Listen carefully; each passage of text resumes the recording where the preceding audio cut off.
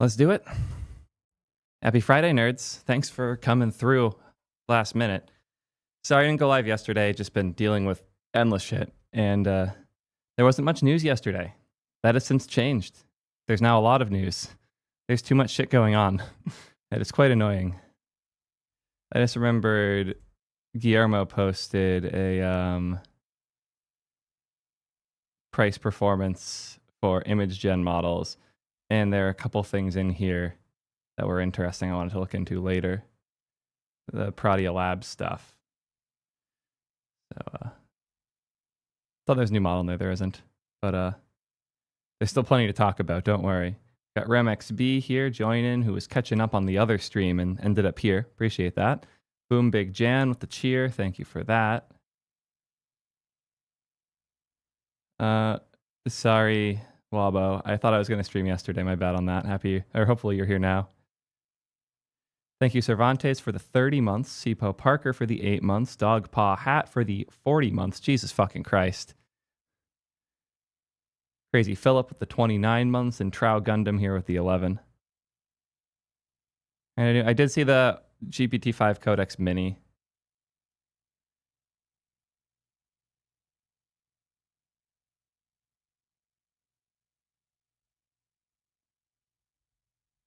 How's the performance on it?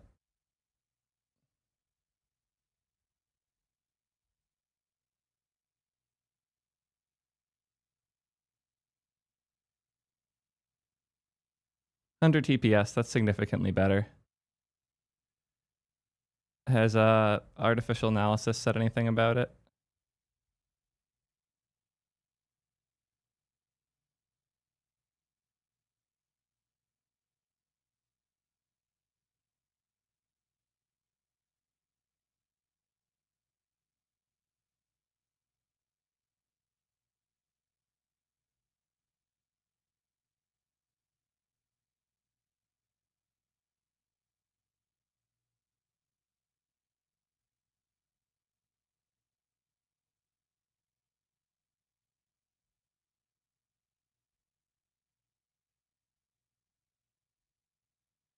Grab that.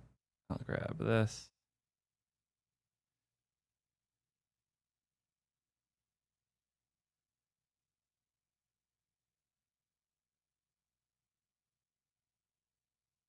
I've not tried Polaris yet.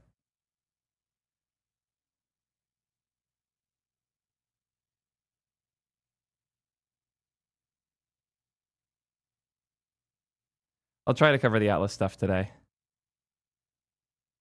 You're 100% sure Polaris Alpha is an OpenAI model?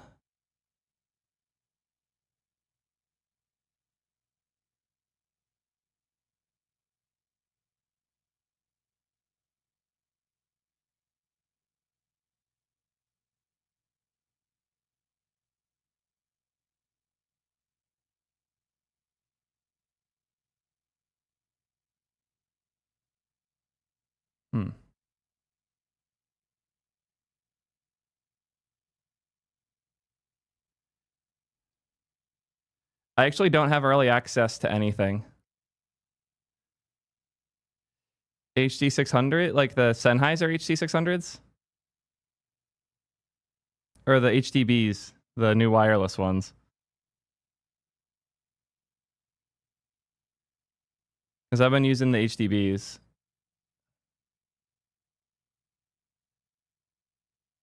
Oh shit. Howdy, Hanupa. Or Manupa. Good to see you. Thanks for the tier 3 for 23 months.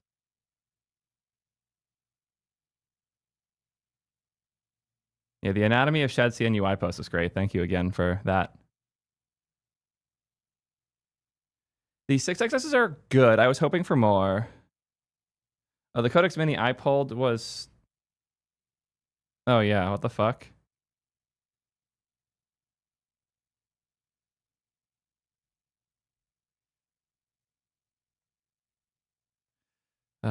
Let me just go check platform. API.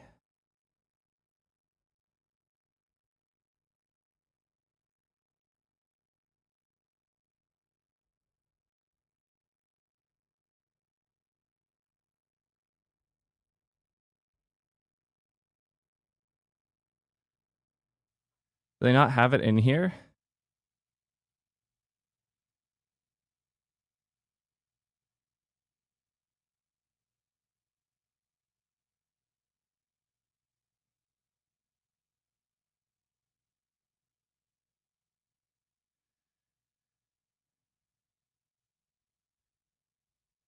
Oh shit, you moved 32-bit float. Makes life so much less stressful. Good shit.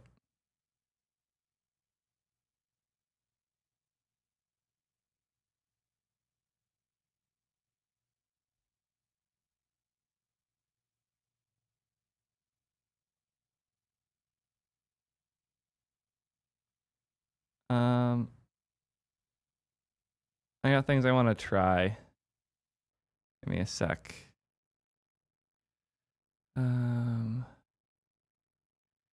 No, no, no.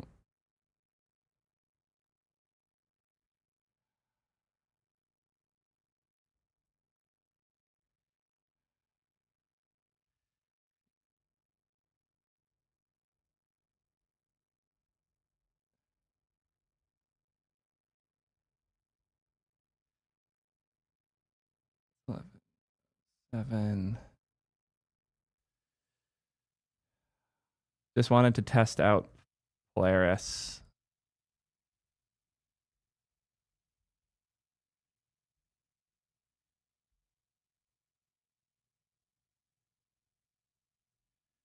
Let's change my kilo settings quick.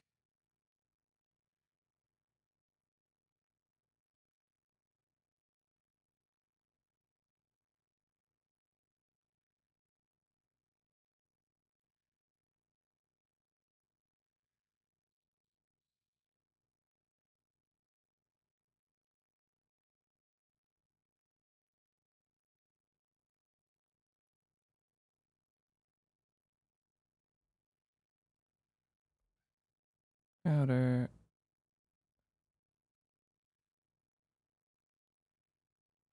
Okay, that should work.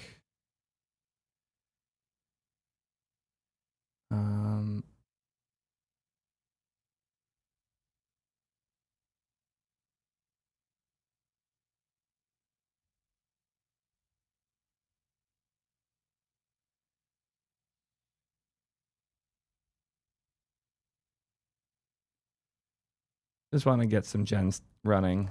I haven't had a chance to try out the new models.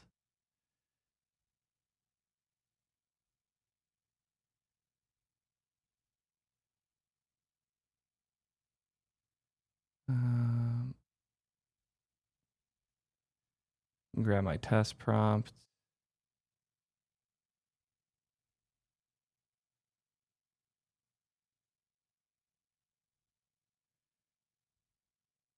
Using Polaris. See how it does.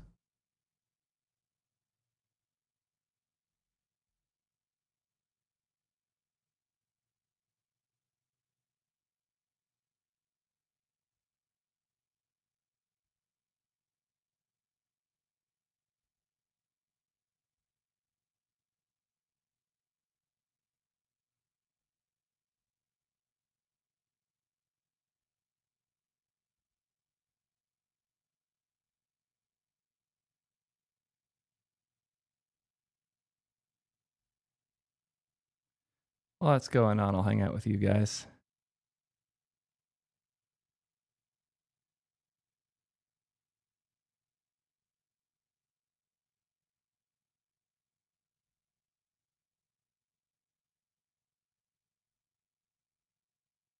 I know someone for this. I'll make a group chat on Twitter.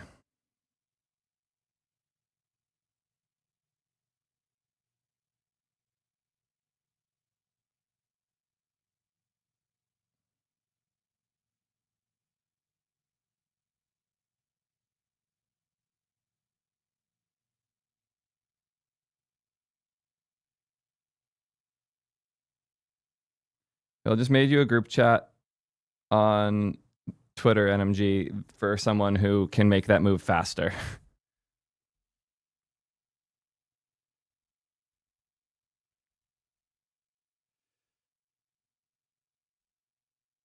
Not looking bad so far.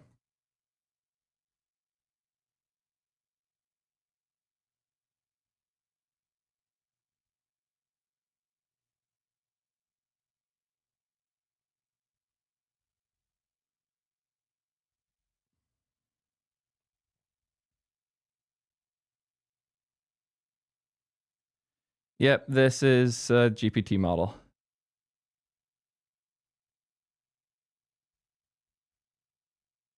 Sometimes you can just tell.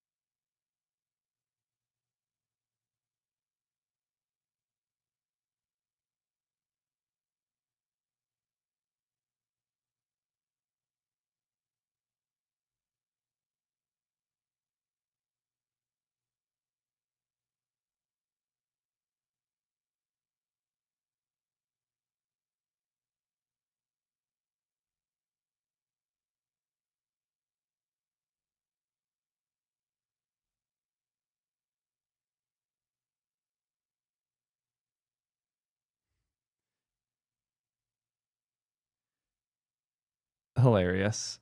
Um,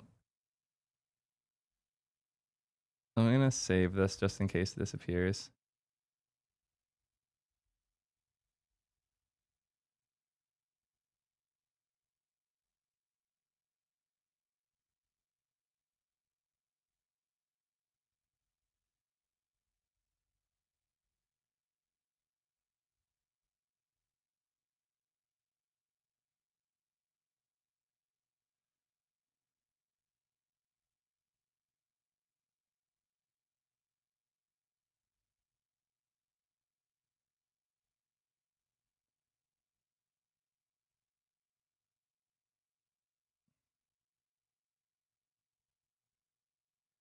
Okay, that'll be fun.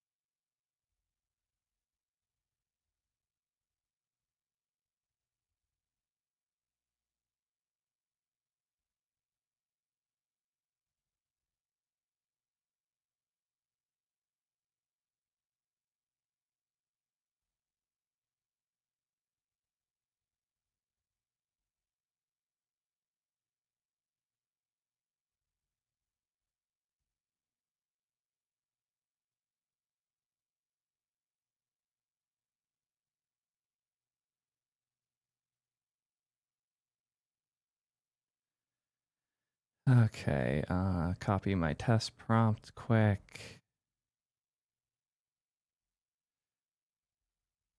Change to mini.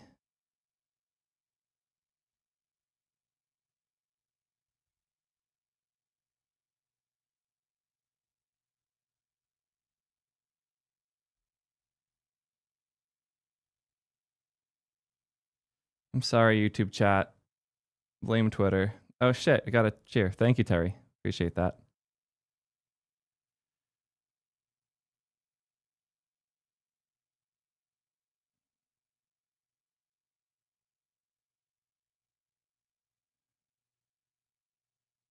I did use Bun. I just don't use Bun for globals because no one does. Yo, NCE with the 10 bomb. Thank you so much for the gift subs. Really appreciate that. Fucking legends out here. Thank you again. Sorry I'm so deep on just testing things. I got some OpenAI employees. Head of Atlas told me he pinged AppSec last week, so not too long. Okay. Yeah, that particular friend I introed you to, I trust to make things move very fast.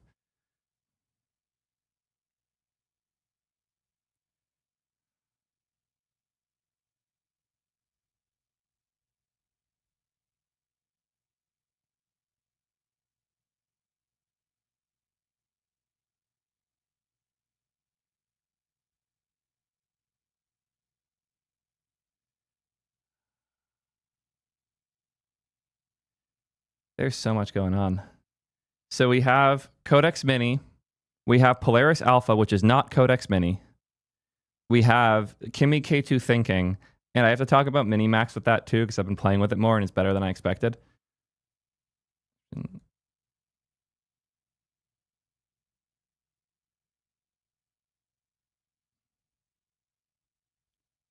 Fun run dev.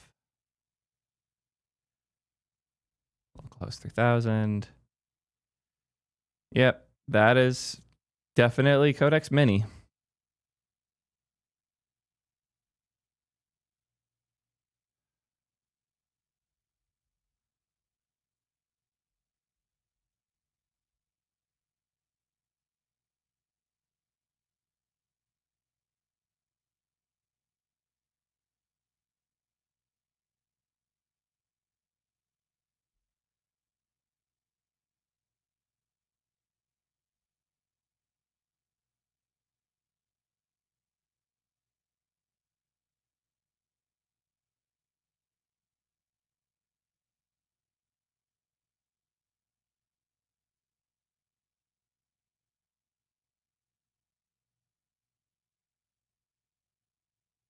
I can work with this. Okay. Yo, Ichiru, thanks for stopping by. Hope you're doing well. And thank you, NMG, for gifting Ichiru a year sub. Legend.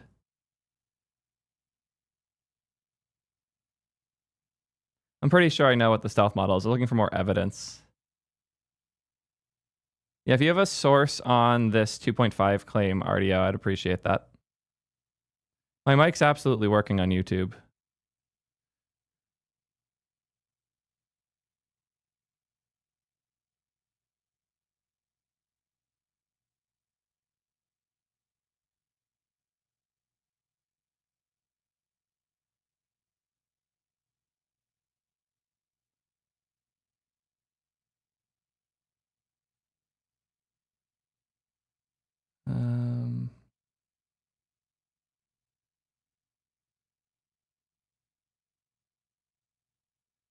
I'm already using GPT-5 Codex Mini. I had no problems getting it working. I'm on Codex Mini Medium here.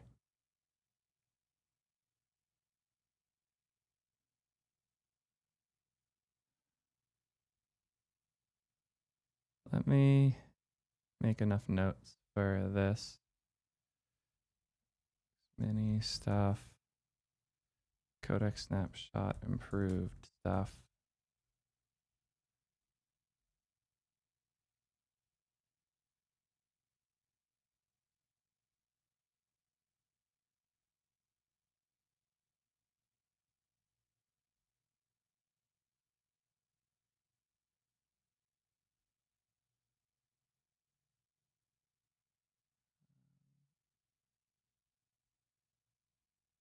This is useful. There's stuff. I had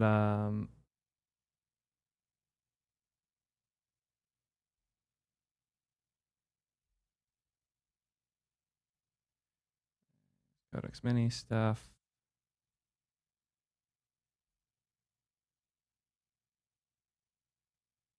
It's not becoming Arc V2. They're missing a lot of little things. Opinion on Vue, I don't have like the creator of Vue is not paying attention to Vue. I don't know why I would right now.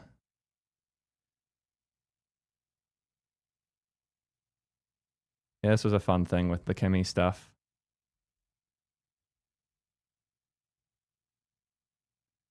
I should try a Kimi K2 run on this quick.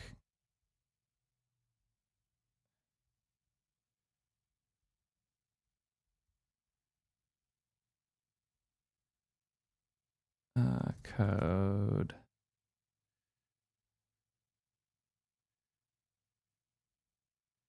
I forgot to Bunx. Image Studio. Kimi Thinking.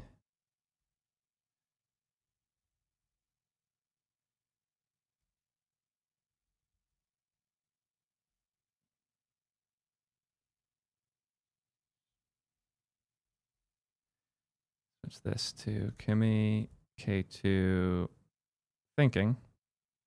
Hop back here, grab that. Let's see how it does.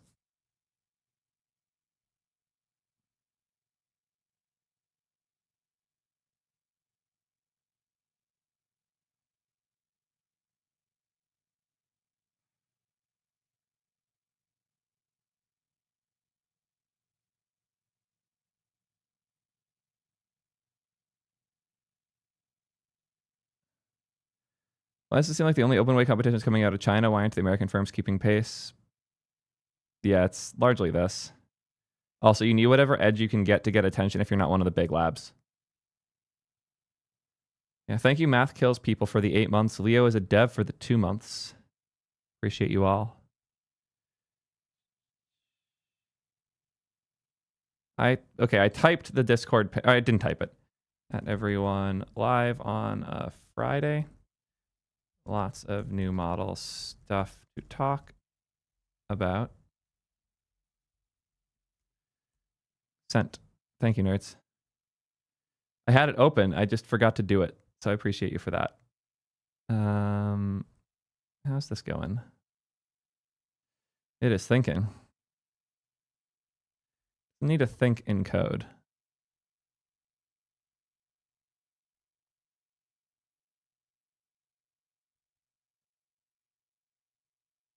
Arm cord. Well, leg cord, because they had to rebrand.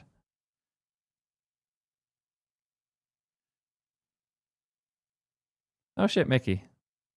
I owe you a reply to a text. I'm sorry with the timing. Everyone hit me up today. I have so many texts to reply to later. Minimax 2 is great. I haven't had a good chance to like really dive in yet, but I've been impressed with the little I've seen.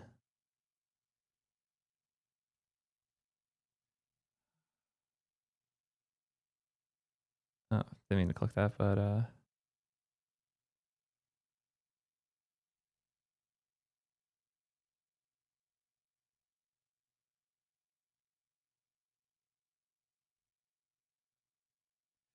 me go check my Google Cloud Vertex dashboard. Give me a sec.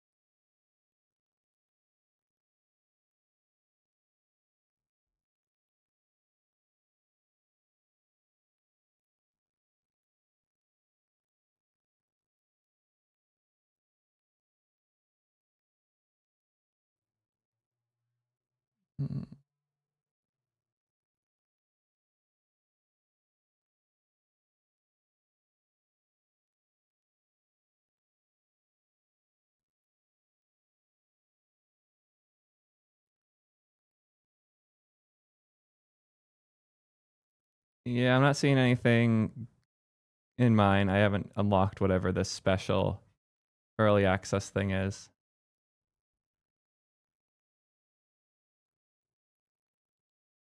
Yeah, no luck. Was worth a look. Oh, good to know. Okay, Google employee said it was fault. You went expertly and tested it. That was a good joke, though. I think people are being stupid if they're actually flaming you for that. Okay, Logan said that's fake. Appreciate him. No worries. I got baited too. Okay, how did this do? It's still going. Okay, this model actually is quite slow then. Good to know.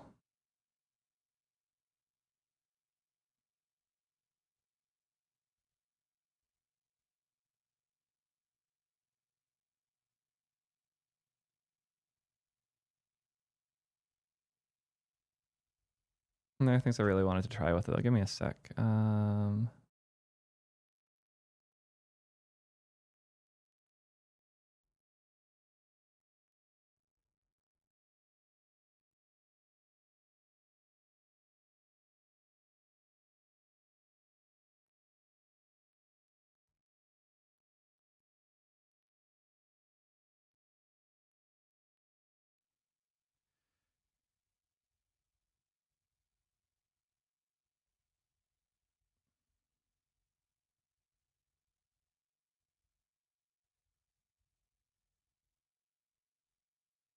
Oh, fuck, I forgot to take my tea bag out. This is going to be some bitter ass tea.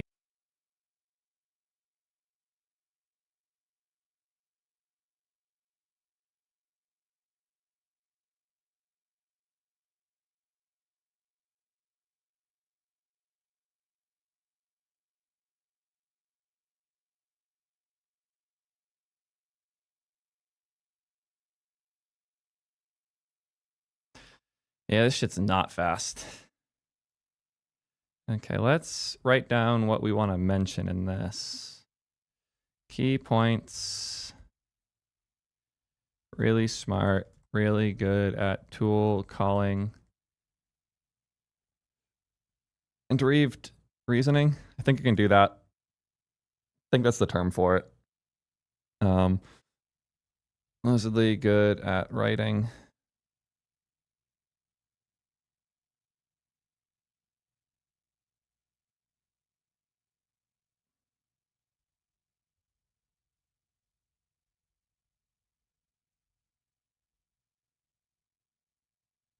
Rams.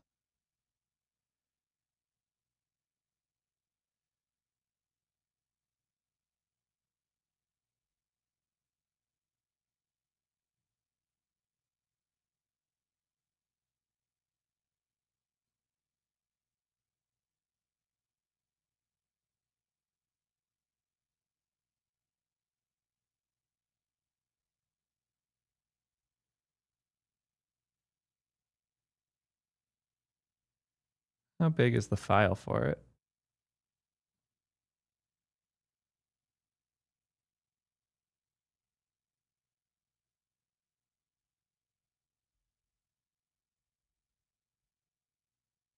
Six 608 gigs. Fun.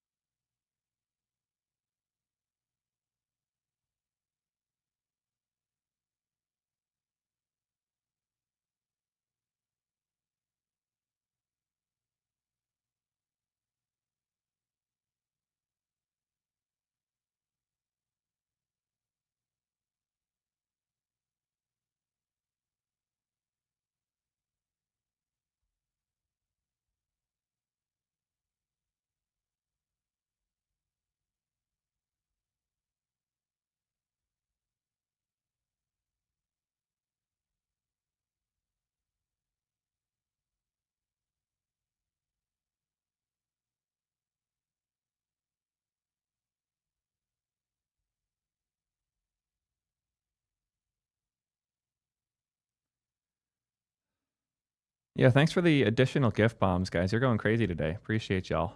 Thank you, Terry, so much for the gifts. Also, Artem with the resub here. Happy to be here, man. I feel like I'm around enthusiasts who actually care about stuff. Damn right. That's the goal. Thanks for the 8 months of support.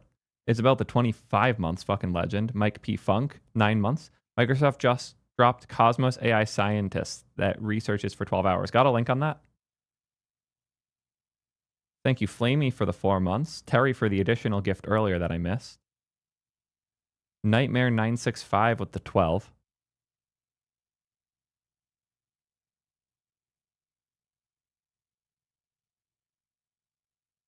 Interesting.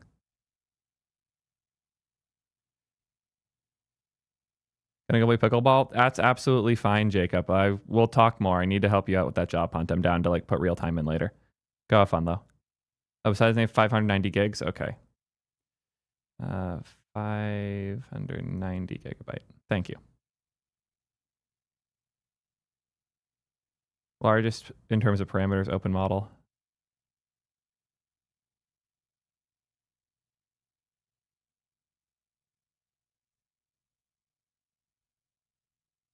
Let's absolutely go on the list.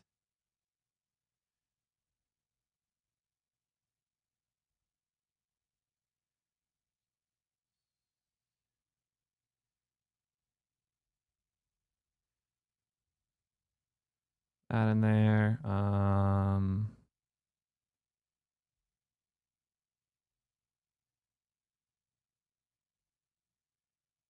That's saying it takes like a month to get proper third-party hosting. Yeah.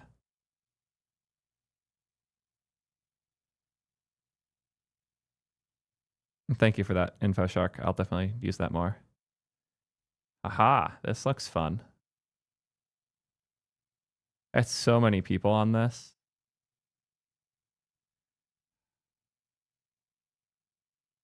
Oh shit. Every country, what's this about?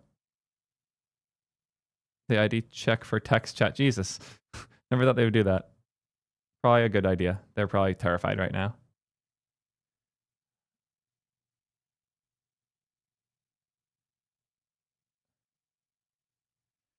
Regular Kimi K2 is incredibly good for UI, and even more so when you turn up temperature to 1.15. Good to know.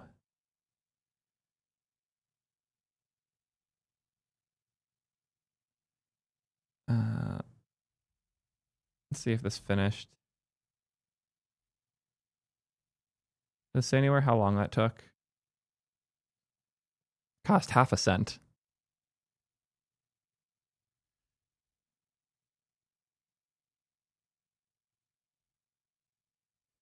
Where the fuck did it put the code?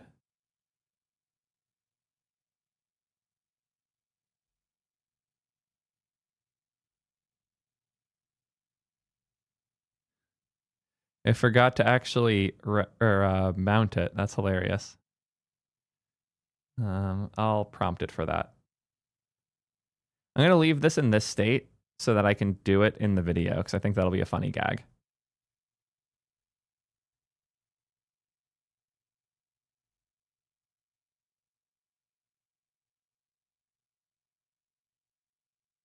Interesting. This sounds very fun.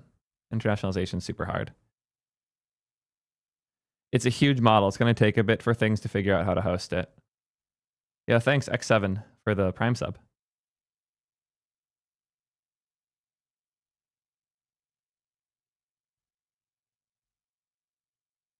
That'll be fun.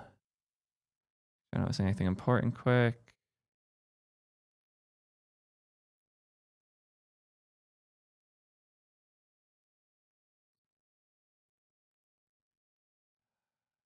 Okay.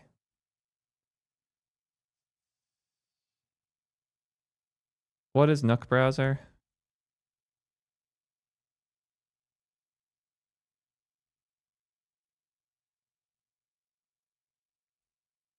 Ooh. Is it Chromium based? I have a WebKit. Keep an eye on it.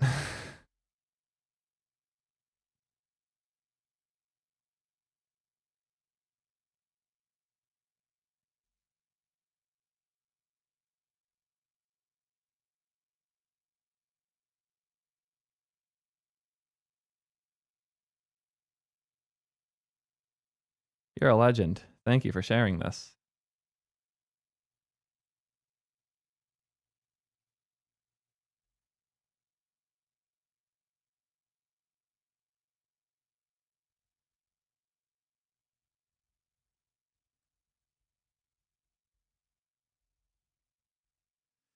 In this, oh, no, not a template. And there it goes. Thank you, chat.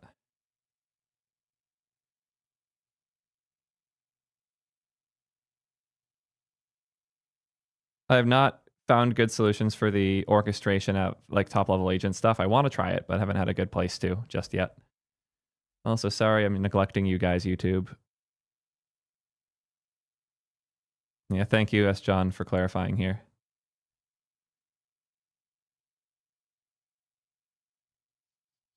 Yeah, we're still getting everything ready.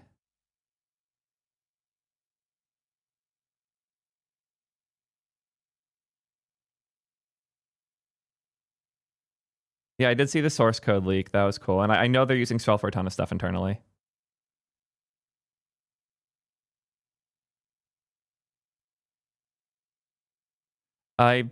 Twitch chat breaks on Firefox, so I just don't use it much. Or not Twitch chat, YouTube chat. Or Twitch chat's fine on most platforms.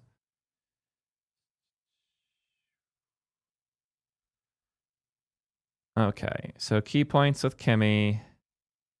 Smart, good at tool calling, interwoven reasoning, open weight, good at writing, slow, huge, native int 4. AI Code King has some good points that I want to make sure I bring in. Also have this article.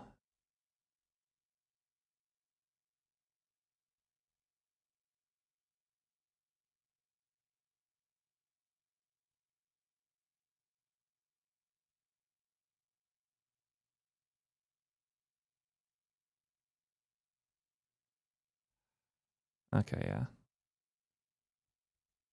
I'll drop that in here. Also want to go to Open Router and look at rankings because always amused that in role playing, DeepSeek is still the winner.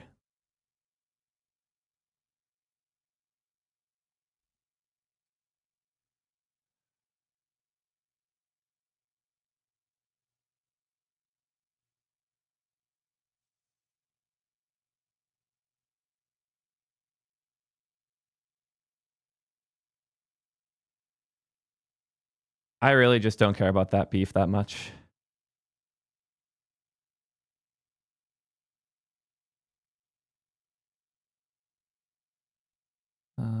This is also a fair point, Cranky.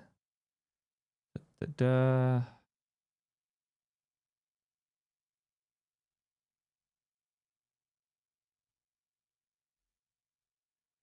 think I have everything I need for the Kimi vid.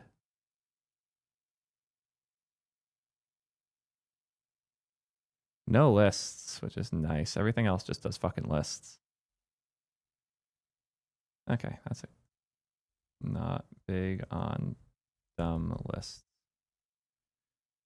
I think I have everything I need to cover this one. Any other big things people have seen, examples, people using Kimi K2 thinking?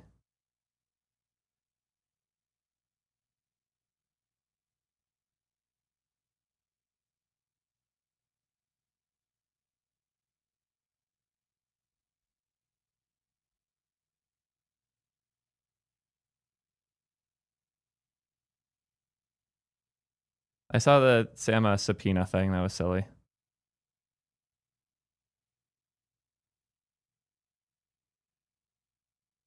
Token use for the bench for artificial analysis.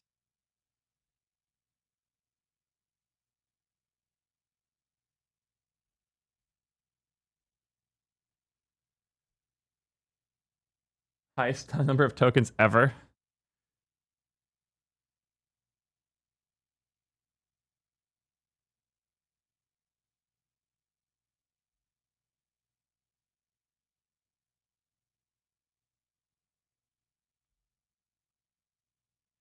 Yeah, token inflation's real.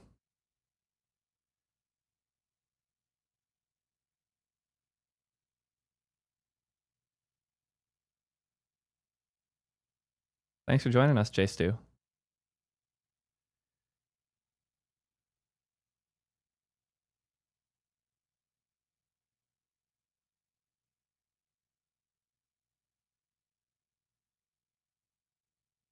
Okay. Find a room with more smart people. That's the best solution there.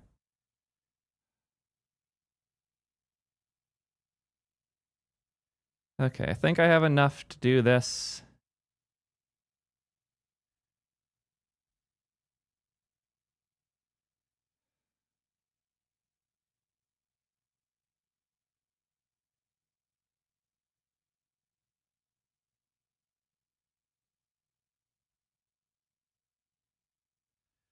Don't distract me with other topics right now. We got to do this. If you have Kimi K2 related stuff, drop that. Otherwise, shush until I'm done with this. I set my T. Oh, I have to do my offset first. Fuck.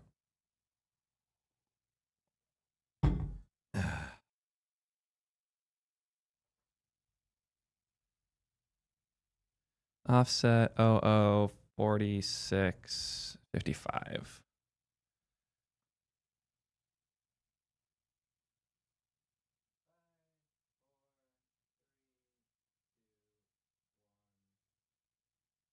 Going. Yo.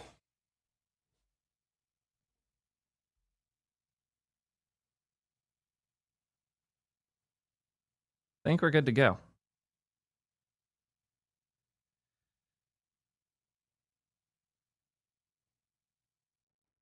Look fine. Yep. Kill.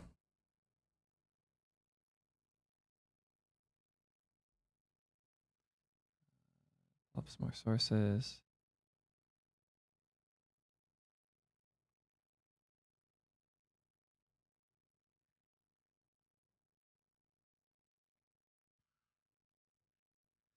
Yeah.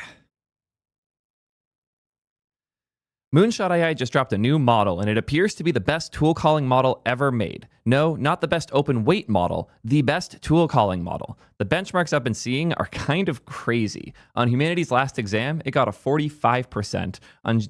On browser comp, it's beating GPT-5 at 60.2%. It's crushing. It's not quite at the same level with SWE Bench verified, but in other tests like Live Code Bench, it's right on that line. The things that Kimi's been. The things Moonshot has everything Moonshot's had to say is very exciting. From the state of the art on Humanity's last exam to the 200 to 300 sequential tool calls it can do, this model is really impressive. I've even heard it's good at writing. So what's the catch? Well, the size is absurd. It's a trillion parameter model that's open weight, but it's also a modified MIT license. Its performance is good, usually, but there are quirks there.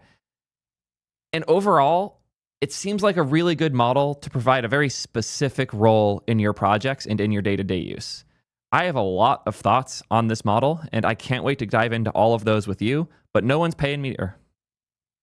Retell that. You know what? I don't love this intro format. I'm going to reshoot this. Yeah, let's do a second attempt.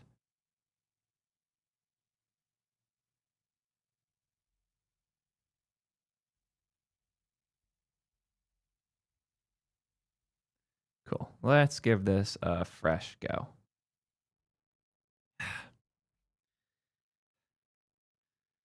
Yeah. Been a bit since we got a new open weight model that was worth looking at, and boy is what Moonshot cooking worth looking at. This is the best tool calling model ever from what I have seen. Yes, not just open weight model, period. It's crushing on Humanity's last exam, getting a state-of-the-art score there, as well as on browser comp, and it's neck and neck with other great models like GPT-5 and Sonnet 4.5 when it comes to code stuff like SWE Bench Verified, Live Code Bench, etc. The model's kinda nuts. It's able to do 200 to 300 tool calls consecutively without a human interfering. That's so cool. And considering this is an open weight model, there's a lot of fun to be had. There are catches to all of this, especially the open weight part. Make sure you stay tuned until I talk about the licensing things that they're doing, which are one of the bigger catches. But man, I haven't been this excited for a new model drop in a minute. I've been playing with it a bunch over the last 2 days. I've been looking at all the other coverage and how other people are using it, talking with the team over at Moonshot, who offered me some credits that I haven't used because I want to stay as honest as possible.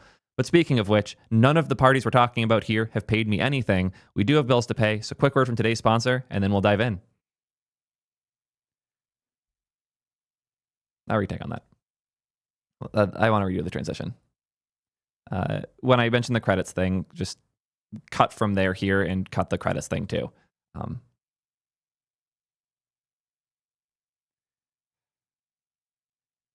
Kimi did offer me credits, Moonshot did offer me credits Moonshot did offer me some credits to test out Kimi, but I didn't use them. I figured it'd be better to pay myself, fourth time now. I don't know why I'm struggling so much to talk today. Moonshot did offer me some credits for testing the model, but I chose to just spend my own money because I'd rather them not pay me when I'm covering their stuff, even if it's just with free credits.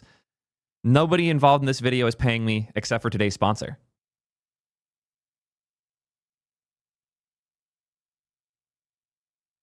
Much better. Cool. So what do we need to know about Kimi AI? So what do we need to know about Kimi K2 thinking? Well, obviously, it's the thinking version of a model they dropped previously, and it is kind of massive, both in the impact it might have, but also in the absurd size of the model. If we take a look at the weights over on Hugging Face, you'll see that this model is a bit absurdly large.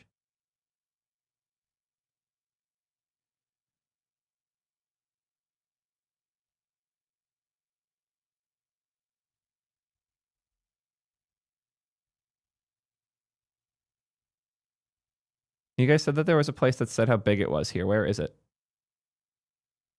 In this section? There it is.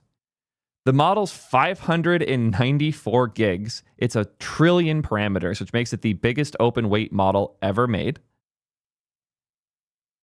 It's a native int4 quantization, which should hypothetically make it easier to run. But when you consider how absurd the amount of tokens is, it's a little harder to run.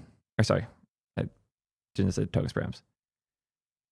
It is an int4 it's int4 quantized, which should make it easy to run, but it's also a trillion parameters and 590 gigs, which is going to make it a lot harder to run. And right now, the only people running it that I've seen have been the Kimi team themselves over at Moonshot. Yeah. Looking at OpenRouter, you can see it's just Moonshot as a host right now. And they have split the hosts where they have the standard one that's relatively well priced at 60 cents per mil in and 250 per mil out, but it's only 18 TPS. And I've seen it go even lower than that. There's also a turbo version, which is significantly more expensive, double the input price almost at $1.15 in, and almost 4x the output price at $8 per million out. But you also get 85 TPS. The pricing's similar to GPT-5 for the speedy version, but the slow version is even slower than GPT-5. Honestly, the comparison between this and GPT-5 is kind of funny now that I think about it, because it behaves similarly. It's definitely a neck and neck race in a lot of ways. But OpenAI's GPT-5 provision is 30 TPS. And they also have the turbo version you can pick, which I don't even think is provided here.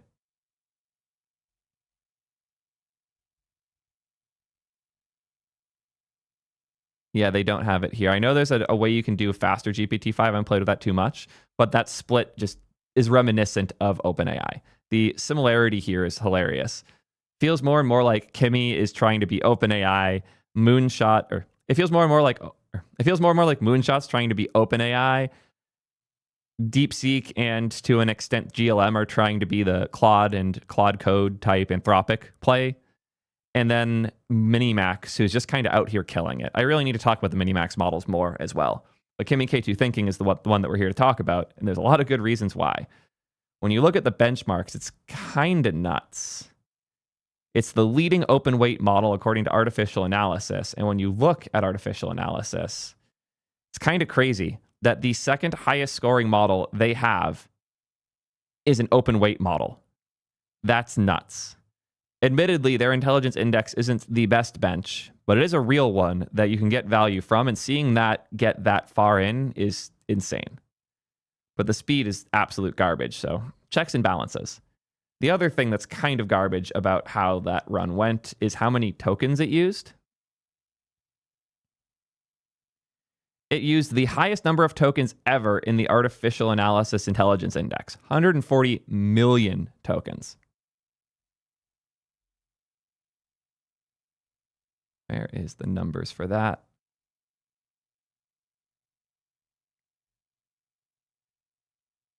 Yeah. Kind of crazy. It's so token hungry. Really reminds me of Grok 4 and its chaos of just over tokenizing things. Like, token inflation is real. The more smart these models are with reasoning, the more they do shit like this. And you'll see the split of reasoning to non-reasoning tokens is not looking great. And 130 million reasoning tokens is absurd. For comparison, GPT-5 on high, so on the reason away mode, where you're telling it do more reasoning, it uses 82 million reasoning tokens, a bit over half as much. And 4.5 Sonnet only uses 34 million for comparison. Generally speaking, I've seen that the Claude models aren't too bad about overly reasoning compared to some of the other options. And they also, unlike a lot of the big labs, will give you all of the reasoning data. So props to Anthropic for that. Everybody else is obfuscating their reasoning. Obviously, open weight models, you can't do that, so they're not. But once you compare the token usage to cost, things get more interesting. GPT-5 suddenly gets much further along because it's expensive per token, not as expensive as many other models, but expensive enough to bump here. Same with Claude 4.5 Sonnet. Despite using half as many tokens, it's still the 5th most expensive option. Grok 4 will always be the king of costing too much money and giving you nonsense answers. Stay classy, Elon. But where do we have our new model? Oh, here we are. Kimi K2 Thinking, only $380. So comparable pricing to Claude 4.5 Haiku, despite crushing it in this benchmark, but also, from what I've seen, not being quite as good at code. I was trying it out for coding earlier using Kilo Code, and it generated a bunch of files for my image generation test, the like fake image studio I love to make to see how the model does UI. And here's what it looks like. If you use Next.js, you might recognize this page because this is the default page for actually starting a Next project because it didn't actually touch that file. It didn't mount the components it created anywhere, so I can't actually see it. So let's give it a reminder that has to do that.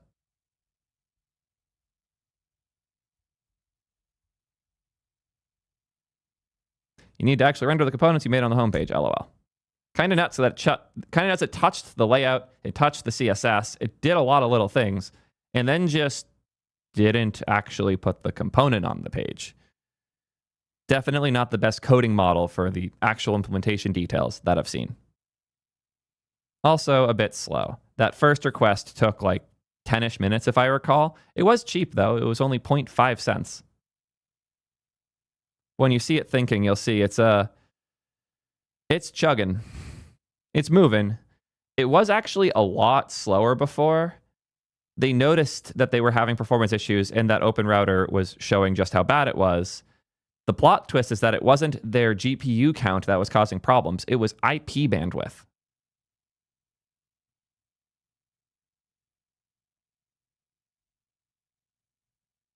So while this is generating, I want to talk about the other things the model does. I've been hearing a lot of reports that it's actually quite good at writing.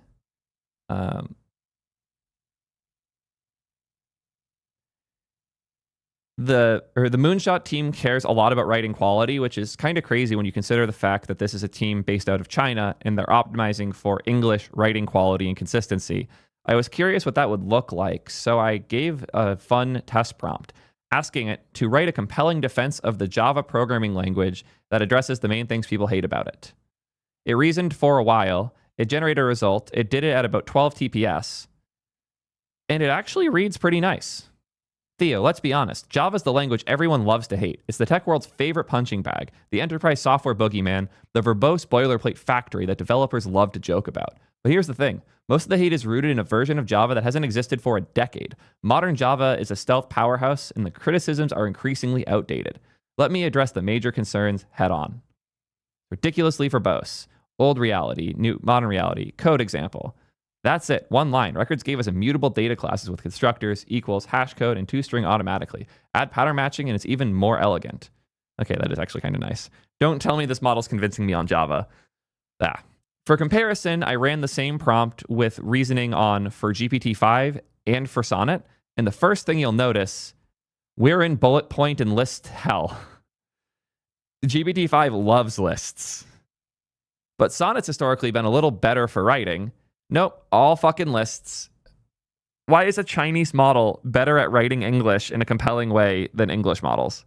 Like, Why is a Chinese model better at writing English in a compelling way than American-based companies making similar models? It's kind of nuts.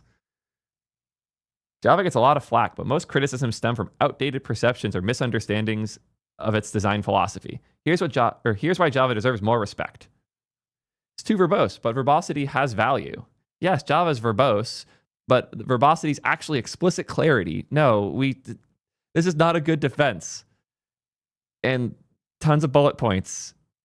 Java is slow. Welcome to 2024. This criticism stuck in 2004. The hotspot JVM is a performance marvel. Just cringe in comparison.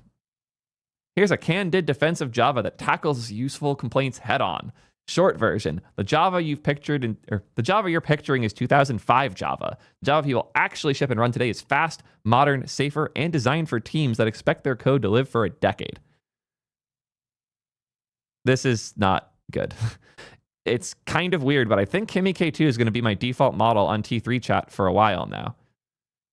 Speaking of which, if you want access to every single model, including the new Minimax M2 version, Polaris Alpha, which is a fun stealth model, as well as the new Kimi K2 Thinking with the turbo option enabled as well, for $8 a month, I have bad news, because right now it's only $1 a month for your first month. Check out with code KimiK2, or use code KimiK2 at checkout, and you'll get your first month for $1. Check it out now at T3 Chat. We put a lot of work into this app.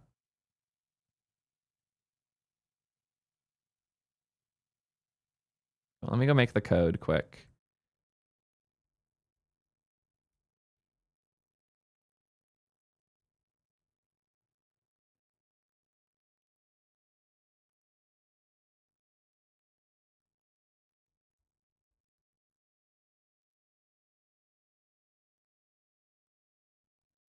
Code added. Cool. Sorry, YouTube chat.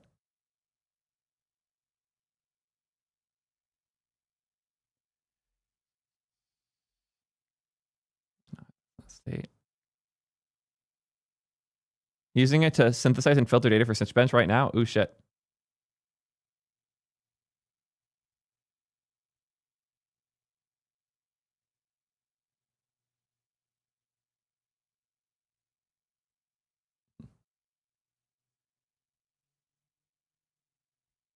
Okay, the code finished. Let's see how it looks now. Yeah. It looks. I wouldn't say it looks good, but it looks. I had a lot of people telling me the Kimi models are good at UI. I'm going to call them liars. That's so bad. Do you see that the title pop in there? Oh god, no. Yeah, I don't think this is a good code model. Yeah, Michaela, thanks for joining us. But code has more parts than just writing code, and I've heard really good things about using this model as a planning model. With tools like Kilo, you can set an architect, and you can even set multiple models to do the different parts, which is really fun, something I definitely want to play with more in the future. And I know other creators like AI Code King are leaning really heavily into that. I'll just grab a snippet from his video.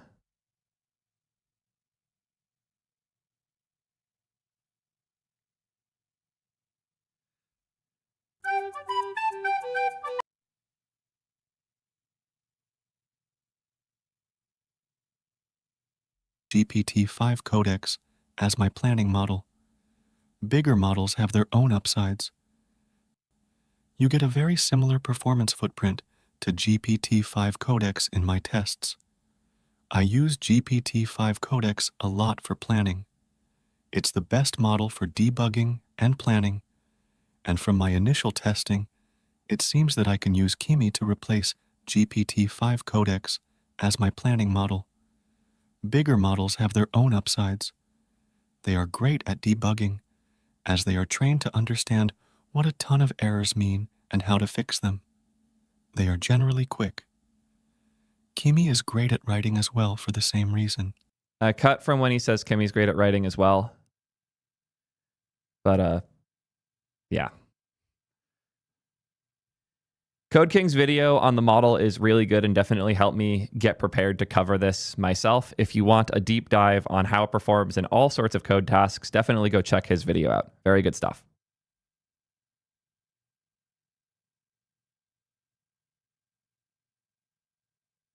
Thanks, Nick Fuentes and Charlie, for the subs.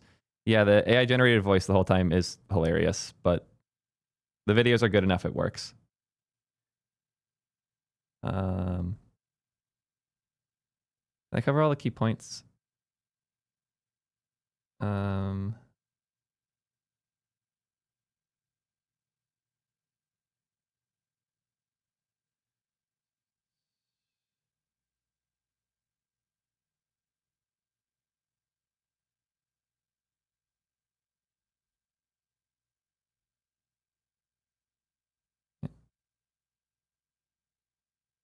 Oh yeah, I have to do the licensing thing, yeah. Okay, so license thing, need to cover. The fact that it's hard to host, I want to cover. Is the interwoven reasoning thing, like, real? Let's start on this, the 5 thoughts. Yeah, interleaved thinking, that's the term.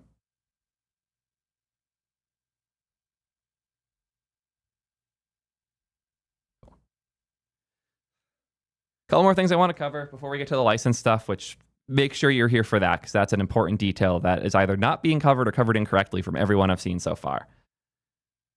This is a great article from Interconnects, and it touches on a lot of things, but one of the interesting pieces is the interleaved thinking for agentic tool use.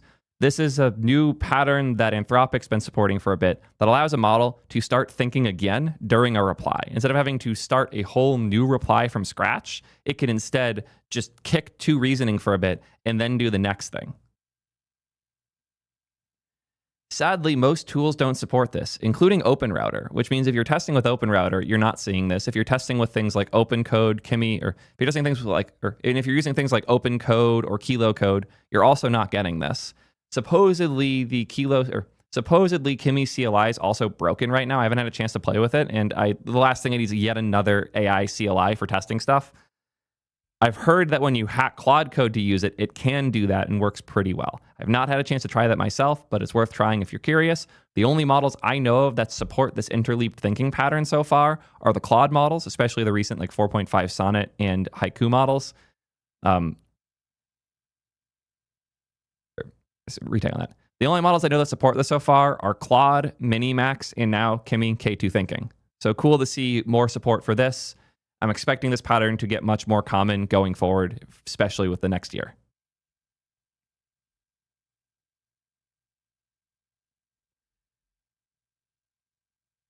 The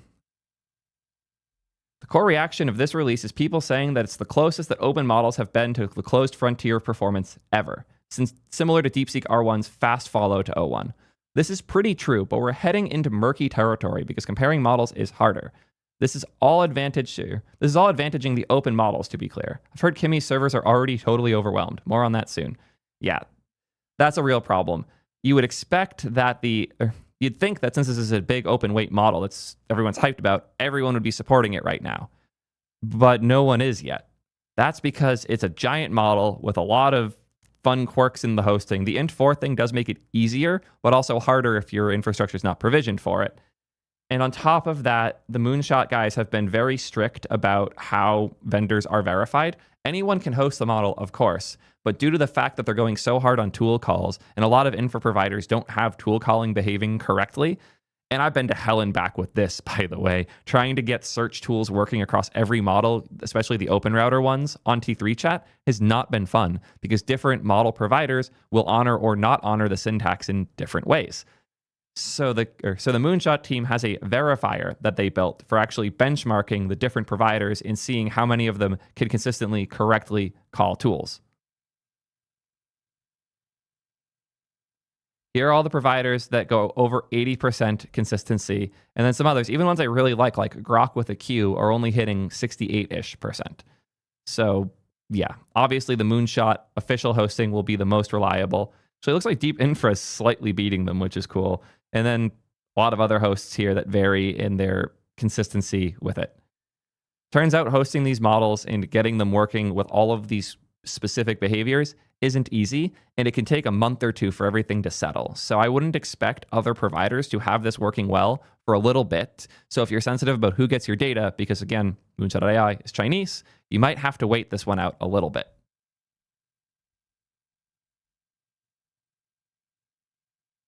This is the link to the repo.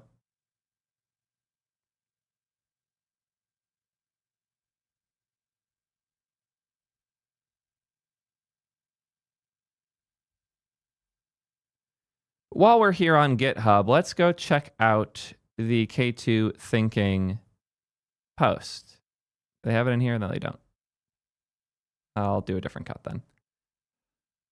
While we're checking, I don't have a good transition.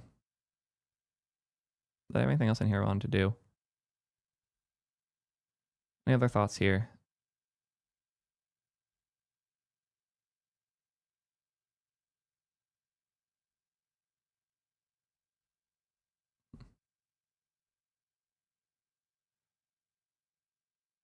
There's so many places I want to go. God, there's so many things I want to talk about with this model. It's very interesting. This article by Interconnects is really good. Thank you, Nathan, for writing this. Lots of little gems in here, including a link to how Kimi K2 did reinforcement learning on qualitative data in order to fix the writing. Like, they do really care about making the writing good, and it shows. It's one of the best writing models I've used, and it will probably be my default for chatting for a bit now.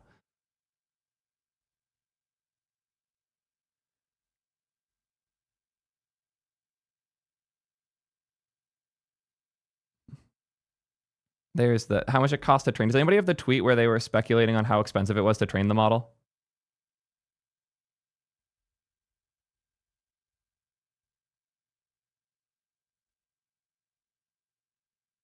Yeah.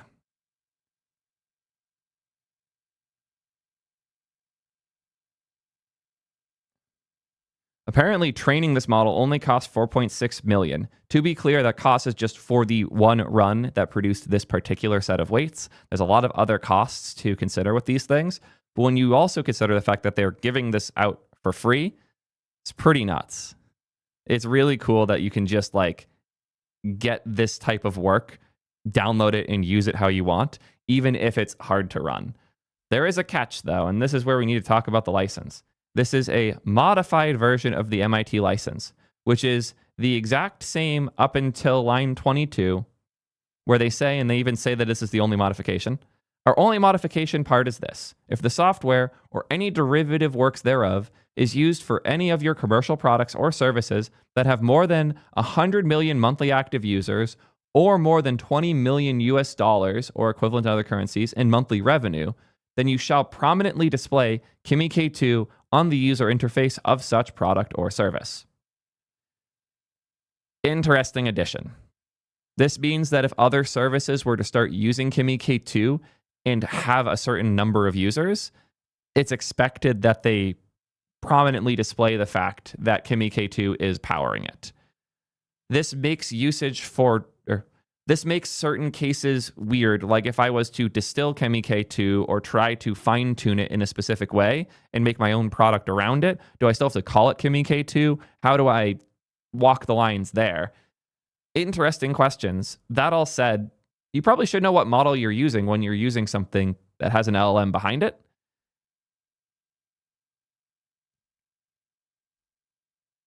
And also, we're already compliant on T3 chat, so you don't know if we make more than $20 million a year. So you don't know if we make more than $20 million a month. You can probably guess, though. We're not that rich.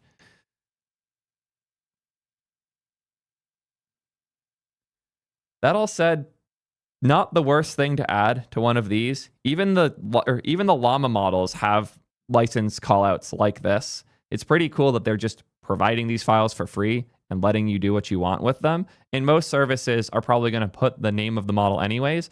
I get why they're doing this. I think it's reasonable. I wish there was a better call out about what like fine-tuned and like post-training would look like for it, but this is fair. I expect more and more of these open weight models to do this type of thing in the future.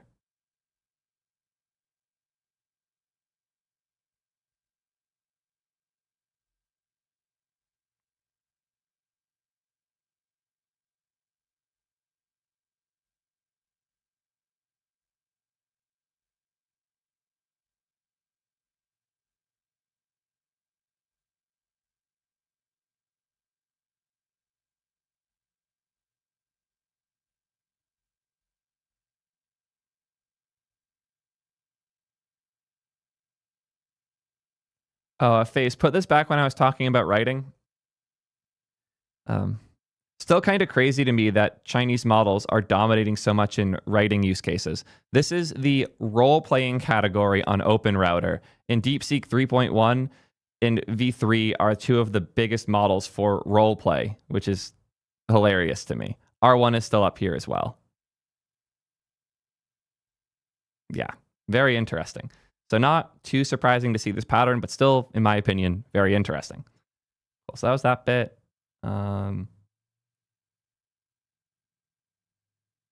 Benchmarking.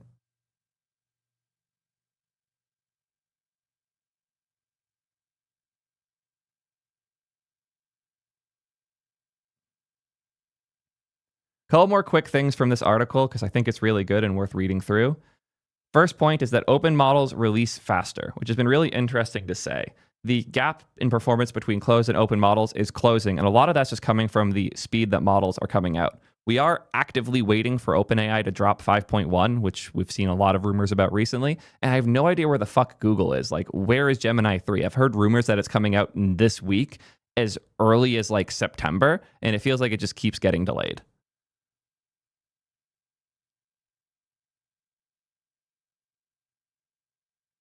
When the pace of progress is high, being able to get a model out sooner makes it look better. Absolutely. A lot of these innovations are happening across all the labs, but whoever gets the model out first looks like the biggest innovator. Like, they're not the inventors of, what's the term? Yeah. Like, they're not the inventors of interleaved reasoning, but they're one of the first to do it, so it'll look like they're big on it.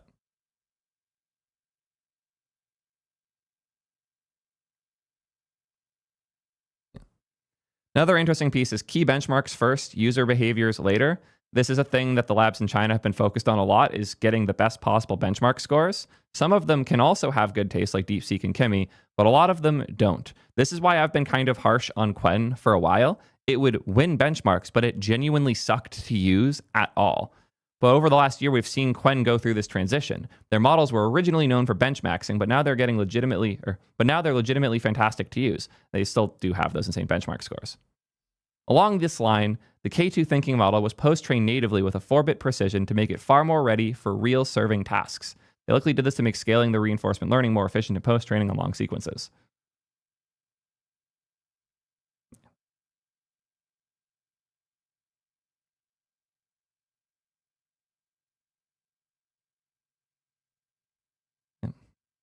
Chinese labs are killing it.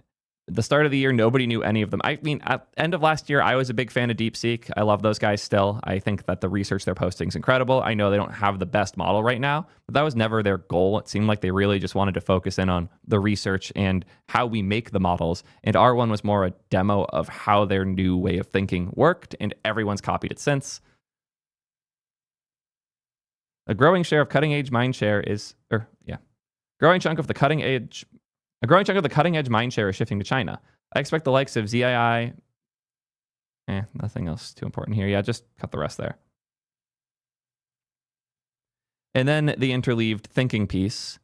One of the things people are talking about this release is how Kimi K2 thinking will use hundreds of tool calls when answering a query. From the blog post, Kimi K2 thinking can execute up to 200 to 300 sequential tool calls without human interference, reasoning coherently across hundreds of steps to solve complex tasks. This is the first open model to have the ability of many, many tool calls, but it's something that has been somewhat standard with the likes of O3, Grok 4, etc. Grok 4 is not good at this. That's a fucking lie.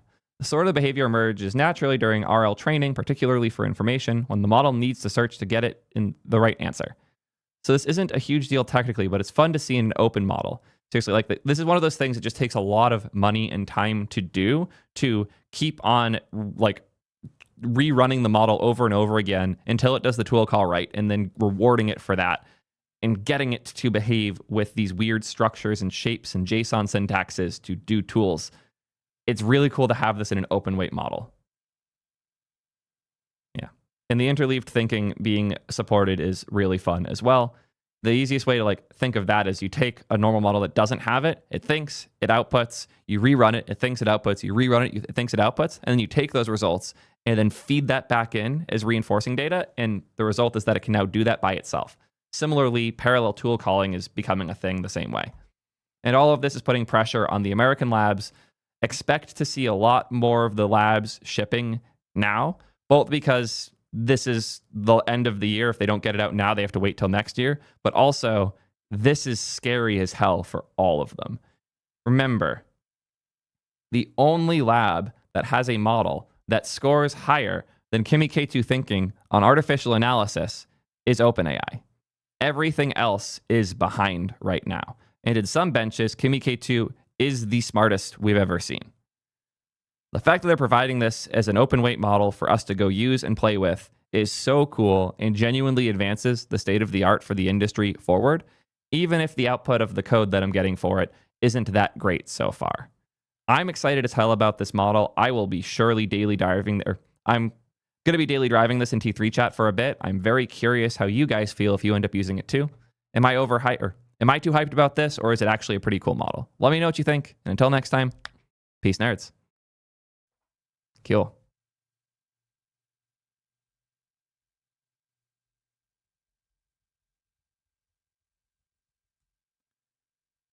Cool. I think I covered everything I need to there.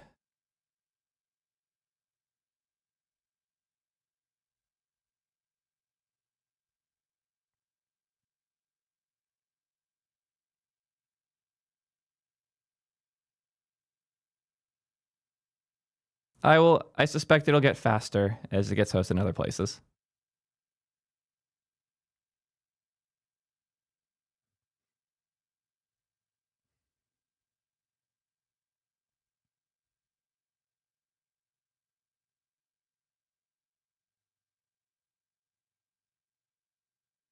Thank you, Jihad. Really appreciate the kind words.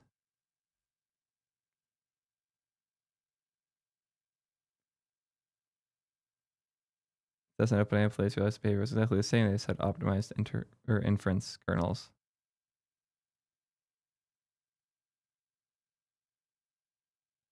I haven't seen enough of them, and I certainly haven't had a chance to like play with any yet.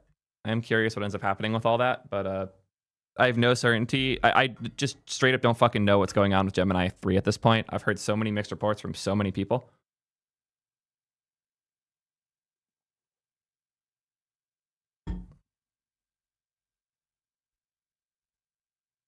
And look at that. YouTube chat crashed.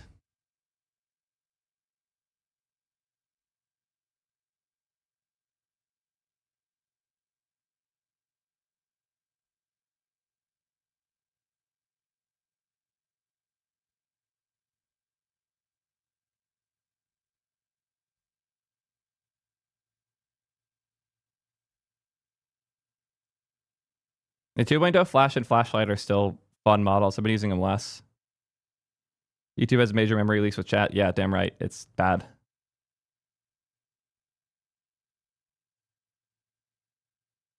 Oh, I should run K2 on Skatebench. Let me do that quick.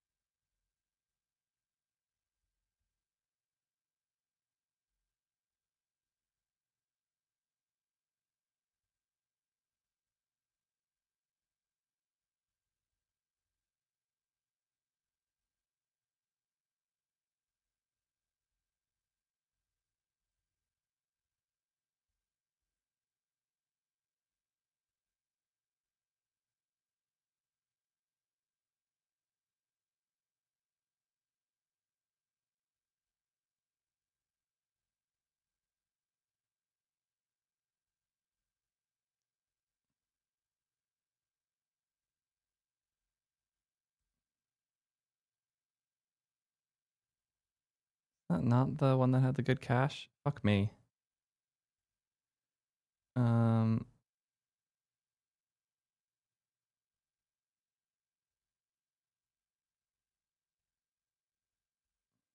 There we go.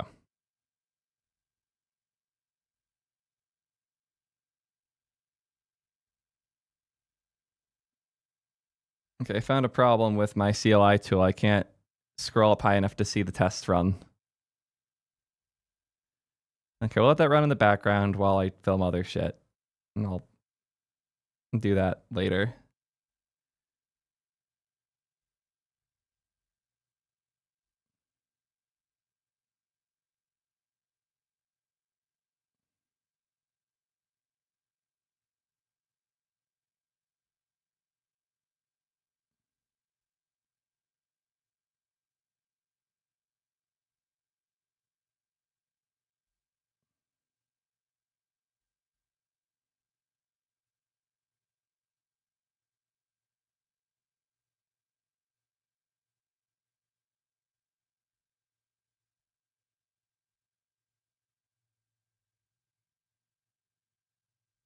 Okay, this looks pretty real.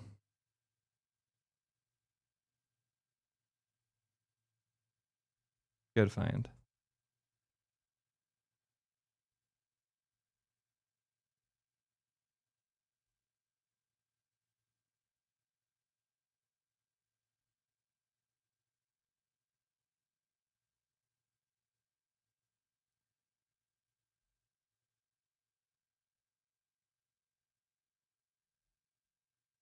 I did see that this was happening.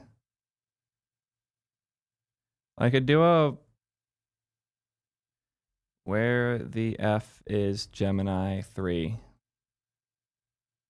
This I could definitely do.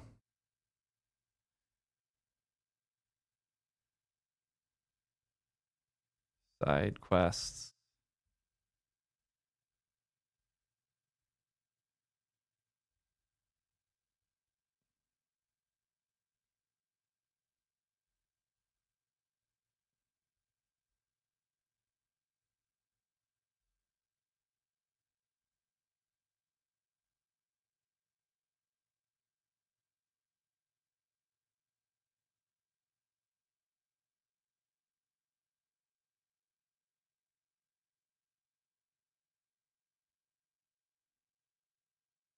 What's on page 2 of Google search?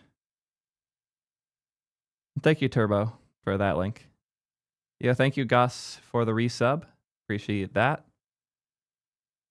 As well as Simon for the Prime sub. Thank you both.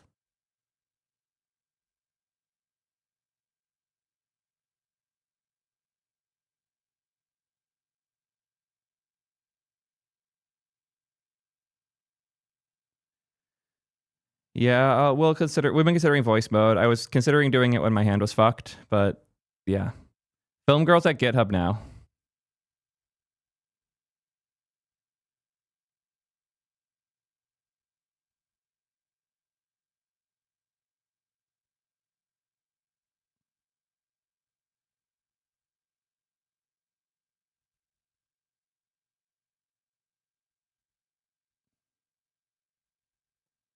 Me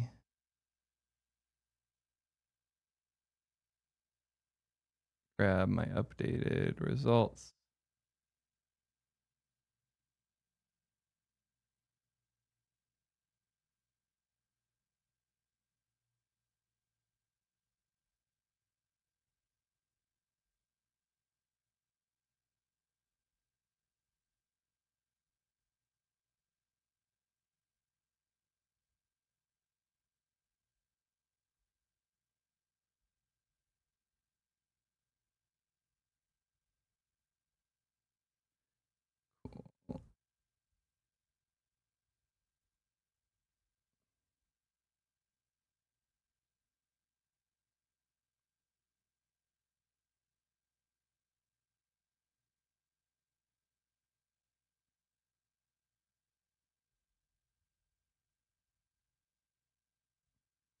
And the send quick. Sorry, phase. One more thing, because I was just so curious. I ran this against Skatebench because if it's good at writing and thinking and English, it should be good at this, right? And it was and it got a 60%, which is a pretty dang good score. It's the best open weight model at naming skate tricks ever made by far. DeepSeek's surprisingly good. I've mostly seen that the Chinese models are really bad at this. I actually had a lot of researchers reach out to me because of how poorly models like Quen and GLM were performing on this before I had share details of the benchmark itself. A lot of people wanted to see it because it's hard to measure that gap. And in most benchmarks, Quen and GLM just benchmax and win, even though using them sucks. And this is one of the few benches that they said made it clear there was a distinction between those models, which was an accident by design. But yeah, it's cool. And I like that people see value in that. The costs were also very interesting. Kimi K2 Thinking is one of the more expensive models I've run through this bench, which, yeah, I thought was fascinating. GPT-5 is actually surprisingly cheap with this because it doesn't do a whole lot of reasoning during it. And then Gemini 2.5 Pro and Grok 4 are quite expensive in comparison. You'll see how far off Grok 4 is in the corner there, whereas GPT-5 costs 7 cents. Kimi K2 Thinking cost a lot more because it did a shitload of reasoning, but still got a pretty good score. Just interesting. Not necessarily the best benchmark, but I think it's cool. That's why I made it. And the results are fascinating.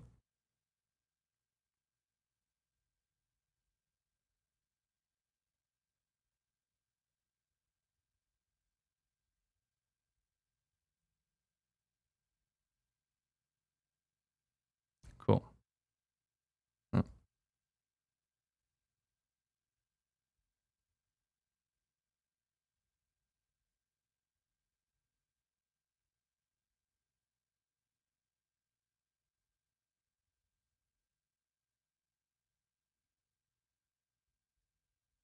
There we go.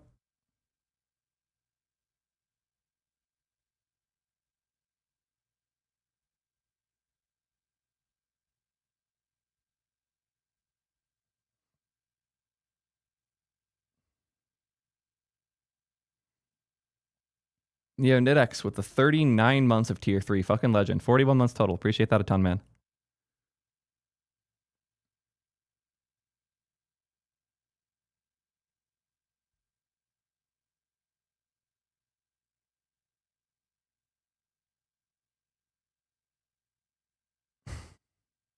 We hill climb on skate trick knowledge. Aiden McClellan and Noam Brown at OpenAI. Beautiful.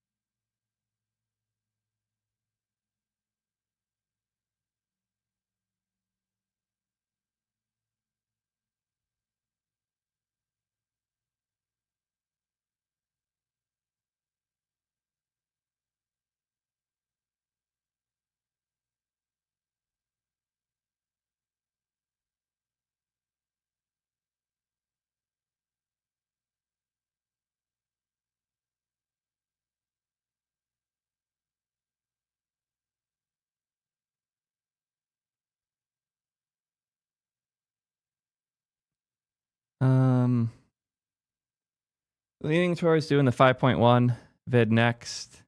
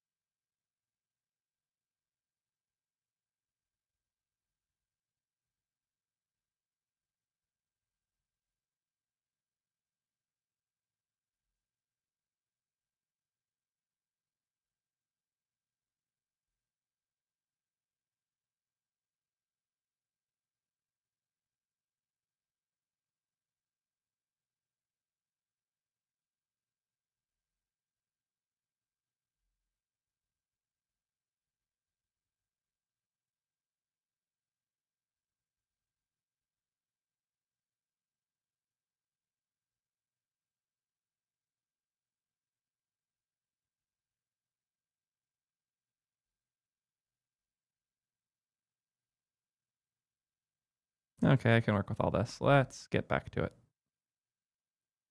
Okay.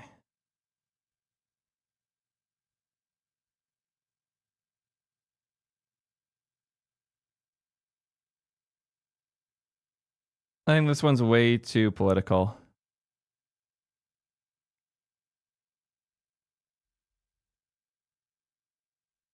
Deprecation schedule changed.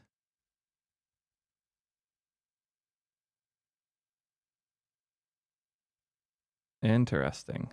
I'll put that here. Thank you. Appreciate that. Yeah, I started working on an updated harness and then got horrifyingly busy again. I really want to sit and code on it. We should catch up soon. Next week, I don't have events, thankfully. And that will let me actually sit and do work, finally. Let's do GPT 5.1 stuff. Leaked.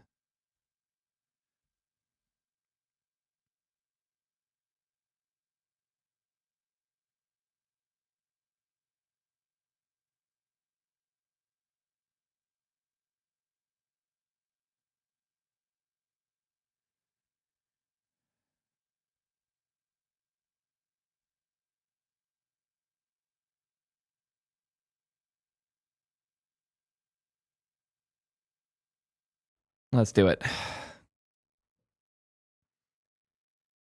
I think we're about to get GPT 5.1. You might think that I would have early access, and I get why you would, but I actually don't. I've tried hitting up my people at OpenAI, and I've gotten nothing so far. I do have enough reasons to believe that it is happening, though. From the Polaris model that just dropped on OpenRouter to this fun leak that Lisan found from the source code for their Vite builds for the ChatGPT and OpenAI websites that clearly indicates 5.1 Pro, 5.1 standard, as well as a 5.1 reasoning version. These wouldn't sneak into the bundle if they weren't coming in hot, and I think, for relatively good reasons, that Polaris Alpha is that 5.1 drop. So what's going on? What's changing? Why do I think this is the model that we're here to talk more about? All really good questions that I can't wait to answer right after a word from today's sponsor. Cool.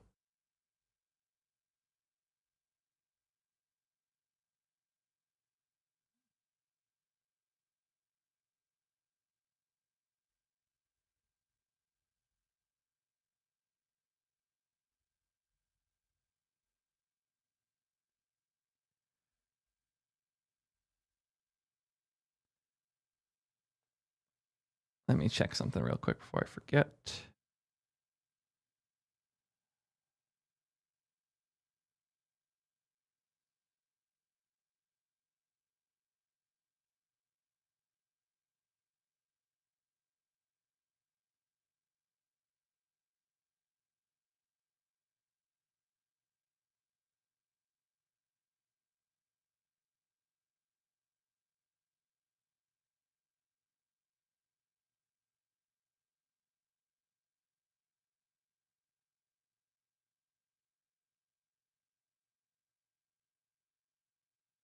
I was checking something on Slack.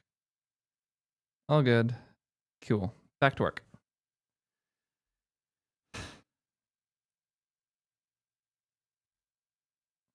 So 5.1 is definitely coming, but do we have it right now? Do we actually think Polaris Alpha is this model? There's one big piece of evidence that suggests no, and it's right here. The tokens per second. OpenAI models, especially the GPT-5 models, do not perform this well. I have not seen this level of, or this speed just isn't a thing that I expect from GPT-5 right now, and that makes this sus. But what other evidence do we have that it might actually be the right model? Well, I've been playing with it. Where am I? Cool. Well, I've been playing with it quite a bit, and I have two builds here.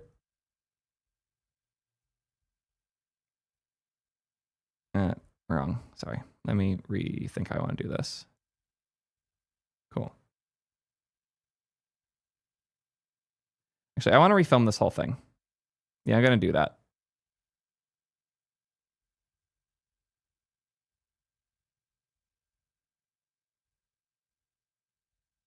Cool. Let's give this another go.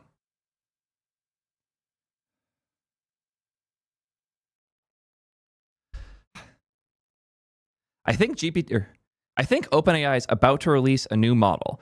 And no, it's not Codex Mini, although we will touch on this a bit. It's cool that they dropped this, and it does make me more sus about the 5.1 rumors, but I do really think 5.1 is about to happen. From the leaks in the JavaScript bundles that were posted earlier by Lasan, to the new model that just appeared on OpenRouter, Polaris Alpha, which is performing really well and is totally worth trying out yourself if you haven't yet. We'll talk a bunch about it and how well it's been performing and why I like it so much.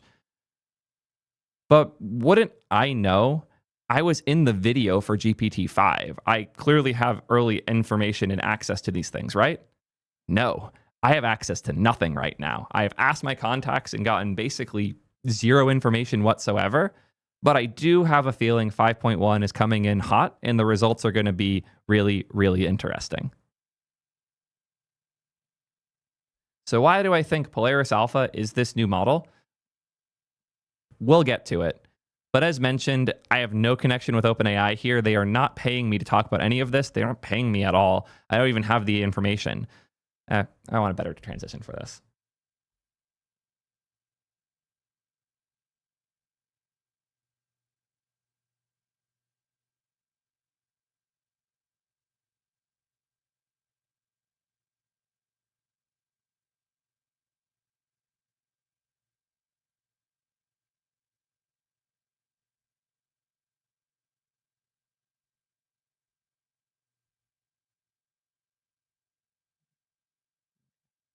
Yeah. As you can guess, none of these companies are paying me for this video because no one wants to pay me to talk about leaked information, except for today's sponsor. Cool. That'll be good enough. So, why do I think GPT 5.1 is leaking, especially after they just posted a new model? Well, there's a couple reasons. The most obvious one is what Lasan found here in the JavaScript bundles hosted on the OpenAI static CDN that include this GPT-5.1 Pro title, as well as GPT-5.1 and GPT-5.1 reasoning. So clearly these things are there. They wouldn't be in the Vite bundle if they weren't supposed to be. Like here we see the Vite map depths, and if I search GPT 5.1, you see in here, GPT 5.1 is absolutely detailed. And we search 5.2, obviously won't be. GPT 6 obviously won't be. It's clear 5.1 is about to happen. This is what's fun about doing JavaScript bundling and feature flags. There's very little that you can hide once it's in the bundle. So thank you, Vite, for bundling this code so that we can cover things that we're not supposed to just yet. Very fun stuff. Let me check something quick.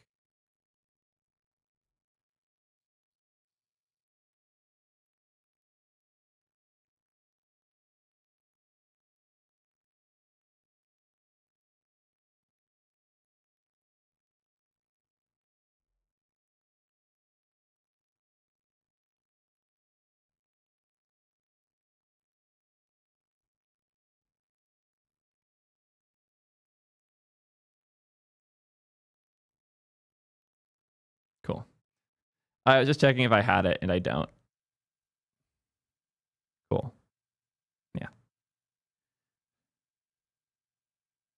So why do I think Polaris, this new anonymous model on OpenRouter, is GPT-5? Well, 5.1. Good question. Because especially when you compare GPT-5 to this model, you'll see some differences in the performance. Specifically, the throughput is 114 TPS, which is not the case for GPT-5 models. Apparently, it's getting 7.4 TPS average right now. It has not been that bad before, but it's never particularly good. Its average is like 41 tokens per second. I think they just had some bad runs today. But in comparison, 64 tokens per second throughput average, consistently getting 112 to 114 right now.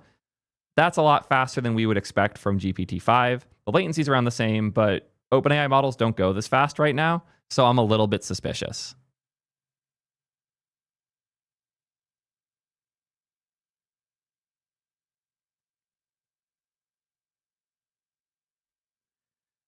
But the easiest way to know if the model is the right one is to use it. Although, let's be real, that's not going to get you enough information. It still gets you some, though, and I was playing with this a bunch earlier because I really wanted to know. So I did my image gen test. I used Polaris through OpenRouter using Kilo, and here we can see it generated a page. And if we go try to look at this quick, let me retake on that. And if we go look at what it generated, you'll see a UI that looks a lot like the UIs that GPT-5 tends to generate for this. The specific style of gradients, the weird like glowing effect there. There's a lot of little things that have permeated through OpenAI's testing data and like there's a lot of these little UI things that have made its way into the OpenAI training data that you'll see in all new models trained GPT-5 and onwards that are very OpenAI-y is the best I can put it. Like, you know when you see it, and other models just don't generate things that look quite like this. I also tested Codex Mini because it dropped today as well.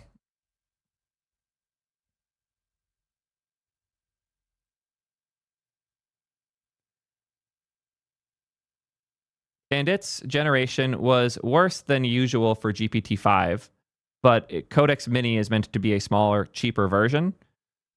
Makes sense that it wouldn't be quite as good.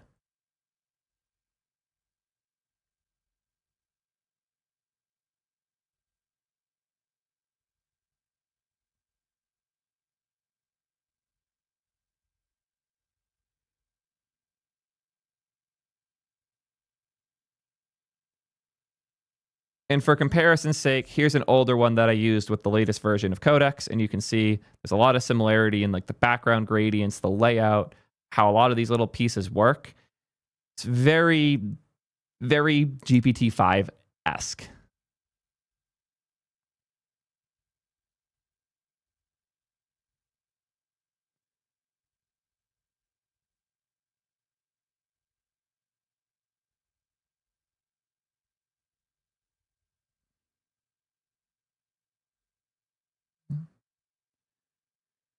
And one last comparison with Opus, just so you can see the difference.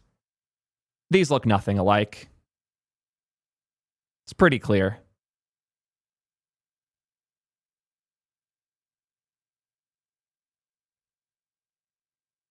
Yeah. A lot of people saying Horizon Alpha vibes, and I think that is accurate.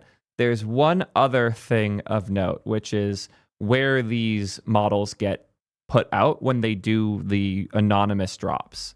So there's a couple of these anonymous models that we've seen. We saw Sonic, which ended up being Grok Code Fast. We had Horizon, Alpha and Beta, which were GPT-5 snapshots. What were the others we had earlier this year?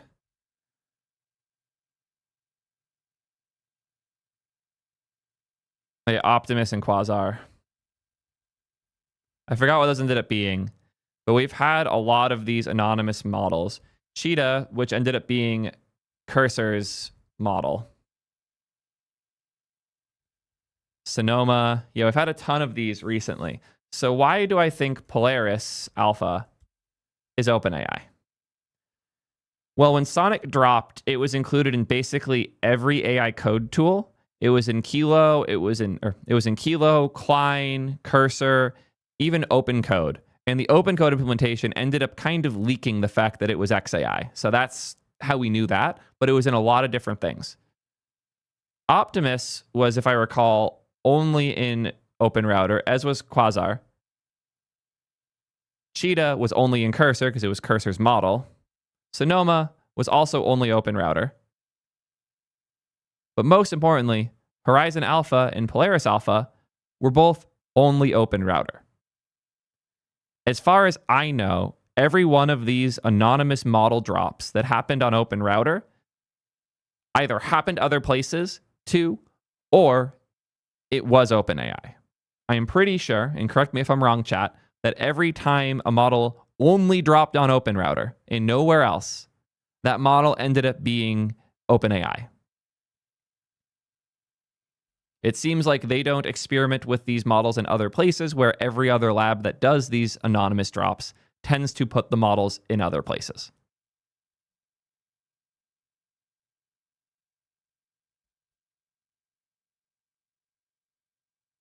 Yeah. So that's suspicion 1. Suspicion 2 was the generation that we just saw and how it looks and behaves a lot like an OpenAI model. What else did we have in here?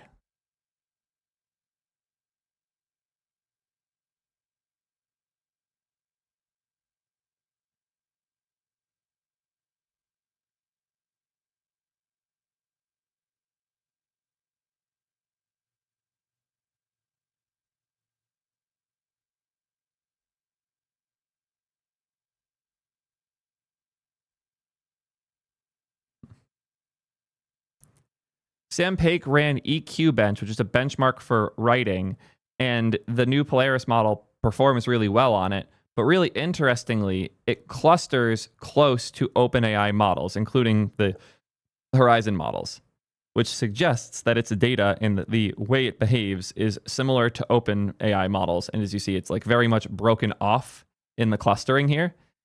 Very interesting to like use creative writing as a way to vibe check a model. And if we go vibe check it ourselves, here is a thread I did where I had OpenAI GPT-5 reasoning defend Java. Let's have it try the same with Polaris. Love this prompt, Theo. Okay, so it's a bit sycophantic, to say the least. Let's make the Java defense actually honest, not fanboy fluff. Below is a concise but hard-hitting of defense of Java that, oh, a list that doesn't need to be there.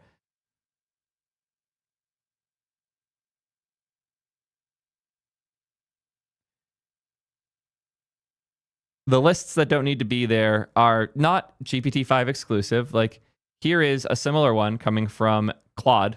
So, not something that we need to read into too much. But I'm telling you, having read a lot of things from a lot of models, the vibe here, especially the just endless fucking lists for everything, is so GPT-5 that it's like funny. Yeah, chat's even saying this is so GPT. Yeah, this is a very GPT-5 thing. Polaris is by Polaris, according to GPT itself. Well,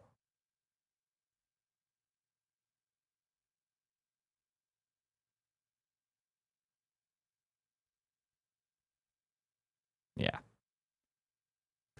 Speaking of which, if you want to try out Polaris with a good chat interface, check out T3 Chat. You can get the first month for $1 with code Polaris at checkout, and every other month's $8. Like, what do you have to lose? $8 a month for access to every single model, including these fun stealth ones when they drop? If you like watching these videos and playing with new models, you really should consider this. You'll get Minimax M2, Kimi K2, and the new Thinking and Thinking Turbo options, all the other fun leading labs models like 4.5 Sonnet and whatnot. Worth a shot. Let me go add that coupon code.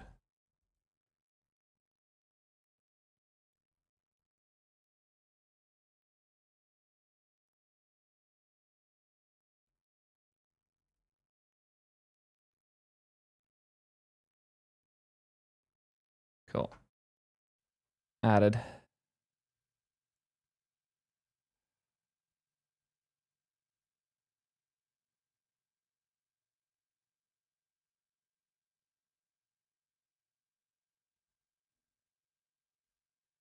So what else do I have that makes me suspicious?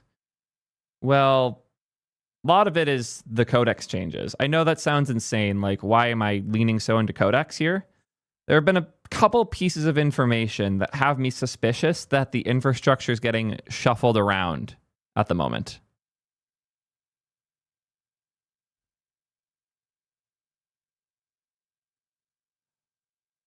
Someone commented a couple days ago that it felt like codex got a little bit smarter.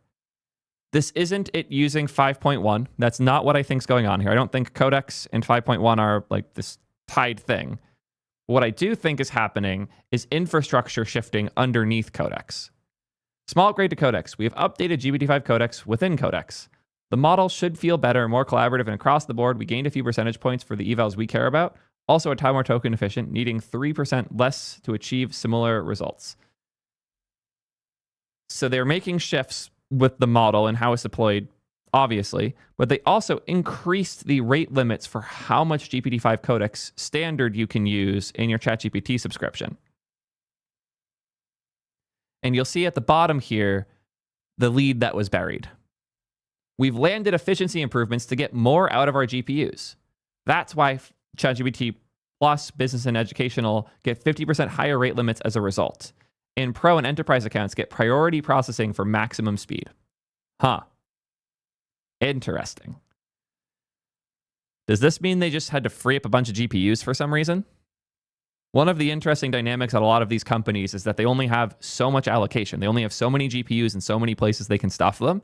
And now you have this battle between the different teams running different models, the different teams trying to train new models, and the API and hosting teams trying to make sure there's enough availability for customers trying to hit the APIs. There are all of these people within OpenAI fighting to get access to these, which results in a huge incentive for them to try and make the models more efficient so that they have more GPUs to use for other things. It seems like a lot of focus went into the efficiency here because they needed more GPUs for something. I wonder what they needed those GPUs for.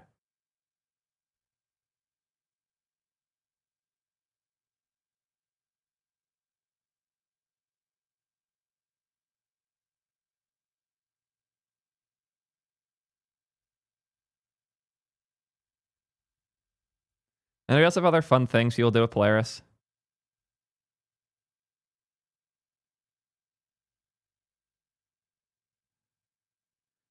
Polaris Alpha is excellent at creative writing. I just haven't seen this. I don't know why so many people are saying that it's really good at writing. Like, I just did the Java defense test, and it gave me another bullet point hell list. It really likes doing that. The developer messages, feels like a bit of a reach. Oh shit, bye Michaela, thanks for stopping by.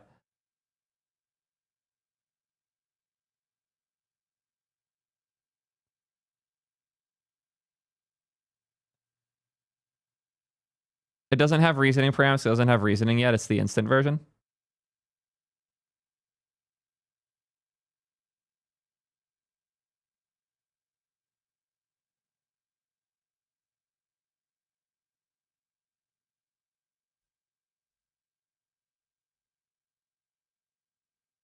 But isn't that like you asked it and it spit that out? Can you link that again?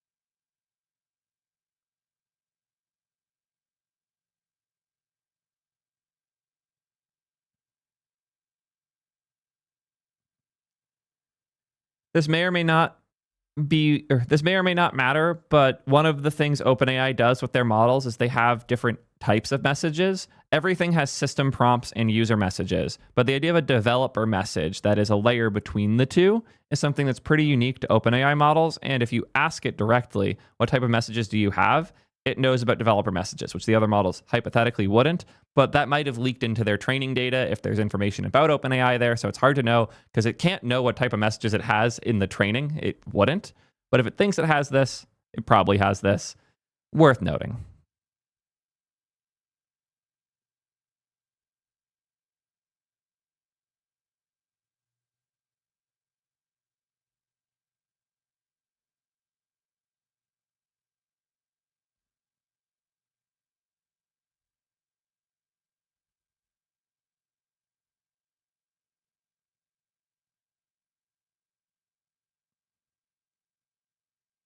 Can you link me a shared T3 chat that does that?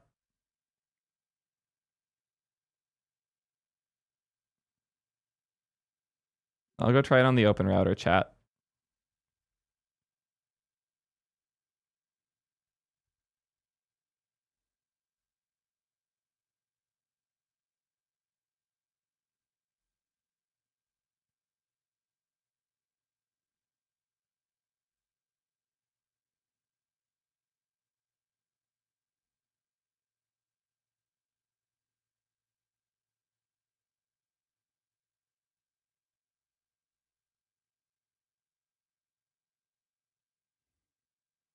That's fun.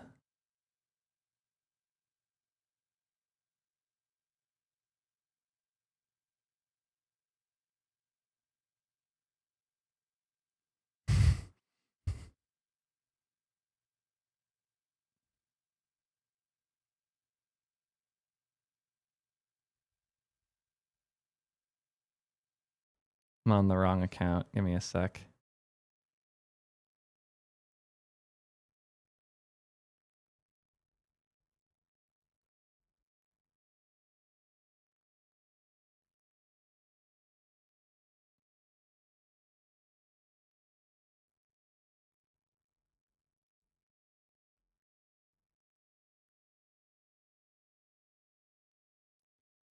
And I'm in. Cool, there we go.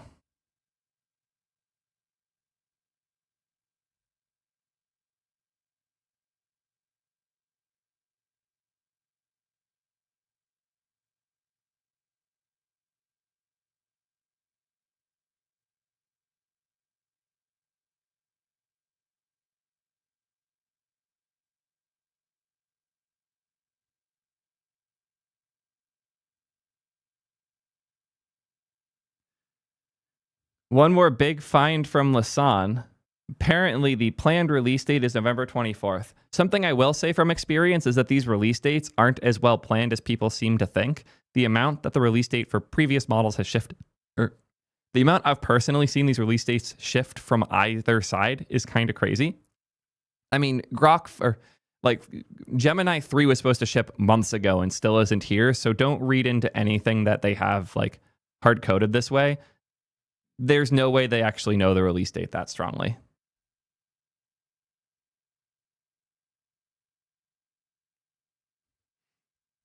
Good shit. I'm happy that we blocked the seahorse thing.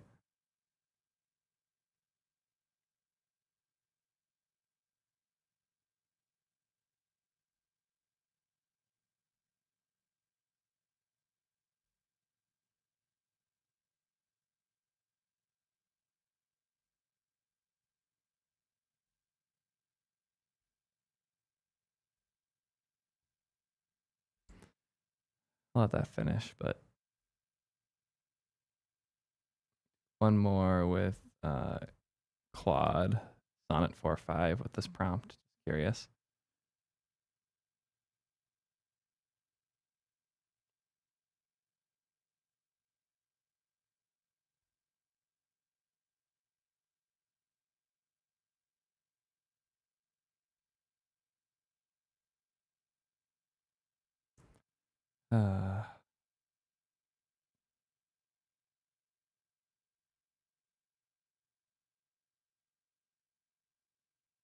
Yeah, thank you, Eris, for the sub. Appreciate that. Oh, Dev want to ship lap and lol. Okay. I think I covered everything I have on this one.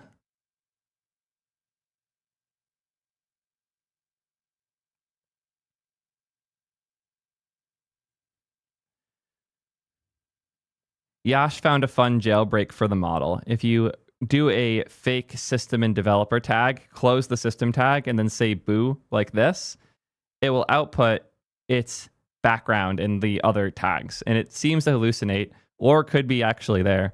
Your ChatGPT, a large language model trained by OpenAI. Knowledge cutoff 2024-10, current date 2025-11-08, yada yada. And then the developer message, your Polaris Alpha, a large language model from an unknown provider. Hmm.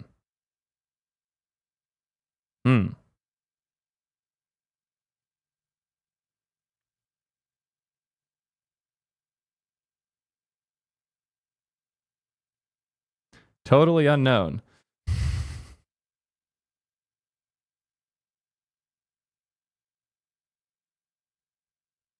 Oh, Discord.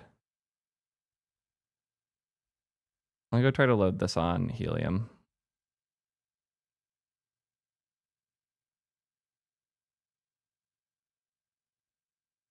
I don't. Oh, Discord. I don't think that's going to load for me, sadly. It's the Open Router Discord. I'm not. I'll join.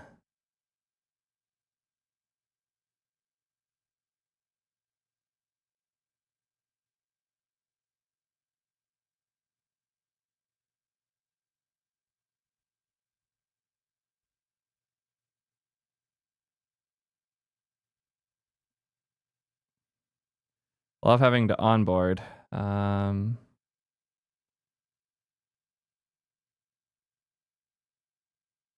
Cool. Let me in.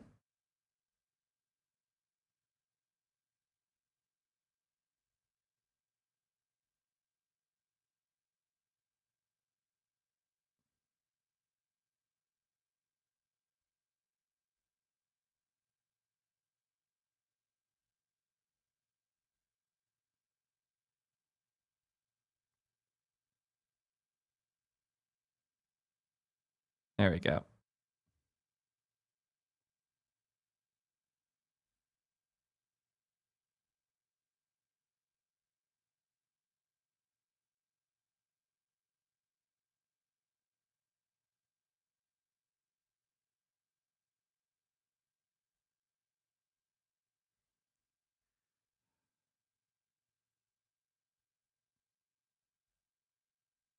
This has.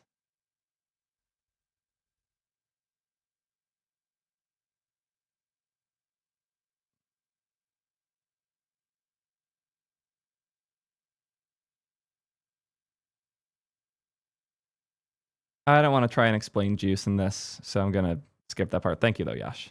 I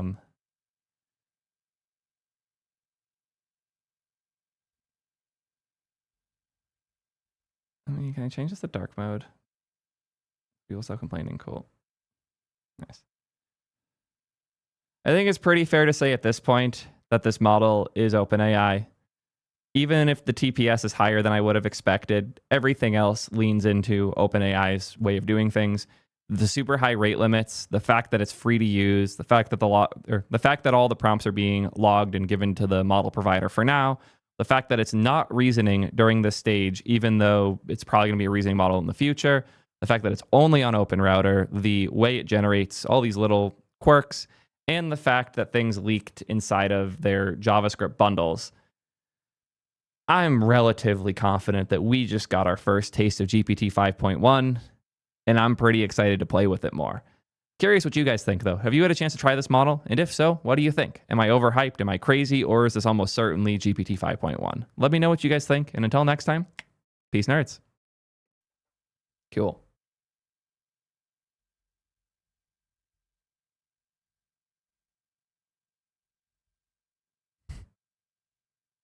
Right?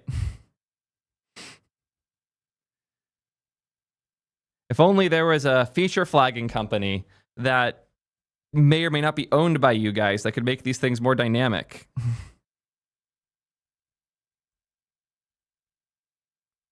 also funny because like our team's been reconsidering if we should be including all of the models in our JS bundle, and OpenAI still does it. So I don't know why we're considering that so much. AGI will solve this, absolutely. Cool.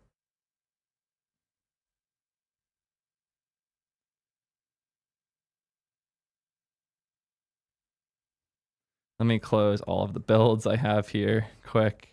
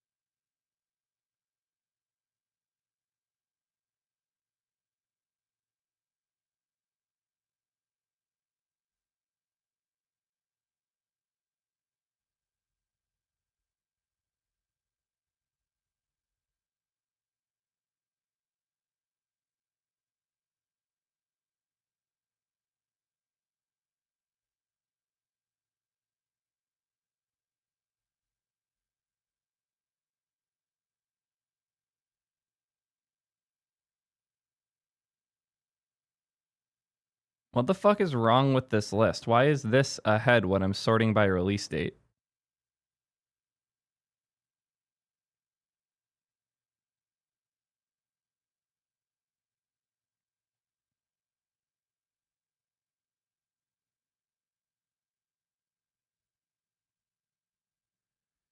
Models since Gemini 2.5 Pro.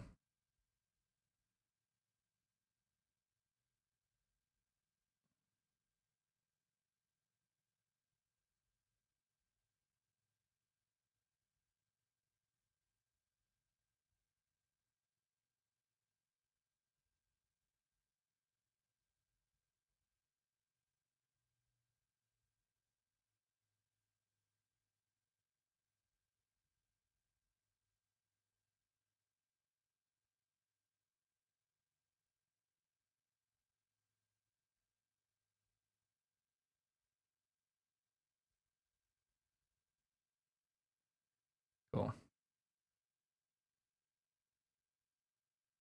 I think I have my intro ready.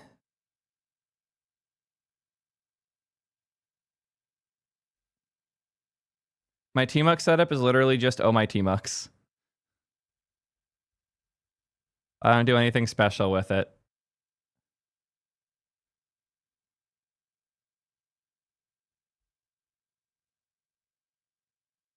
Oh, Valdi dropped. I actually had early access to this and never had a chance to play with it. I really do need to play with this eventually.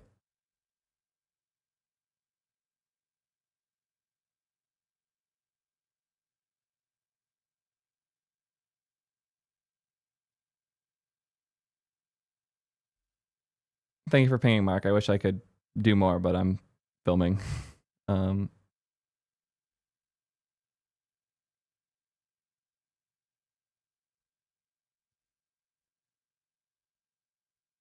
Let's film this.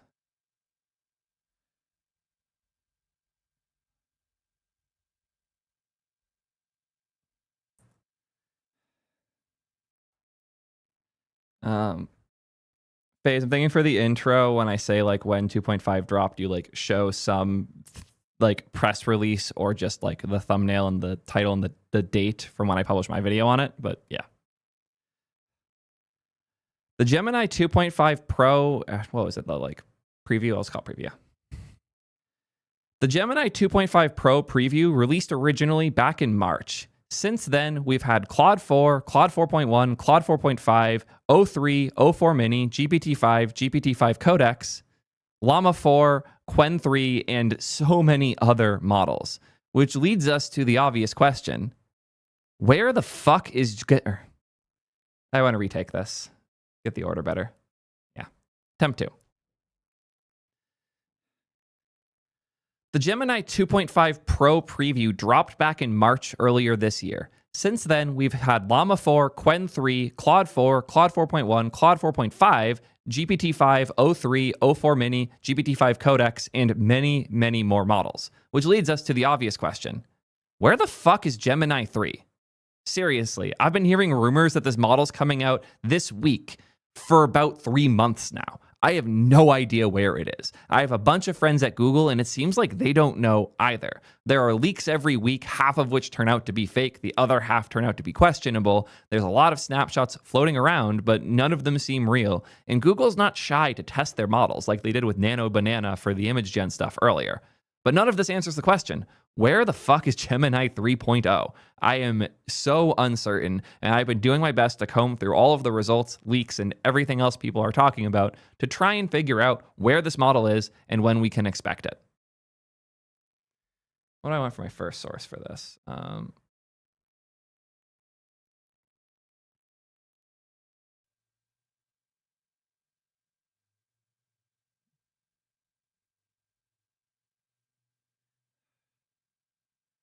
From the weird other things that Google is shipping in the interim to the chaos of people trying to hijack the Gemini CLI to get it to give them Gemini 3 Pro access, to the list of things they're about to deprecate.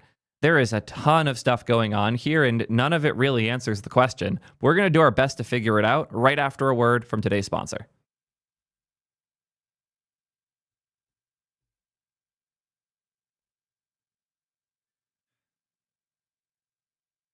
Okay.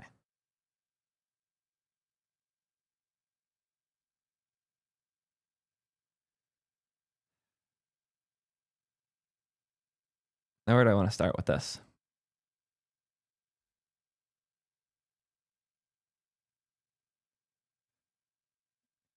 The first thing I want to talk about, because it's the most suspicious and potentially concerning, is the aggressive deprecation schedule from the Gemini API. Remember, they just put out endless snapshots of their models. It's just kind of how they do. It's just kind of how they do things at Google. They put out tons of different snapshots, and they'll often reroute them to other versions of the model when they deprecate the snapshot.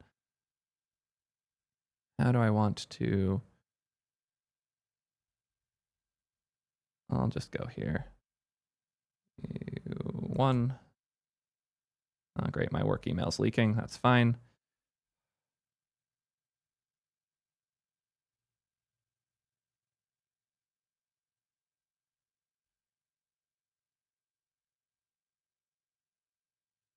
God, I hate this UI so much.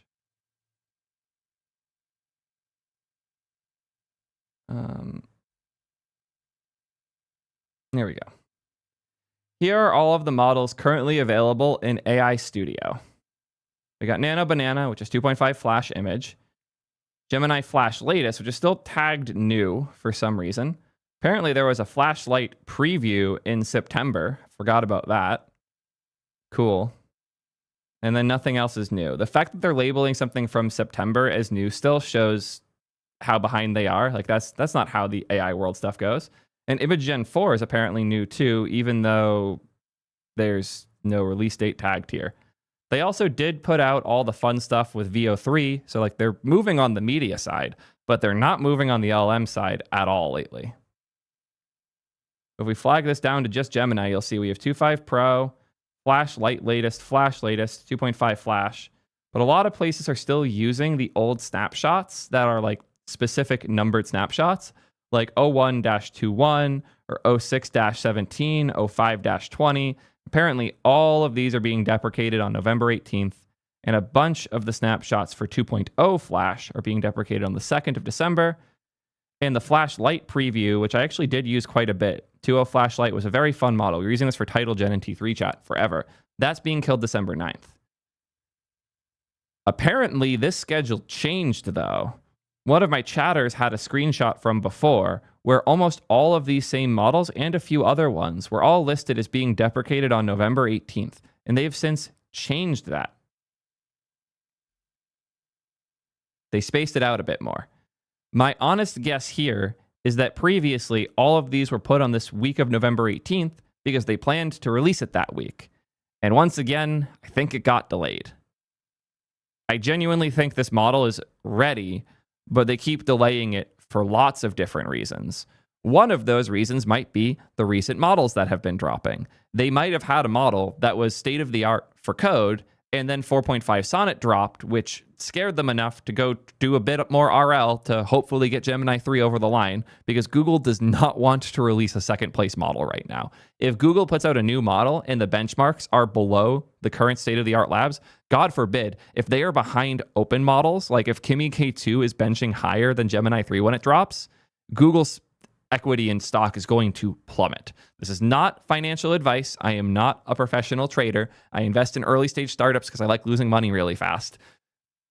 But this is probably a big part of how they're thinking there. If they have this model and it might be ready to go state of the art, and right before they hit the go button or they have a plan scheduled for it, something else happens that forces them to delay slightly.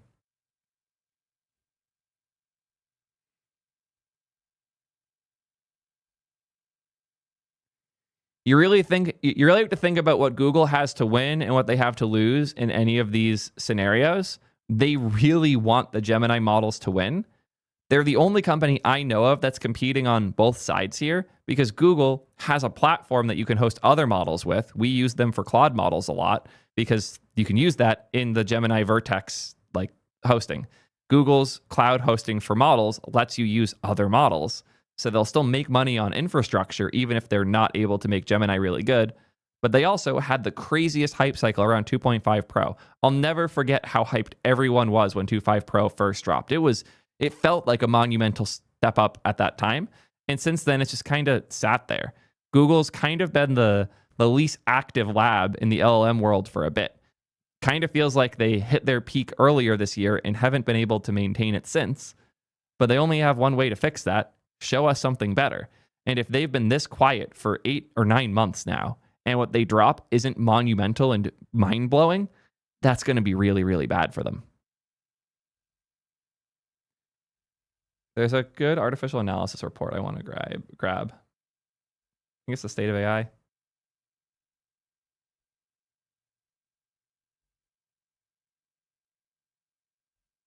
One sec, grab this.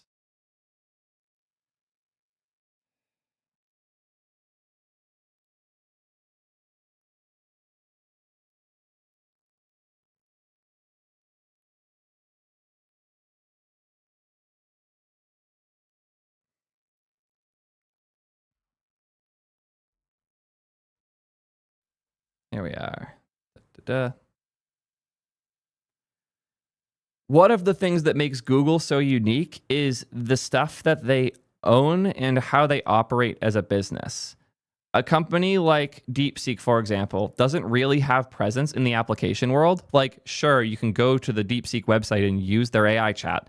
It was so bad that it inspired me to make T3 chat. That's the actual origin story. V3 was an impressive model. The DeepSeek site for trying it was horrible, so I made my own to play with it more, and that became T3 chat, which is now its own very successful business. Thank you all for the support, by the way. So a lot of companies here do or do not have an application surface area. Foundation models are another thing that varies. There are companies like Meta that do have models, and there's companies like Grok with a Q, not a K, with a Q, that don't. Grok with a Q has their own inference provider, though. So you can use Grok with a Q to generate things from lots of different models, and they host a lot of these different models. These 4 categories are a really interesting way to break up the different AI companies and how they're thinking about what they build. Do they have applications? Do they have their own models? Do they do inference over API? And do they have hardware that they're building themselves? Almost none of these companies have hardware. There's a few that do, like obviously NVIDIA does, Grok and Cerebras and Samba Nova all do, trying to build their own chips for this. And almost everyone has cloud inference, except for Meta, which I find really interesting. Meta is the only company that you can't pay to use their models. You have to use Meta's models for free or on another host that will charge you money. Everyone makes money on Llama except for Meta, the creators of Llama, which I find pretty funny. Meta's also somewhat investing into making their own chips, but not super seriously, it seems, thus far. Amazon is taking it a little more seriously, but has had mixed results.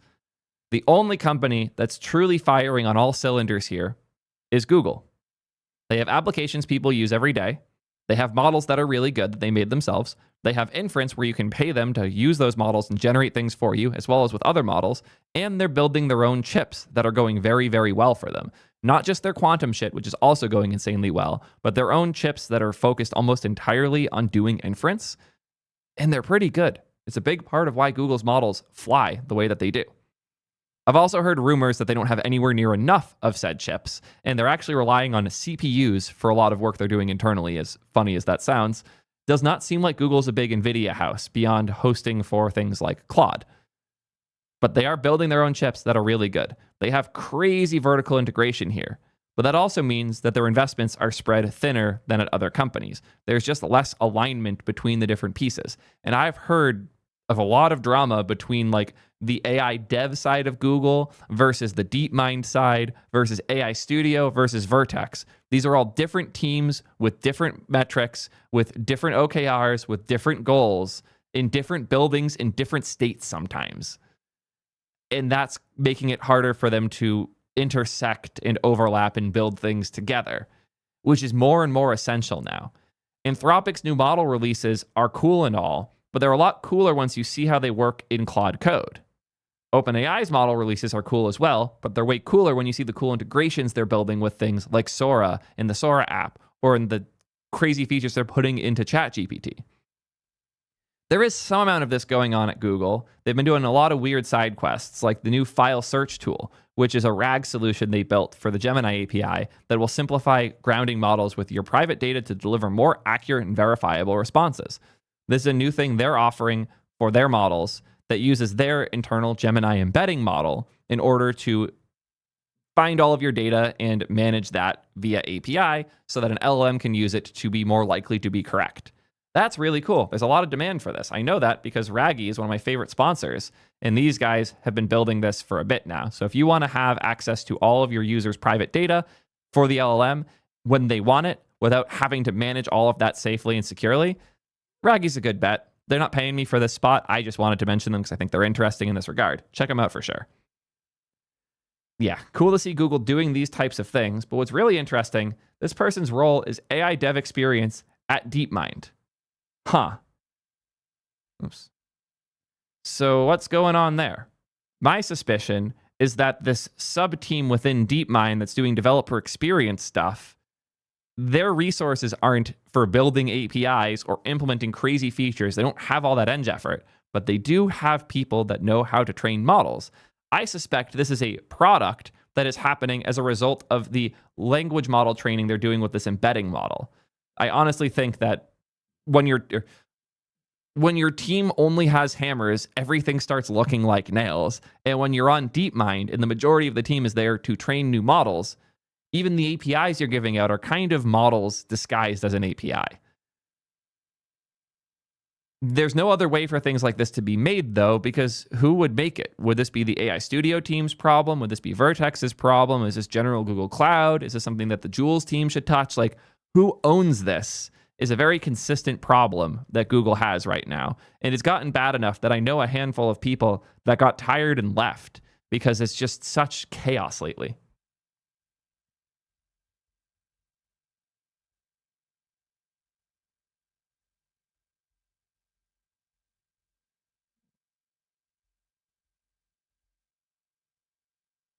I want to find Logan's thing where he said this was fake.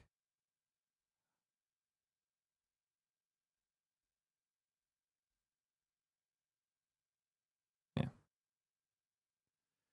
It is worth noting that when there are a couple people I still trust at Google, though, like Logan, who is all over the place. He's the lead for product at AI Studio, but he also tries to bridge all the gaps between these different things. The fact that AI Studio and Vertex are competing internally is very, very annoying, and I could do a long ass rant about that. It seems like they're trying to bridge the gap a bit more recently.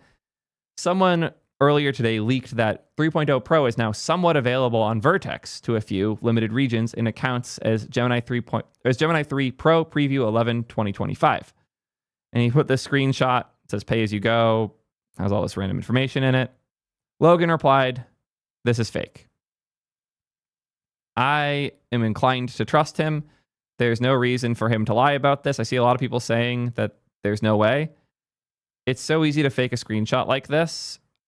I mostly trust him, but there is a catch, which is, again, AI Studio, which is his job, and Vertex, which is what the screenshot is from, are two different teams working from two different buildings in two different states doing entirely different shit, which makes it really hard for all of this to overlap properly. All of that said, there is actually good evidence that all of that said, there is actually good evidence that Gemini 3 can be accessed now by some people in some ways. Here's one of those examples. This is somebody on the Singularity subreddit saying that it's real that you can access Gemini 3 Pro in the CLI, and their evidence is honestly pretty compelling. If you enter a random model name when you do the Gemini -- model command, it doesn't let you prompt, and you'll get an error code that says requested entity not found. But if you do Gemini -- model Gemini 3 Pro Preview 11 2025, it does let you prompt. The screenshot below shows the model thinking and then me being rate limited on it. So you can't, which like you wouldn't be able to do for a fake model. You know what? Let's try this. Let's get the latest Gemini CLI going.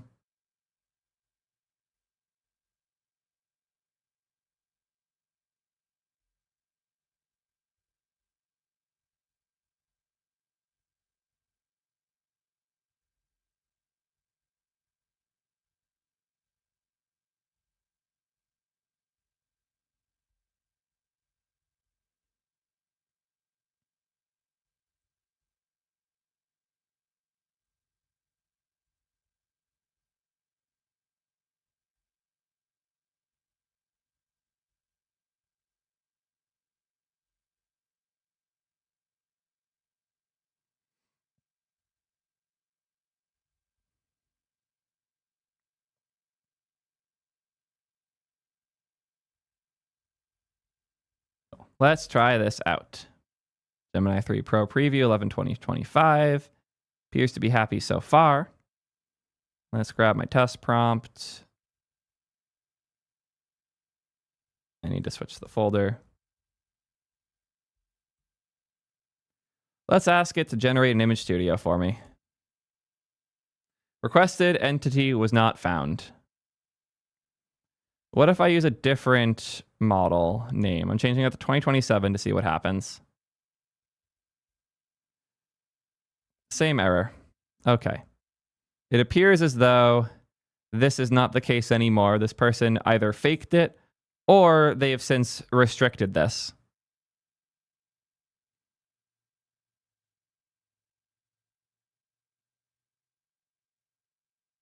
But where things get much more interesting is when you look at the results of generating this example page.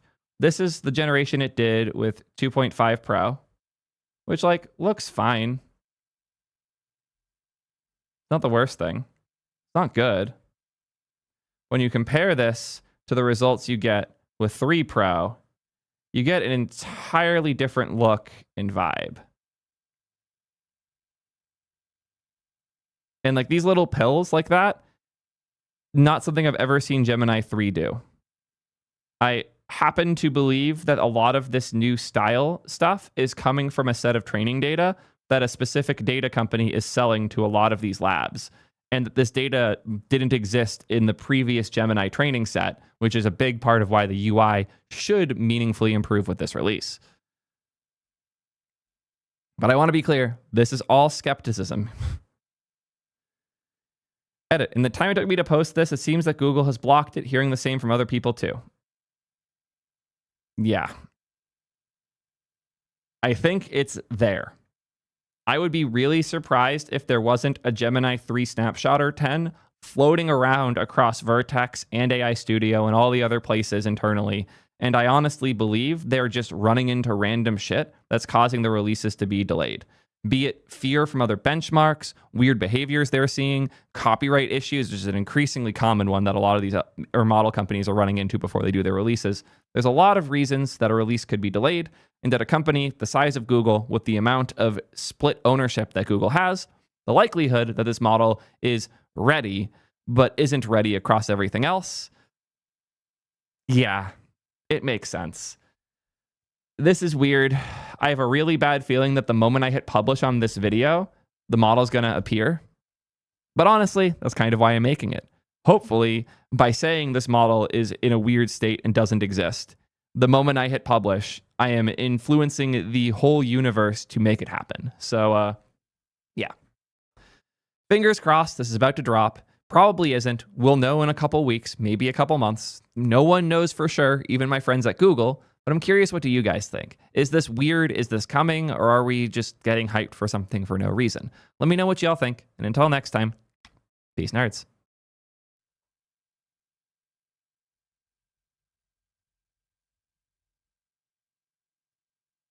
Yeah, Wabo, thank you for the cheers. Appreciate that a ton.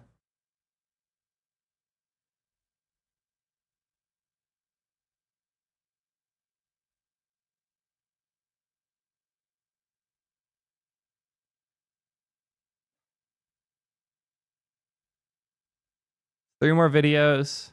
Only 5 o'clock. We're doing pretty well today.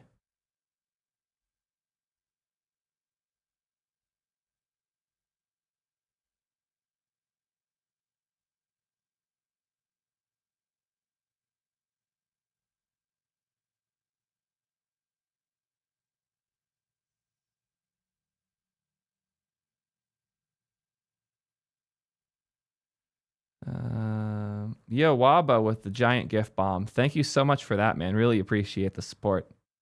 Going crazy with it lately. You're at 56 gifts since this reset. Rock 4 Fast is fine. It's not really for me. And now with Composer out, I don't care at all.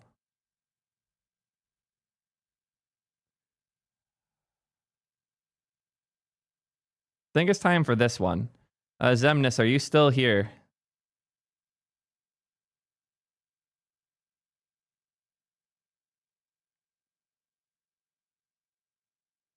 I got invited to the F-Inc thing today by the guy who runs it, and I'm too busy with work shit. I don't think I can go. And hardware's really not my thing.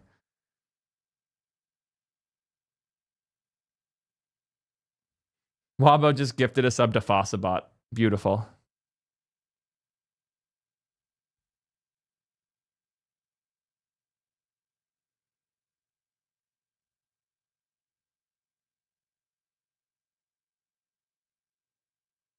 Yeah, I'm not really cost optimizing my prompting at a certain point.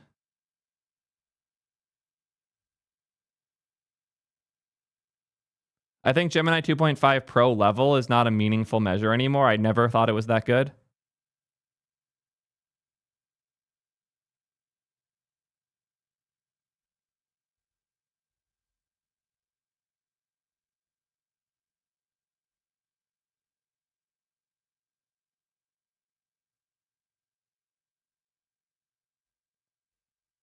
Good find.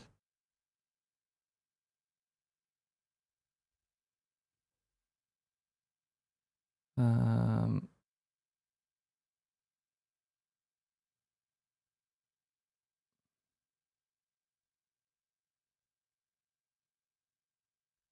There's a Google employee. Yeah.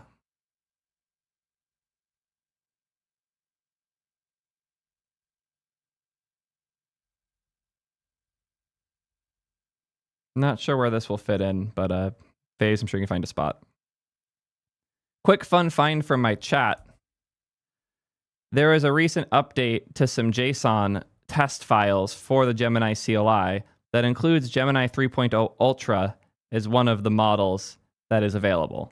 Just thought that was interesting. It's definitely coming, and different people have access to different things. No one knows what snapshots exist and which one's going to ship, but it's happening. There are things in here for sure.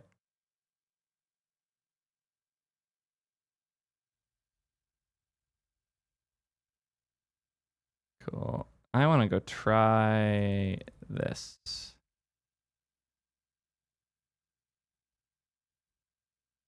Nope. Worth a shot.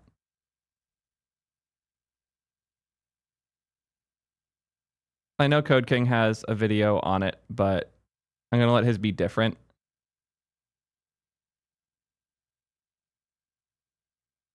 I set up for broader rollout.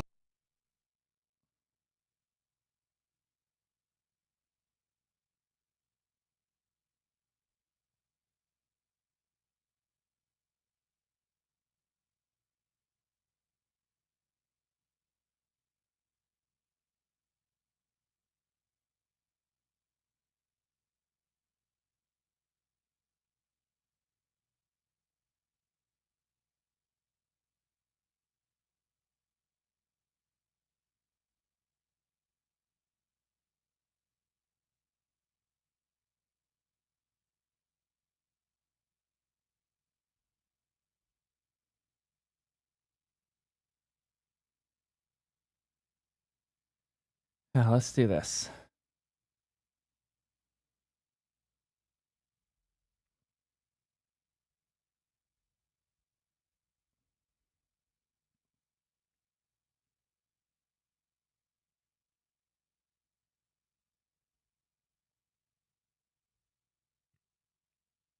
Okay, we're ready to do this. It seems like everybody is putting out their own Chrome wrappers nowadays, from companies like Perplexity to companies like DuckDuckGo to our friends over at Helium. Everyone's putting out these wrappers. Even OpenAI just did with Atlas. Or did they? They just published this really interesting article about OWL, which is their architecture around Atlas, and it's how they have built this shim around Chromium to make their own browser.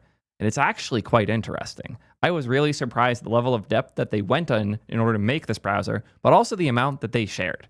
It's not common that companies like this build in public in such a way here. And I wish that, and seriously, after all the drama with Browser Company and how much they've tried to not share these details, it's such a relief to see a company going about building in Chromium differently and sharing what they learned throughout the process. This is super cool, and as a big nerd for both Chromium and browsers as a whole, and of course, open source and architecture stuff, this one's going to be really, really fun.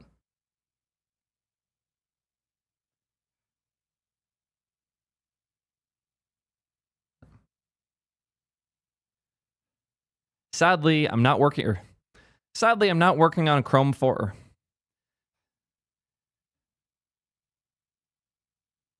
It's been a bit since I got to work deeply in the Chromium and Electron ecosystem. I do miss it a lot, but nobody in that space is paying me to do it anymore, except for today's sponsor.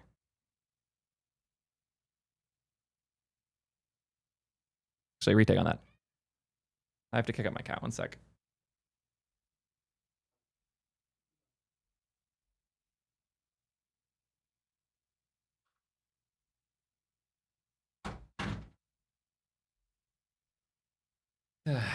Sorry, Miles.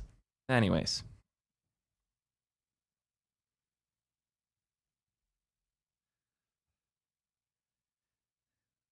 It's been a bit since I was paid to work on Electron and Chromium stuff, and I do miss it a ton. Sadly, nobody's paying me today at all, except for today's sponsor. Much better. Let's go in. Oh boy, it's been a bit since I got to dig deep on Chromium stuff. I'm actually really excited for this. So let's dive in. How we built OWL, the new architecture behind our ChatGPT-based browser, Atlas. I like they're saying ChatGPT-based and not Chromium-based, but sure, we'll go with it.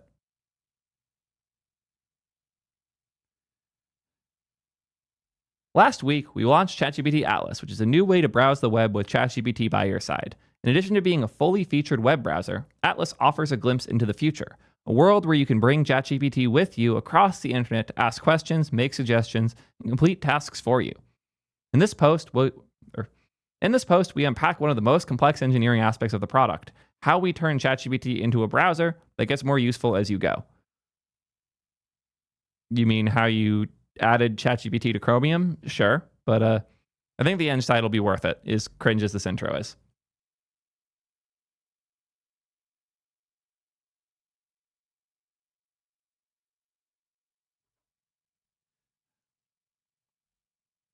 Making ChatGPT a true co-pilot for the web meant reimagining the entire architecture of a browser, separating Atlas from the Chromium runtime. This entailed developing a new way of integrating Chromium that allows us to deliver on our product goals, instant startup, responsiveness even as you open more tabs, and creating a strong foundation for agentic use cases. Shaping the foundation. Chromium was a natural building block. It provides a state-of-the-art web engine with a robust security model, established performance credentials, and peerless web compatibility.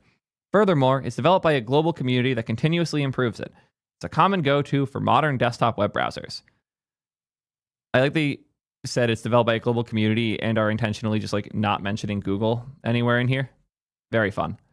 Like Google's the main entity driving this development. There are people all around the world contributing to Chromium, but 98% of the work is coming from Google employees. The amount of public free work that Google is paying for Chromium is something they deserve a little more respect for. I get everybody thinks that Google's trying to own the web. They don't have to make Chromium open source. They don't have to contribute millions of dollars a month to its development, but they do because they want the web to win as much as they want to win themselves. Rethinking the browser experience with a sidebar for chatting. Our talented design team has ambitious goals for our new user experience, including rich animations and visual effects for features like agent mode. This required our engineering team to leverage the most modern native frameworks for our UI, SwiftUI, AppKit, and Metal, instead of simply reskinning the open source Chromium UX. Fun. I like that all of the modern native frameworks for UI are Apple here. Is it still Apple only? Pretty sure it's Mac only, right? Yeah, download for Mac OS. It's still Mac only. Fun. Knowing that they built this so heavily in with SwiftUI, AppKit, and Metal, I wish them luck. SwiftUI barely works on Mac OS. I cannot fathom trying to get that working well in Windows. I honestly think the big bet that browser company made on trying to make SwiftUI work for the browser is a big part of why the Windows project failed, and probably a big part of why they lost motivation to maintain Arc entirely. SwiftUI should have been much better than it is.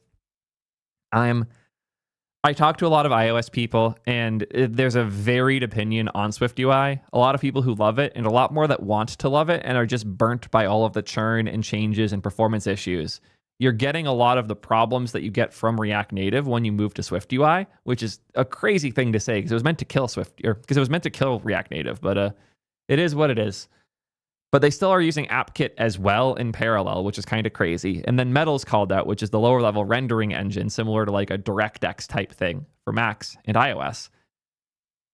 This is a weird set of things to mention here, but yeah, that means they're building a lot of native code for their apps. And it means that these things are going to be much harder to get onto other platforms. So if you're sitting around here waiting for Atlas to come to Windows, good luck. I'm sure they're running a codex job in the background trying to port all this code over to random .NET shit, and I'm sure that's going about as well as you would expect. But yeah, I am very happy with Helium right now, which is my Chromium-based browser by my friends over at Imputnet. Very, very nice browser. They're customizing the hell out of Chromium, but they're not doing this with Swift and Swift UI. They're doing this with C and C++, the way the original Chromium code base does. Well, to be more accurate, they're doing it with patch files.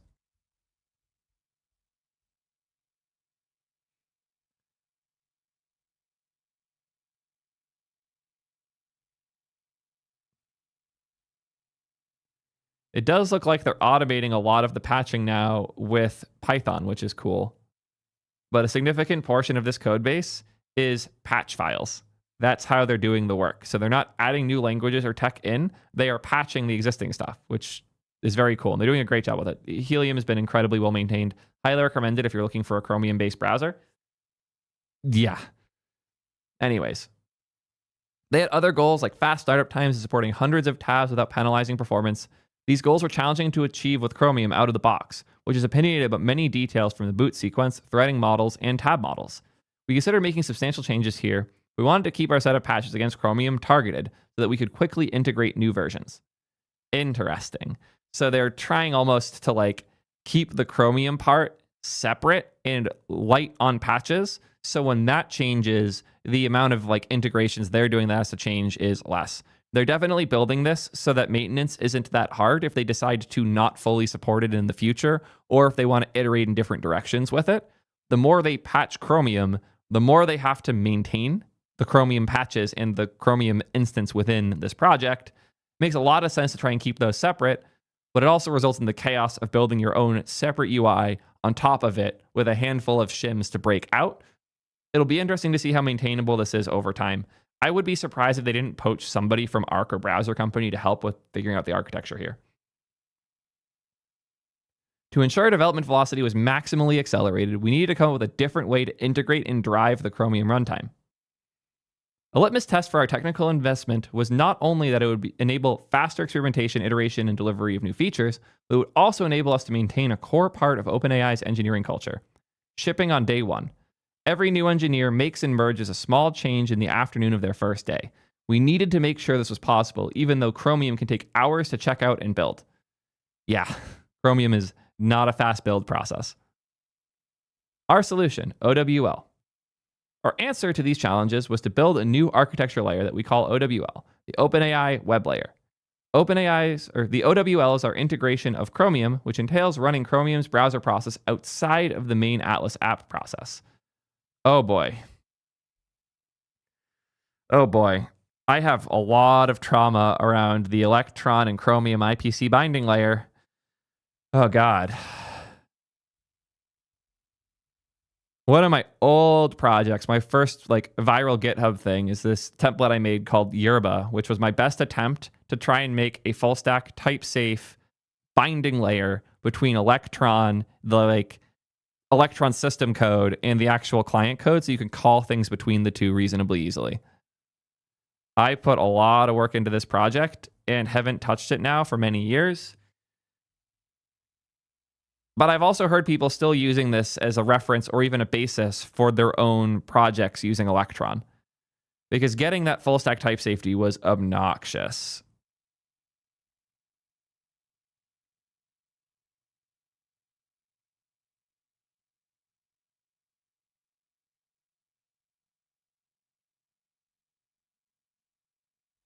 Where's my type hack? I did a type def hack somewhere in here.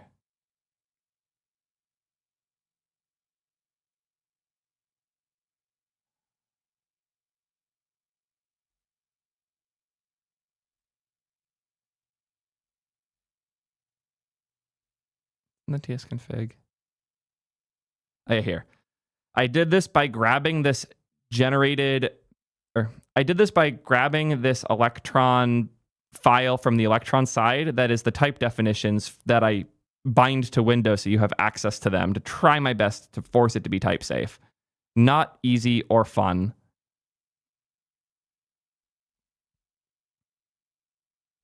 Where could I fucking put this file? Okay, it's layers preloaded. Yeah. Was I generating this file? I don't even remember at this point. I just remember this project being really annoying to build and maintain. Regardless, I've been through it with these things. Apparently, Egoist, who's one of my favorite devs, made a much, much more fleshed out version of this with TIPC, which is like TRPC, but for the IPC bindings in Electron. That's really cool. Also has not been maintained for a while. Yeah, we've both been through it with Electron. So I get trauma as soon as I see this part of this diagram. Anyways, think of it like this. Chromium revolutionized browsers by moving tabs into separate processes. We're taking that idea further by moving Chromium itself out of the main application process and into an isolated service layer. The shift unlocks a cascade of benefits. It is a simpler, modern app. Atlas is built almost entirely in SwiftUI and AppKit. One language, one tech stack, one clean code base. Oh boy. Oh boy. This is never coming to Windows. God. If they're specifically trying to have one clean code base and then they're building all this shit with SwiftUI and AppKit, this is never coming to Windows ever. And if it is, it's not going to move anymore. Oh boy. There's also faster startups because the Chromium engine can boot asynchronously in the background and Alice doesn't have to wait. Pixels will hit the screen nearly instantly. Let's try. I'm pressing enter now. That was not that fast. For comparison, I'm going to close Helium and I'm pressing enter now. It was faster. Cool. Yeah, I'm going to call bullshit on that one. I'm sure it's faster than what they were doing before, which was booting their app, then booting Chromium. But yeah. Next piece is that it's isolated from the jank and crashes. Chromium is a powerful and complex web engine. If its main thread hangs, Atlas doesn't. If it crashes, Atlas will stay up. What are they doing to Chromium where the main thread is crashing? I need Waco's opinion on things. I wish he was here. I'll bug him later. Next piece is that there are fewer merge headaches. Because we're not building on as much of the Chromium open source UI, our diff against upstream Chromium is much smaller and easier to maintain. It's not slowing down Waco that much, but I get it. And then faster iteration. Most engineers never need to build Chromium locally. OWL ships internally as a pre-built binary, so Atlas builds take minutes instead of hours. Okay, that part is fair. If you're not touching the patch files, then you can have a cached entity that is this right side of the diagram so that you don't have to rebuild that when you're playing with this part. That part makes a lot of sense, and I can see why that'd be a lot faster. That said, good luck once that SwiftUI project gets big. SwiftUI's compile times are known for being really good and reasonable. Good luck.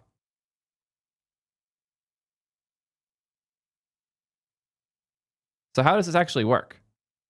At a high level, the Atlas browser is the OWL client, and the Chromium browser process is the OWL host. They communicate over IPC, specifically Mojo. Oh boy.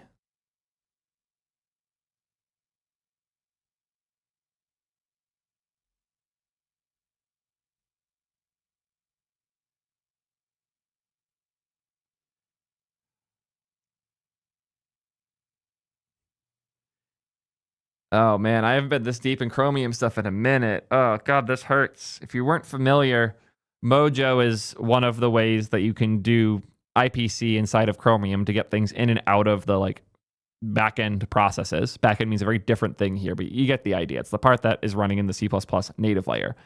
And you expose these by making a .mojo_m file, which has an interface definition.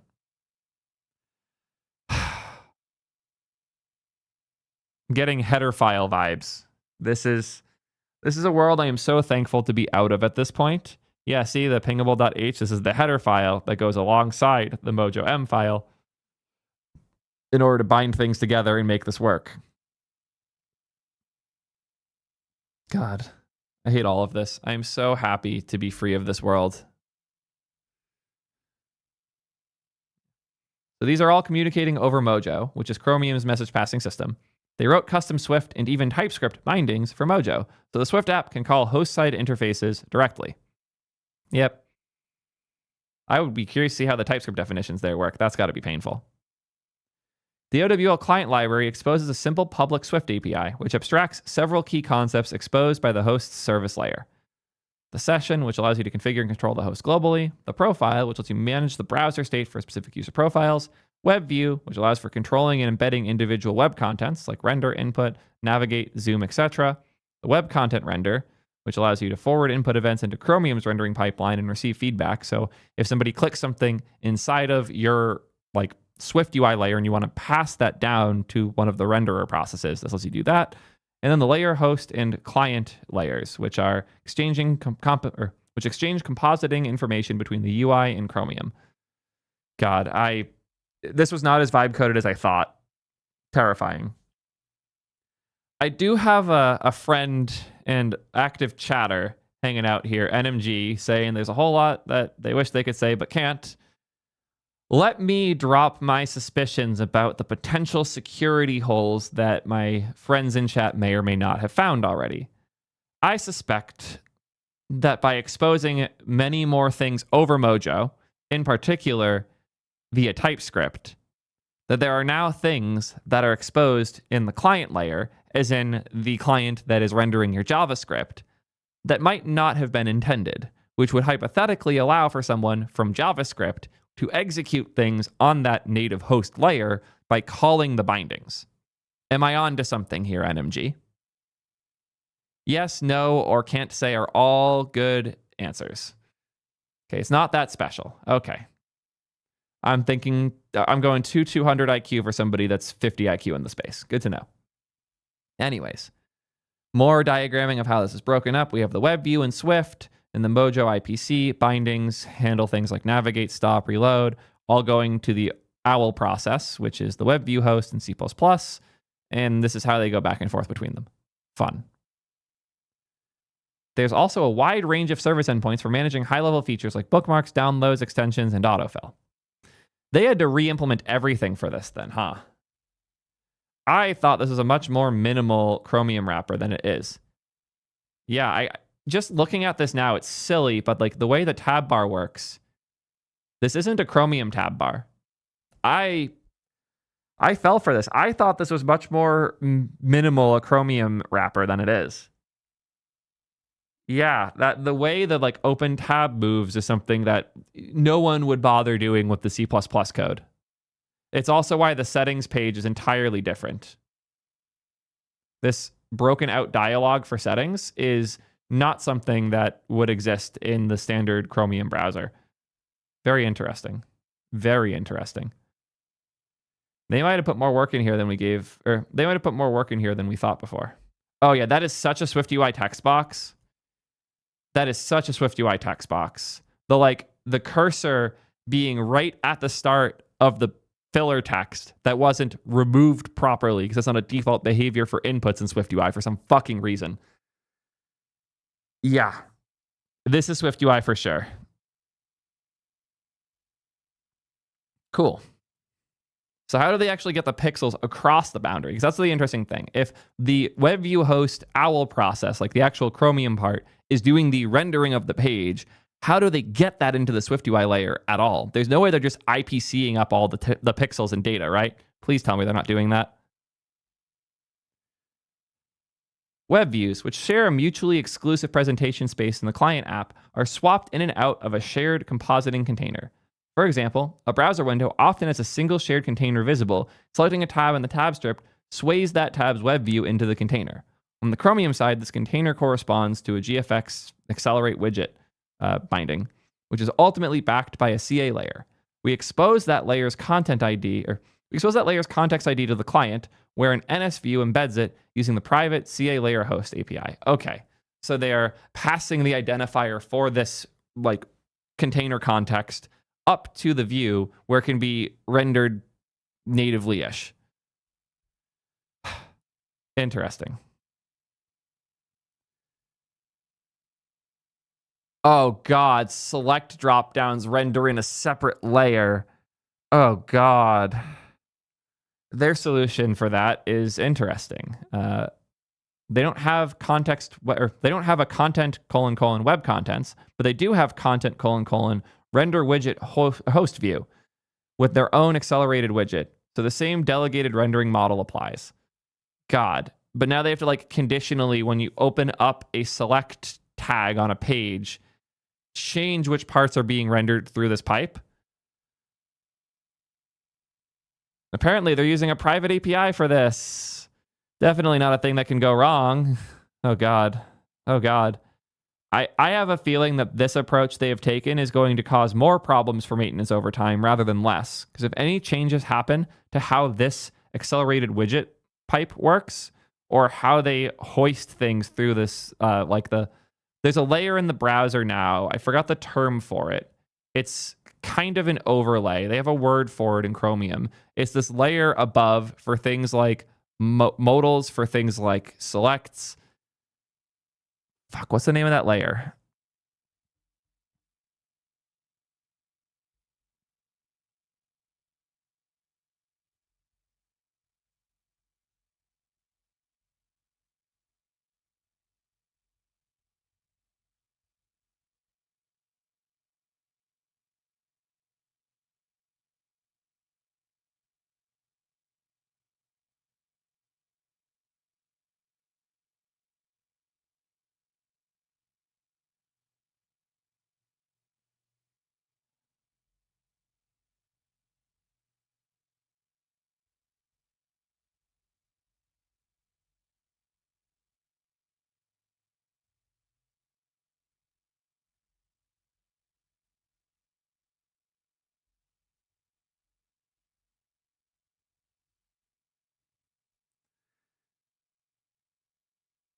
Fuck, what's this term?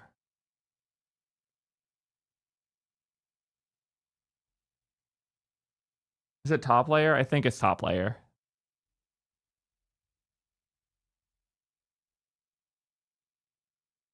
Yep.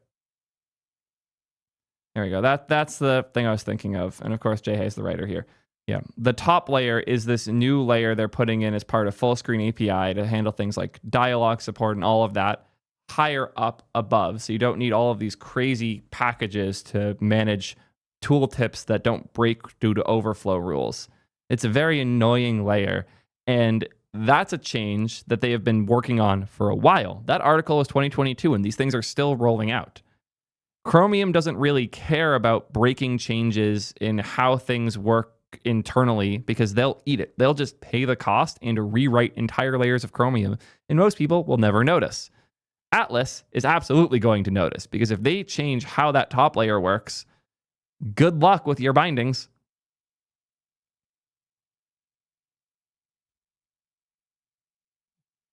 Owl internally keeps view geometry in sync with the Chromium side, so the GPU compositor can be updated accordingly and can always produce layer contents of the correct size and device scale.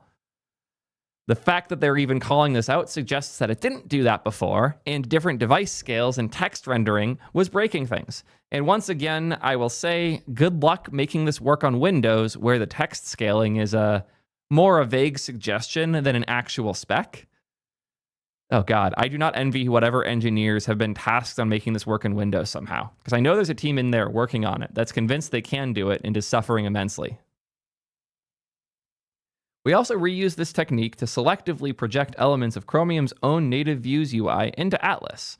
This is also useful for bootstrapping features like permission prompts quickly without building replacements from scratch in SwiftUI. That's fun, that they have to project Chrome views in for certain things. This technique borrows heavily from Chromium's existing infrastructure for installable web apps on macOS. Oh man, not the PWA and installable Chromium app stuff. They're not even maintaining that anymore. Google's fully deprecated installable Chrome apps outside of Chrome OS. So whatever stuff you're borrowing here is unmaintained and is going to cause problems in the near future, almost certainly. God, I wish him luck with that. This is a very complex project that's going to have a lot of maintenance issues in the future if I understand anything about Chrome.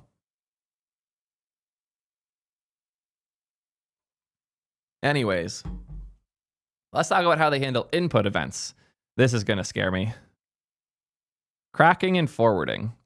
Chromium UI translates platform events like the macOS NS events bindings into Blink's web input event model before forwarding them to renders. Or reread on that. The Chromium UI translates platform events like a macOS NS event, so like things happening in the mouse layer, for example. They'll translate those into Blink's web input event model before they get forwarded to the renderers. So the renderers in Chromium don't know anything about how macOS handles inputs. They have a layer above that does that before it gets passed over. But since Owl runs Chromium in a hidden process, they have to do that translation themselves in the Swift client library and then forward the translated events down to Chromium. Oh God. The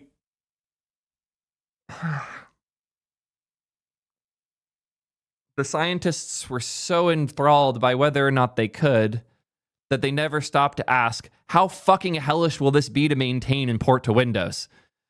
God, can you see how red my face is getting? This is stressing me out. I don't know if you guys know this, but I built a big Electron app when I was at Twitch. We were doing Twitch Studio. We were trying to build an OBS alternative from scratch in Electron. I've seen the skeletons in these closets. They are horrifying. There are far too many, they are choosing to make this harder than we did, and we were trying to build a video rasterization pipeline with JavaScript bindings. I do not envy any of the people who have to work on this. I respect you, but I do not envy you. God, this hurts.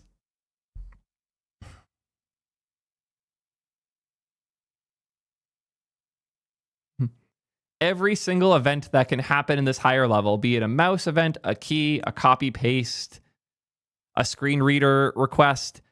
Does this even work with screen readers? I don't have one set up on this machine right now.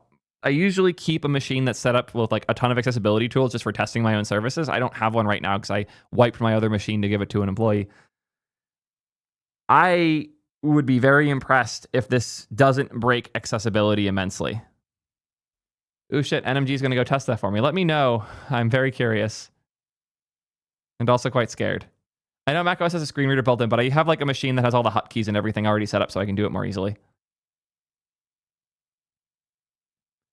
Anyways, once they have this forwarding layer built, they follow the same life cycle that real input events would normally follow for web content. That includes having events returned back to the client whenever a page indicates that it didn't handle the event. When this happens, we resynthesize an NS event and give the rest of the app a chance to handle the input. Are you kidding? Are you kidding? Okay. Let's diagram what they just described there, because this hurts me.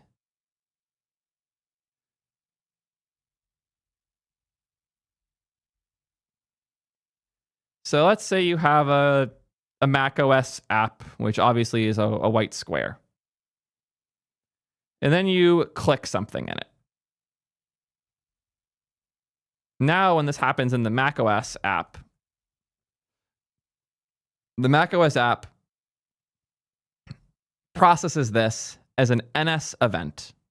Well, what's actually happening, if we were to split this up a bit more, is Mac OS itself is the layer that receives the click and effectively translates this IO, this behavior, this thing, into an NS event click. So you get this click event that has been turned, so the IO thing that occurred, which is the click that happened and was processed by macOS, gets turned into this NS event that gets sent to your macOS app, in this case, in Swift. Could be whatever. You get the idea. We have this event, but this type of event isn't something that the Chromium process can handle. I'm also going to make these solid because they're actual things, and this process we're talking about here is more, I don't know how to describe it, but I think that the spaced out lines here, the dashes, will do a good enough job of it for me.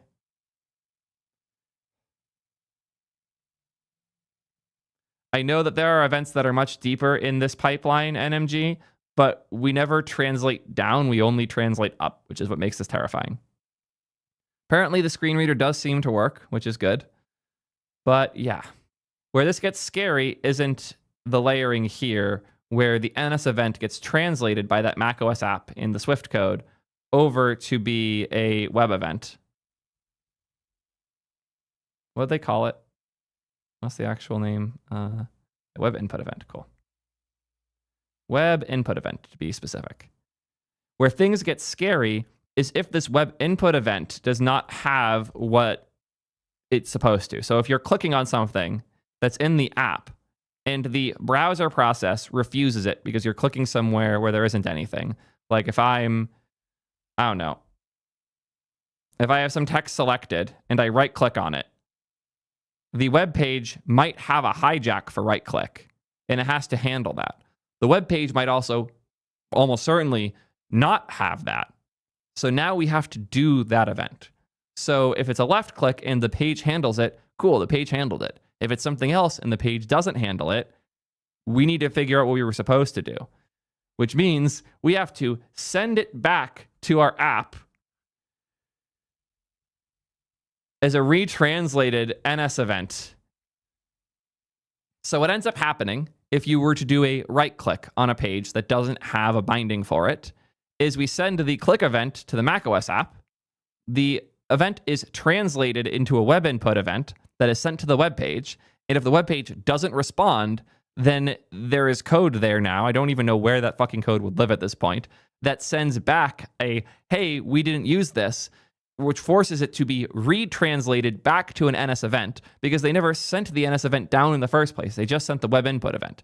So they have to recreate a fake synthetic NS event once it has that and it isn't hitting an event in the browser. That's Jesus fucking Christ.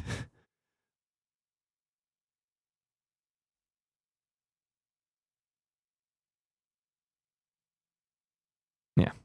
When the event is returned, they have to resynthesize an NS event and give the rest of the app a chance to handle the input. So to be even more fun here with this diagram, this retranslated event isn't retranslated yet. It's a rejected event. And once that rejected event comes in, it gets piped back in as a retranslated NS event. God. I don't envy the work that they have to do for all this. Oh God, agent mode. I've been so distracted by the Chromium side. I didn't even think about what happens when you let the agents control things too, and how absurdly complex those bindings must be, and how all of those are certainly written in Swift, which is going to make it impossible to run anywhere else. Oh boy. Atlas's agentic browsing features pose some unique challenges for our approaches to rendering, input event forwarding, and data storage. Our computer use model expects a single image of the screen as an input, but some UI elements, like a select dropdown, render outside of the tab's bounds in separate windows. In agent mode, we have to composite those pop-ups back into the main page image at the corresponding and correct coordinates so the model sees the full context in one frame. Do you understand what that means? They had to reverse engineer how macOS renders these layers to fake it in a screenshotable layer so that it will make a synthetic image of what the user would be seeing so that the computer use model can go do the right thing. Fucking Christ.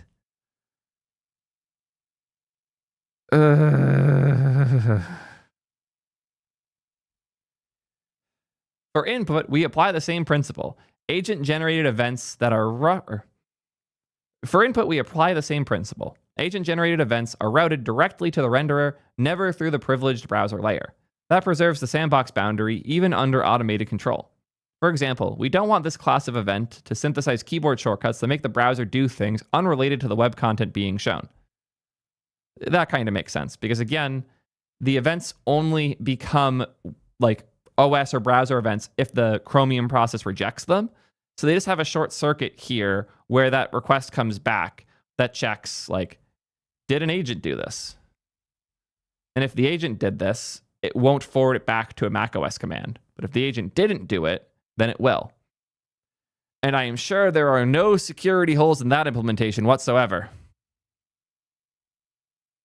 God, debugging this must be absolutely hellish. I see you like complexity, so I added complexity to your complexity. God. Agent browsing can also run in an ephemeral logged out context. Instead of sharing the user's existing incognito profile, which could leak state, we use Chromium's storage partition infrastructure to spin up isolated in-memory stores. Each agent session starts fresh, and when it ends, all cookies and site data are discarded. You can run multiple logged out agent sessions, each one in its own browser tab, and each fully isolated from the other. Yeah, that's not that hard or scary. It's one of the least scary things so far.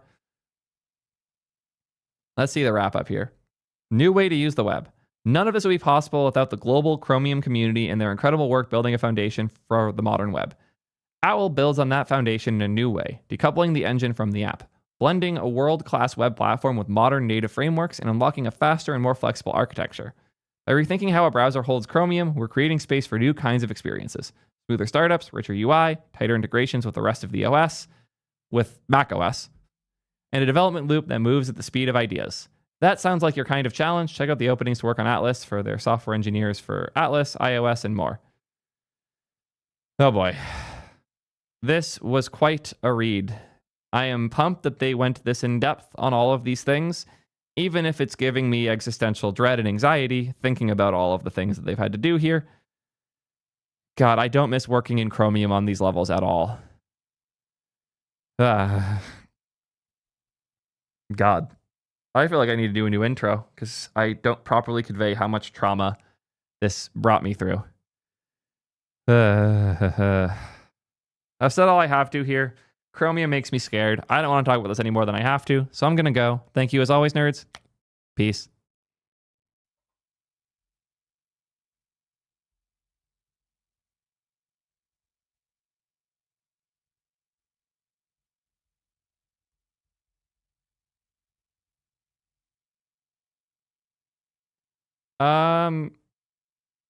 Wait till you hear more from Zemnis. We'll talk later.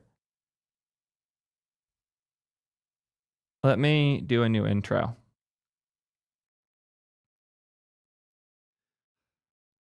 It feels like everyone's doing their own Chromium wrappers nowadays. From my search engine, DuckDuckGo, to Microsoft with Edge, to Perplexity with whatever the heck's going on with Comet, to my friends over at ApuntNet building Helium. But what about OpenAI? Atlas is definitely a Chromium wrapper, right? Well, it is. And it's also something much scarier. I just read and dove deep on Owl, which is their new architecture for the ChatGPT-based browser, Atlas. I filmed a different intro a couple minutes ago, before I had read this article. I saw demons. This was a terrifying read. It's really cool that they shared all of this architecture, but being that I've spent as much time in Electron and Chromium as I have in the past, this one scared me. So if you like big technical deep dives and or watching me spiral into chaos and depression, you're probably going to enjoy this video a lot. This has everything you don't want, from chaotic rewrites of things that shouldn't be touched, to retranslating events in many different directions from higher level to lower level and back again, to me just getting stressed and angry. This one was a journey, and I hope you enjoy it as much as I didn't. All of that said, I'm going to need therapy after this one, so let's do a quick word from today's sponsor so I can afford it.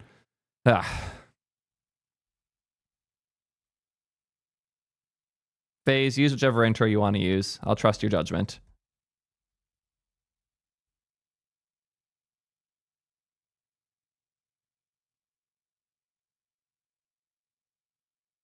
Cool.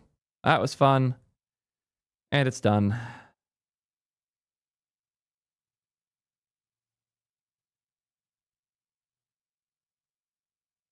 Let's do this one. Should be nice and short-ish.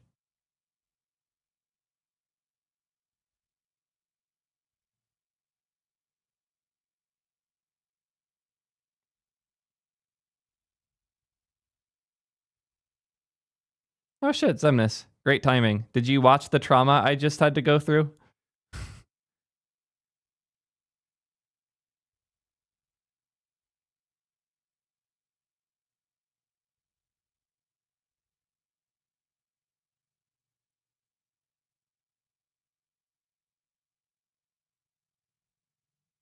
Oh no, that's hilarious timing. You disappeared right when I started the Atlas video and came back right as I finished that. Uh, I went through it a little. I I don't envy whoever works on this. We agree there is no world in which this ever works in Windows, right? Like whoever's stuck doing the Windows port right now is they're going through it.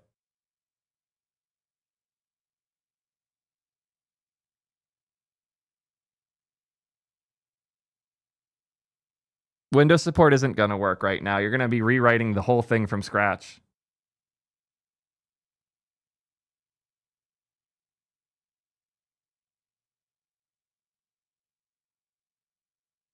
Yeah, it's very good engineering of some very terrifying things. And it feels like in order to not have to have as big of a patch file for Chromium, we rewrote Chromium. Anyways, let's talk about how MCP sucks still. That'll make me feel better.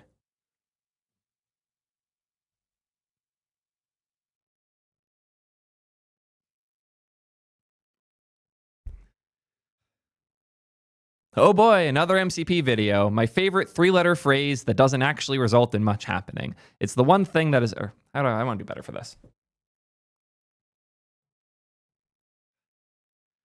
Oh boy, another MCP video. My favorite 3-letter phrase that I swear is just proof that we're in a bubble. I've never been the biggest fan of MCP, not because the standard is bad, which it is, or because it's useless, which it kind of is, but simply because I haven't seen many people doing actually compelling things with it. Generally speaking, the thing that I look for when I'm trying to evaluate a space or tools or whatever's going on is how much need is there for this solution? Like, what is the problem that it's solving? And where are we putting these solutions?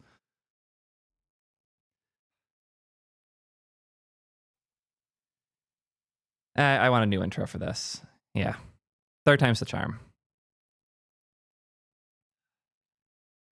Oh boy, it's time for another MCP video. If you're not familiar with my takes on MCP, it's my favorite example of AI being a bubble. I know way more companies building observability tools for MCP stuff than I know companies actually making useful stuff with MCP. When you see everyone building the tool layer for a new thing and nobody building the product around the new thing, you know that new thing is probably crap. I still remember back in the day when Web3 was blowing up that I knew about 6 companies doing OAuth for Web3 and one single company that could potentially benefit from that existing. Yet here we are with MCP, and thankfully people are waking up to the fact that it kind of sucks. Not that the spec sucks, which it does, or that the implementations suck, which they do, but the models suck at using it too. I already covered this when let me get the article first, the Cloudflare.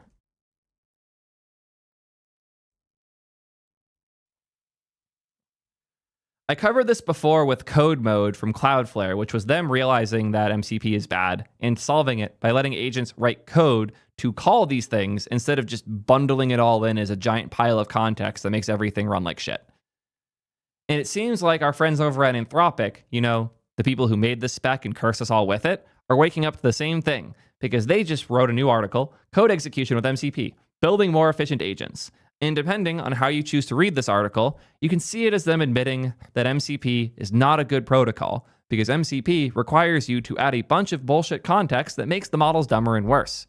Models do not get smarter when you give them more tools. They get smarter when you give them a small subset of really good tools. And MCP does not encourage that way of thinking. MCP encourages you to add 500 plus tools to a model and then nothing fucking works anymore.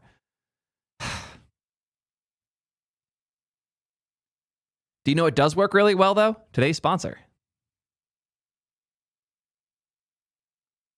Cool.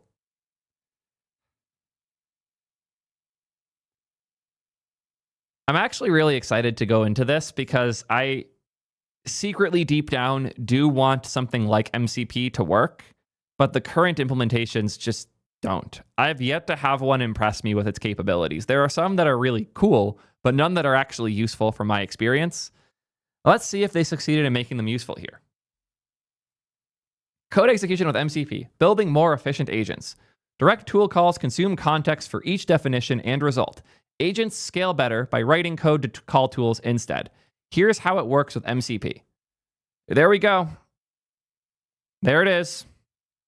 Thank you, Anthropic, for admitting I was right the whole fucking time. It makes no sense to just clog up your system prompt with a bunch of shit that probably isn't relevant for the majority of work you're doing.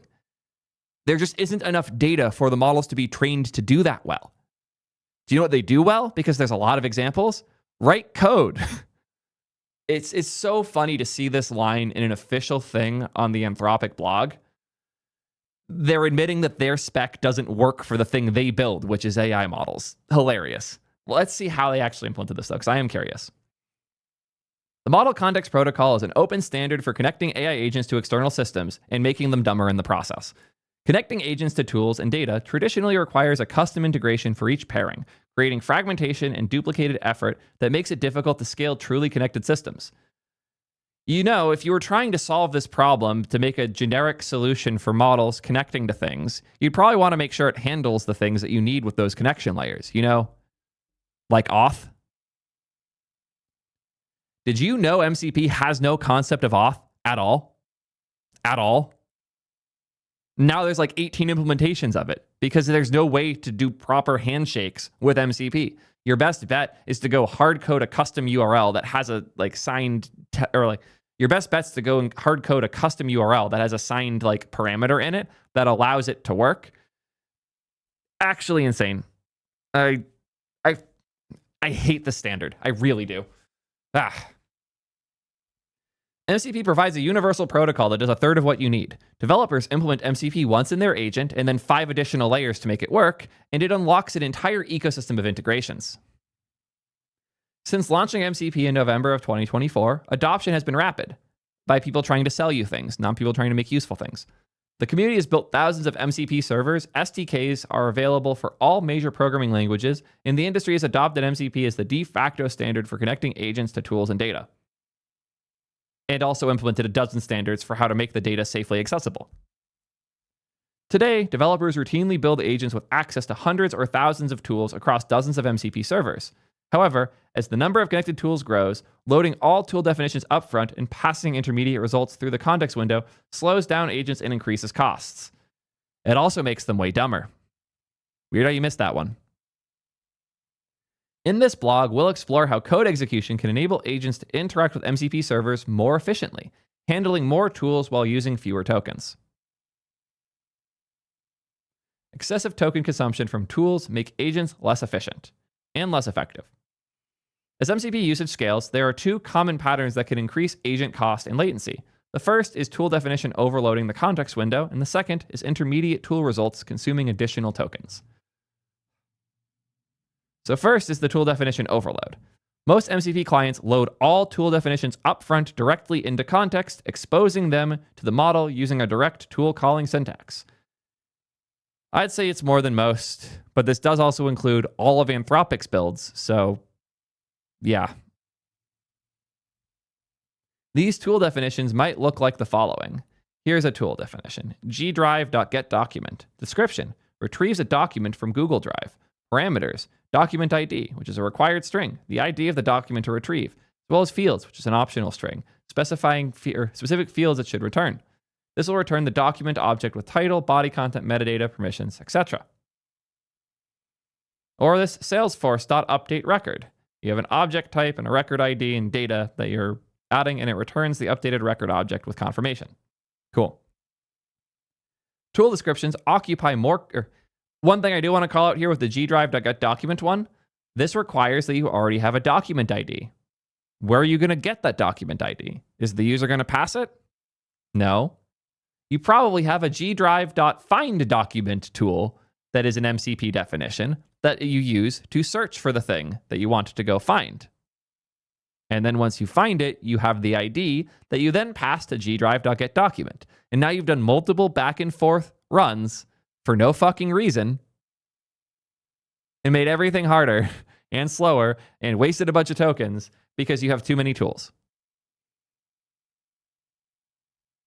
Tool descriptions occupy more context window space, increasing response times and costs. In cases where agents are connected to thousands of tools, they'll need to process hundreds of thousands of tokens before reading a request. Yep. And then the second point, which is that intermediate tool results consume additional tokens. Again, like here we're getting the document, then updating Salesforce. I want a funnier example for this. Let me go into an editor. Instead of gdrive.getDocument, how about we do gdrive.findDocument content Theo's taxes. And this will return an array of documents that might have it. Document 1, document 2, document 3, etc. So then you do a bunch more tool calls because you want to have this content. It's useful to you. So what you then do is you call this document, so what you then do is you call gdrive.getDocument for each of these. And each of these is an additional message being sent to the model that is a whole separate request.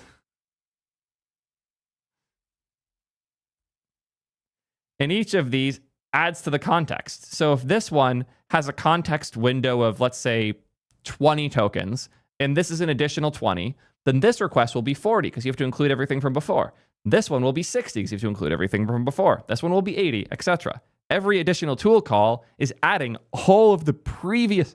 To make this very clear, every additional tool call is carrying all of the previous context. So every time a tool is being called, the entire history is being re-hit as input tokens. Insane.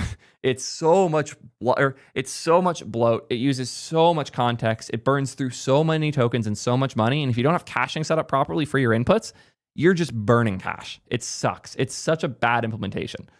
We need parallel tool calls. We need better tool design to prevent this. Or you can write code.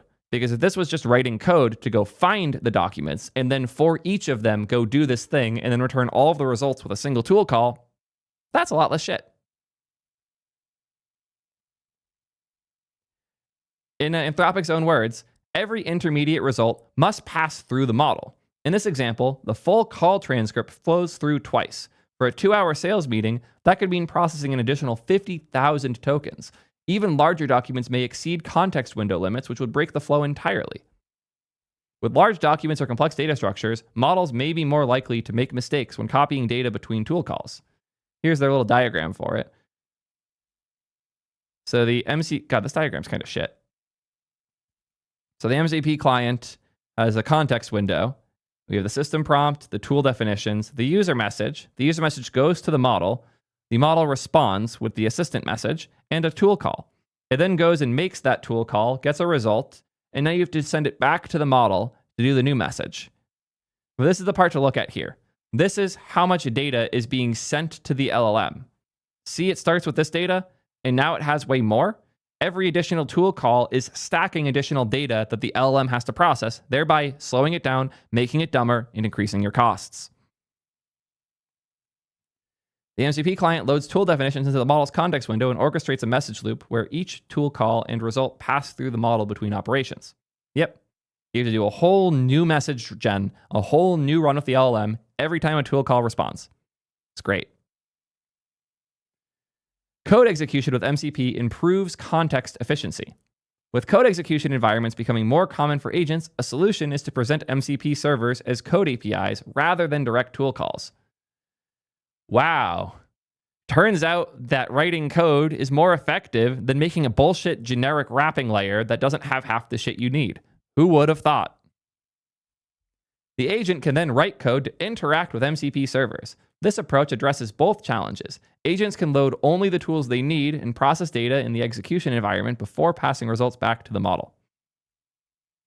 There are a number of ways to do this. One approach is to generate a file tree of all available tools from connected MCP servers. here's an implementation that uses TypeScript. So here, again, we have TypeScript files that have the different things we might want to do and have type definitions for all of these things.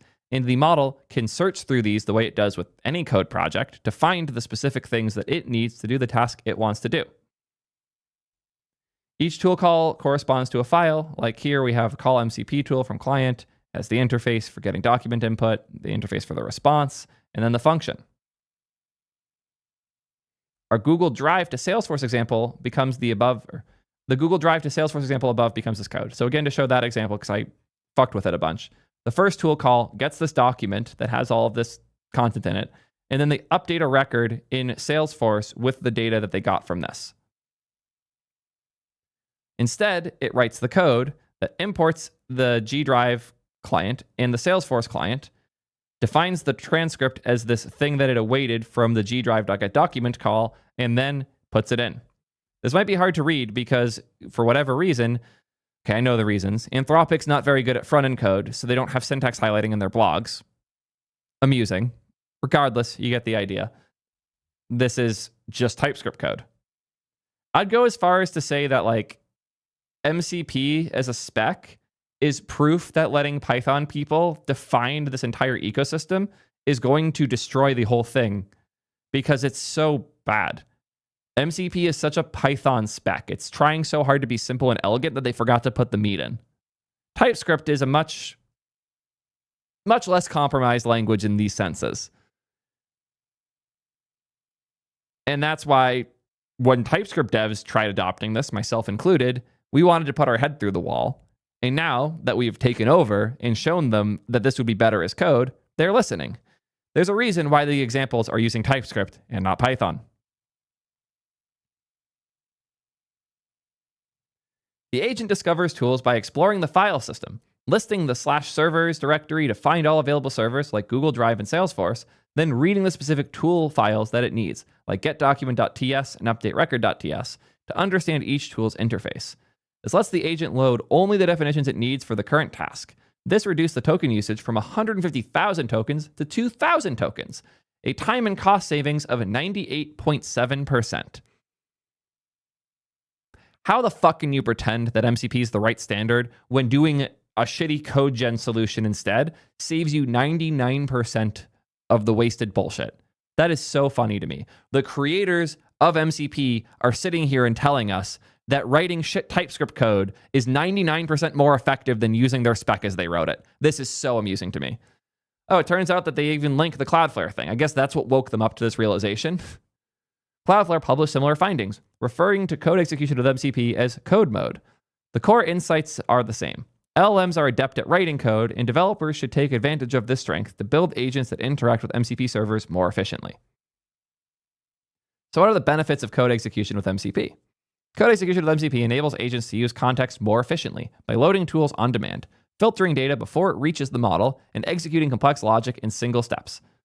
There are also security and state management benefits to this approach. For example, you don't have to dump the entire document into the LLM and then send it over to our friends at Anthropic or Google or AWS or whoever's hosting your model, because that's just happening in because all of that's just happening inside of the sandbox that the code is executing in. That's so much better than loading the entire document. Remember here where we were grabbing this document and then sending it to the Salesforce thing? That means that the entire content of that Google Drive doc has to be loaded into context, and you have to hope that the model doesn't typo anything as it forwards that over to Salesforce. Or you can just write code. You can just literally in like 5 lines grab the variable, have it in memory in your sandbox instead of in context in the model that could be hosted anywhere, and then update whatever you want to update. Now, the content of this document never becomes part of the context. It's never seen by the model because it's not touching any of that, because the model doesn't need to know what's in the doc. It needs to know what to do with it. That's the whole fucking point.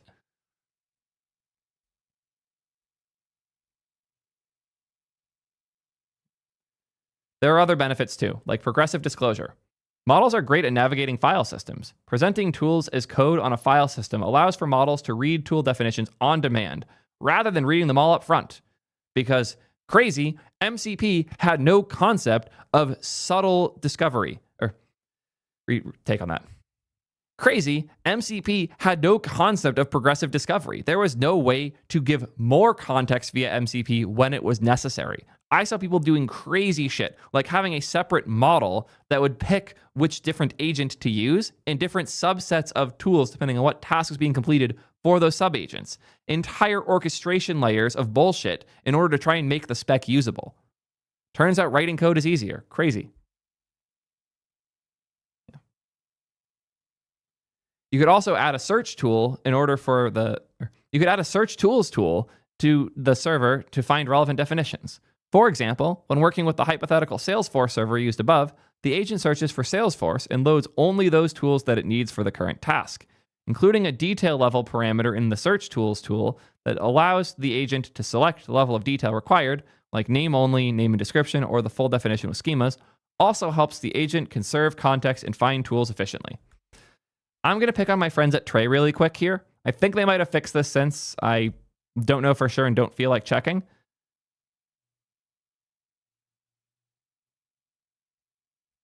But when I was playing with it and I noticed the quality of outputs not being great, I decided to analyze what tools their agents have access to. They have a top-level agent in Solo that determines what's going to happen, and it calls separate agents for coding and building. There's a Solo coding agent and a Solo dev builder agent, and these have their own sets of tools. And the tools they have access to are interesting. In here, we can see some of them. Do you see how many of these there are? I'm just going to look for all of these dashes. There are 23 tools available for the Solo coding environment agent. This includes 7 separate tools for doing file management stuff, 3 for running commands, and my personal favorite, 3 for Supabase. I don't use Supabase. I don't even have an account. I've never built anything with Supabase, but when I use Trey, every single request I send has this context included for things I don't even use.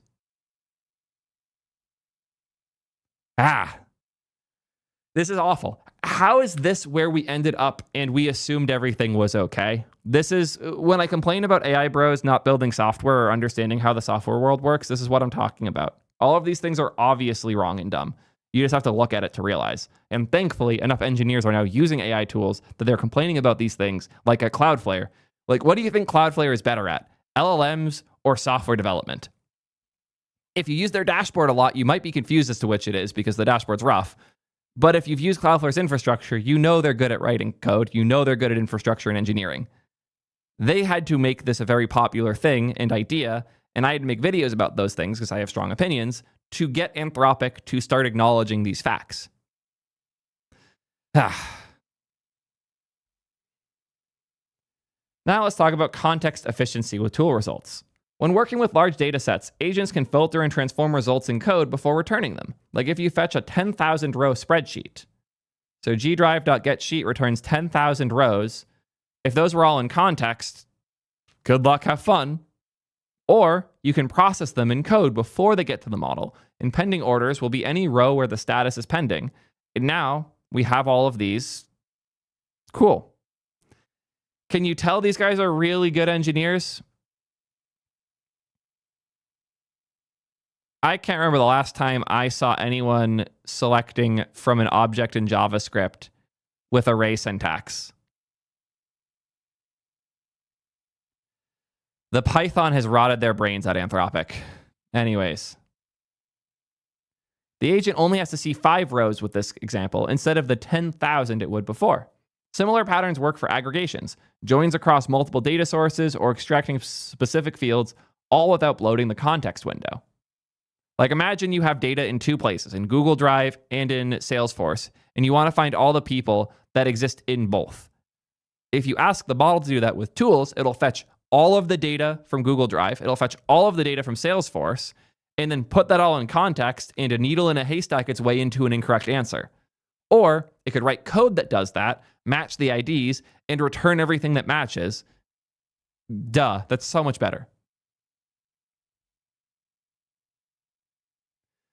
Let found equals false. While not found, const messages equals await slack.getChannel history, found equals messages.sum, m.text.includes deployment complete. If not found, await new promise, Set timeout R5000.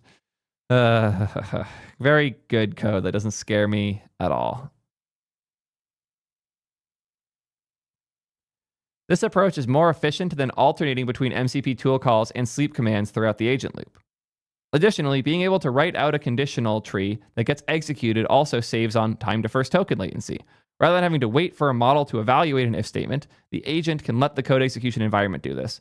Oh yeah, crazy. As slow as JavaScript is, it's actually faster than letting an LLM go through 100,000 tokens and hopefully guess the right answer. And also, crazy, I know that this doesn't mean anything to anyone. Code is deterministic. So when it writes the code, it's not going to 50% of the time hallucinate. It's just going to write the code and the code will just do the thing. The more tokens you generate, the more tokens you have in context, the more hallucinations you're going to be dealing with. As weird as JavaScript is, and as much hallucination has had to occur for it to be designed in the first place, it is a relatively consistent language when it comes to executing things, as long as you're not doing weird string manip stuff. Yeah. And then we have the privacy side. I touched on this a little earlier. When agents use code execution with MCP, intermediate results stay in the execution environment by default. This way, the agent only sees what you explicitly log or return, meaning data you don't wish to share with the model can flow through your workflows without ever entering the model's context. For even more sensitive workloads, the agent harness can tokenize sensitive data automatically. For example, imagine you need to import customer contact data from a spreadsheet into Salesforce.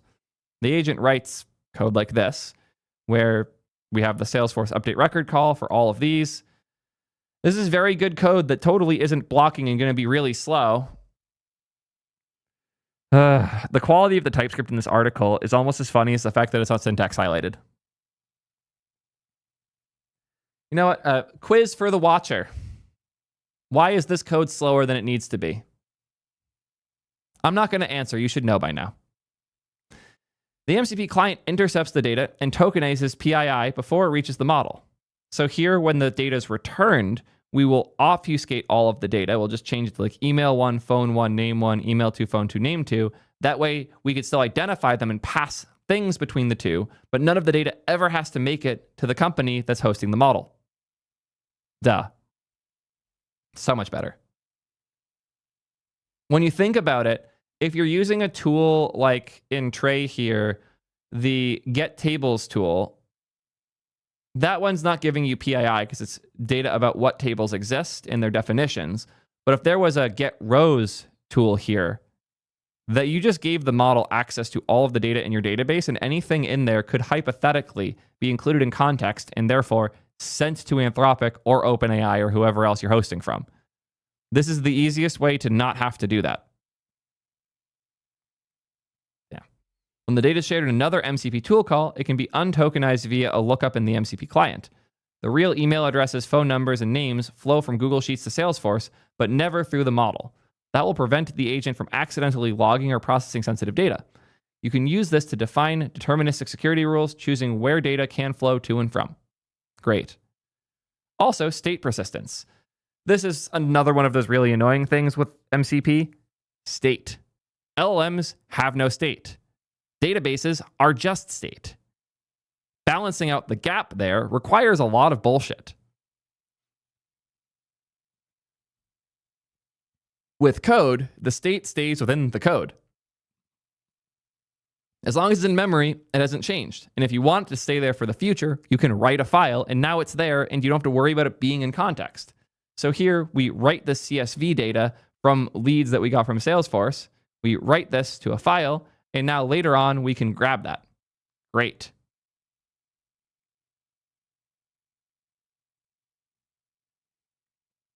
Agents can also persist their own code as reusable functions. Once an agent develops working code for a task, it can save the implementation for future use.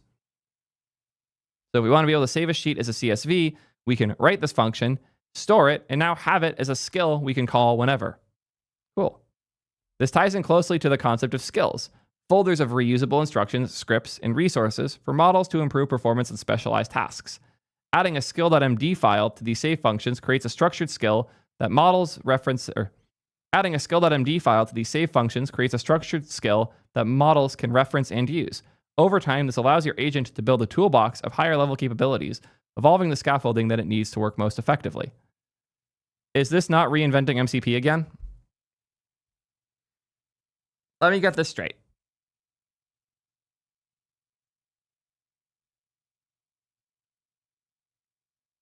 Let's say we have an API. api.salesforce.com/get user data. User ID equals something. So let's say we have this API.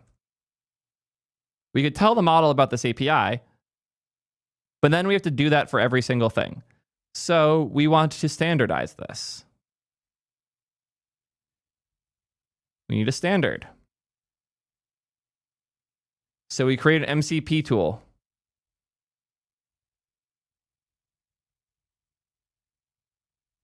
That includes all of the definitions and all of the other things that are needed to call this endpoint. But then we realize, oh no, we have too many tools. So we do the very obvious thing of changing this into an SDK. Interface Salesforce. This is what we're talking about here, the code stuff. And then, now that we've done this, this code is useful. We should save it.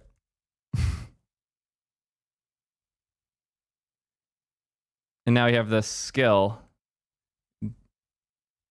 get Salesforce user data.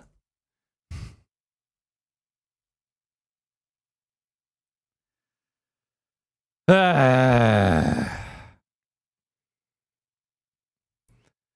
then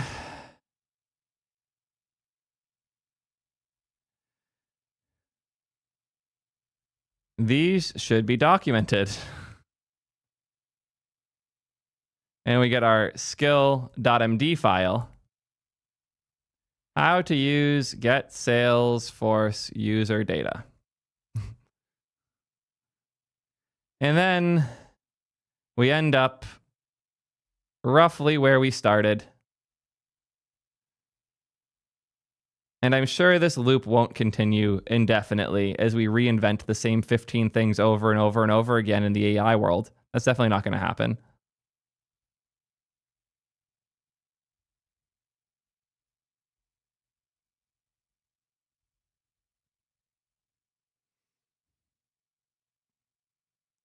This is the real agent. This is the real agentic loop everybody's talking about. I'm going to go insane. Yeah. I was actually liking this until this point. Note that code execution introduces its own complexity. Running agent-generated code requires a secure environment for execution with appropriate sandboxing, resource limits, and monitoring. I don't know if Daytona is a sponsor for this video or not. We determine that later, but Daytona is the only sane way to do this that I know of. These guys have made deploying these things so much easier. If you want a cheap way to safely run AI-generated code, just use Daytona. They're not even paying me to say this. They might have paid me earlier. They're not for this. I like these guys. They're awesome to work with. They're genuinely really fun and get this side really well. I'd go as far as considering this a solved problem. At least it's a hell of a lot more solved than MCP is. These infrastructure requirements add operational overhead and security considerations that direct tool calls avoid. Because direct tool calls at MCP don't have security because there's no auth. The benefits of code execution are reduced token costs, lower latency, and improved tool composition should be weighed against those implementation costs. No, this is fucking bullshit. This is absolute fucking bullshit. Every implementation of MCP I've seen that can do anything is way more insecure than a basic fucking sandbox with some environment variables. This is delusion. God. This article was really good until this line. From here down, it fell apart. MCP provides a foundational protocol. MCP provides a foundational protocol for agents to connect to many tools and systems. However, once too many servers are connected, tool definitions and results can consume excessive tokens, reducing agent efficiency. Although many of these problems here feel novel, context management, tool composition, and state persistence. They have known solutions from software engineering. Code execution applies these established patterns to agents, letting them use familiar programming constructs to interact with MCP servers more efficiently. If you implement this approach, we encourage you to share your findings with the MCP community.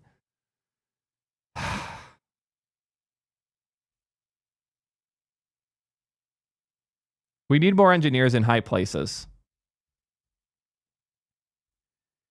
This is what happens when we let these LLM people make the things that we have to use as devs. Devs should be defining what devs use. And if you don't let them do that, then you'll end up realizing they were right all along. Whenever somebody tells you AI is going to replace developers, just link them this. This is all the proof I need that we are good. This is what happens when you let LLMs, and more importantly, you let LLM people design our APIs. We get something so useless that we reinvent the whole wheel multiple times in the process.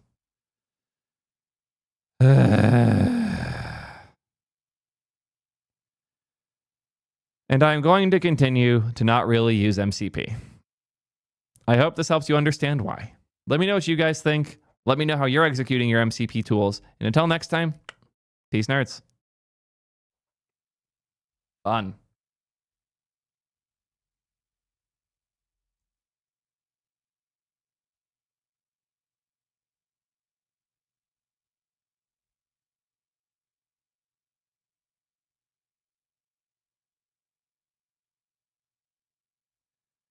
That's 5 videos in one sitting. I've been going for 4 hours.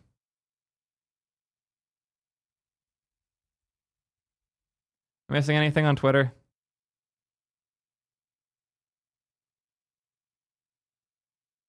I could talk about Valdi.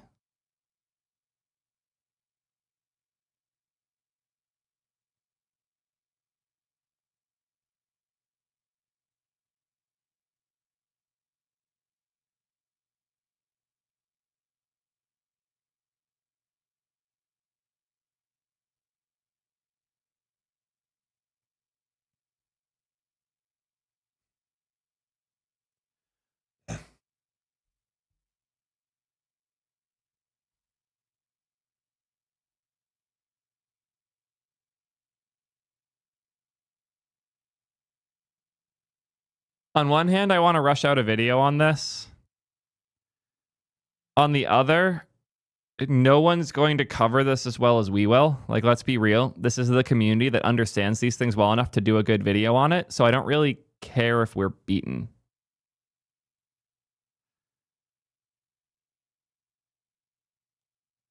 So,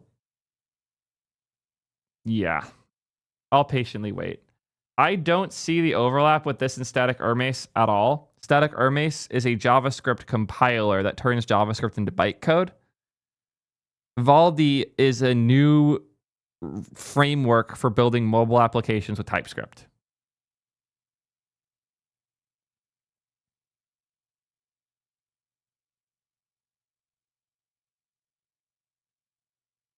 I don't know enough about logistics applications to know anything about that space.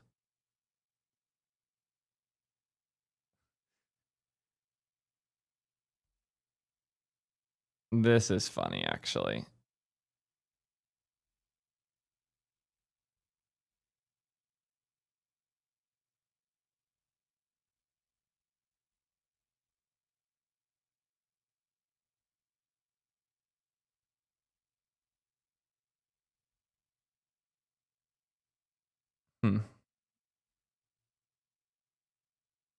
Not what I expected that to be. That was an app inside an app. That is actually funny. What did I not see?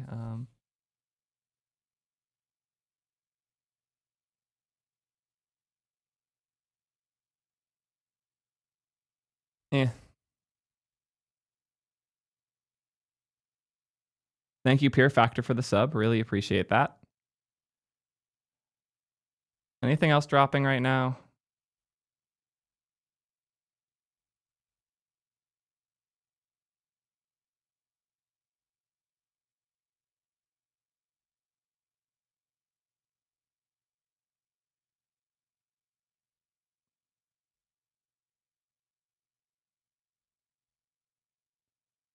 Okay. I've had my fun. I don't think I can stream tomorrow because I'm doing a bunch of other random shit, but I'll probably stream Sunday, especially if I have time to go play with Aldi and have actual opinions on it, because I do really want to cover this.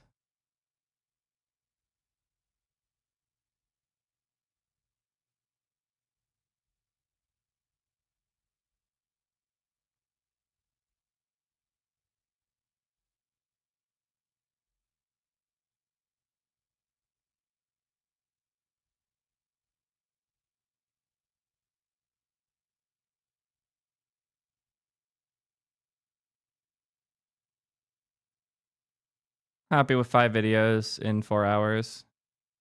This.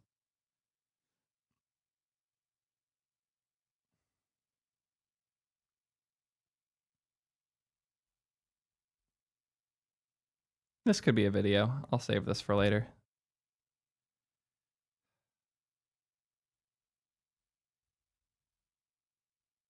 I didn't do a marker for end of MCP is bad. I don't think I did. Oh, I did. Cool. Let's figure out who we're rating.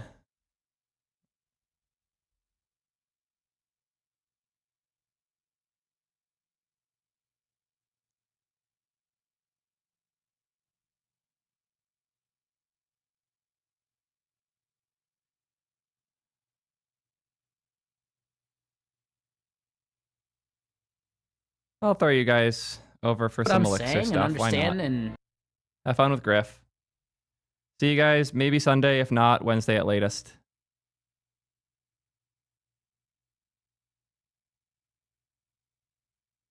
I talked about 5 mini a little bit in my video on GPT 5.1 leaking. I don't know if it's videoable by itself. I have a good tangent on it in there though. So yeah, thank you guys all for coming through on this wonderful Friday for 4 hours of content creation. I will see you Sunday or next week. Whichever ends up making sense. Goodbye, y'all.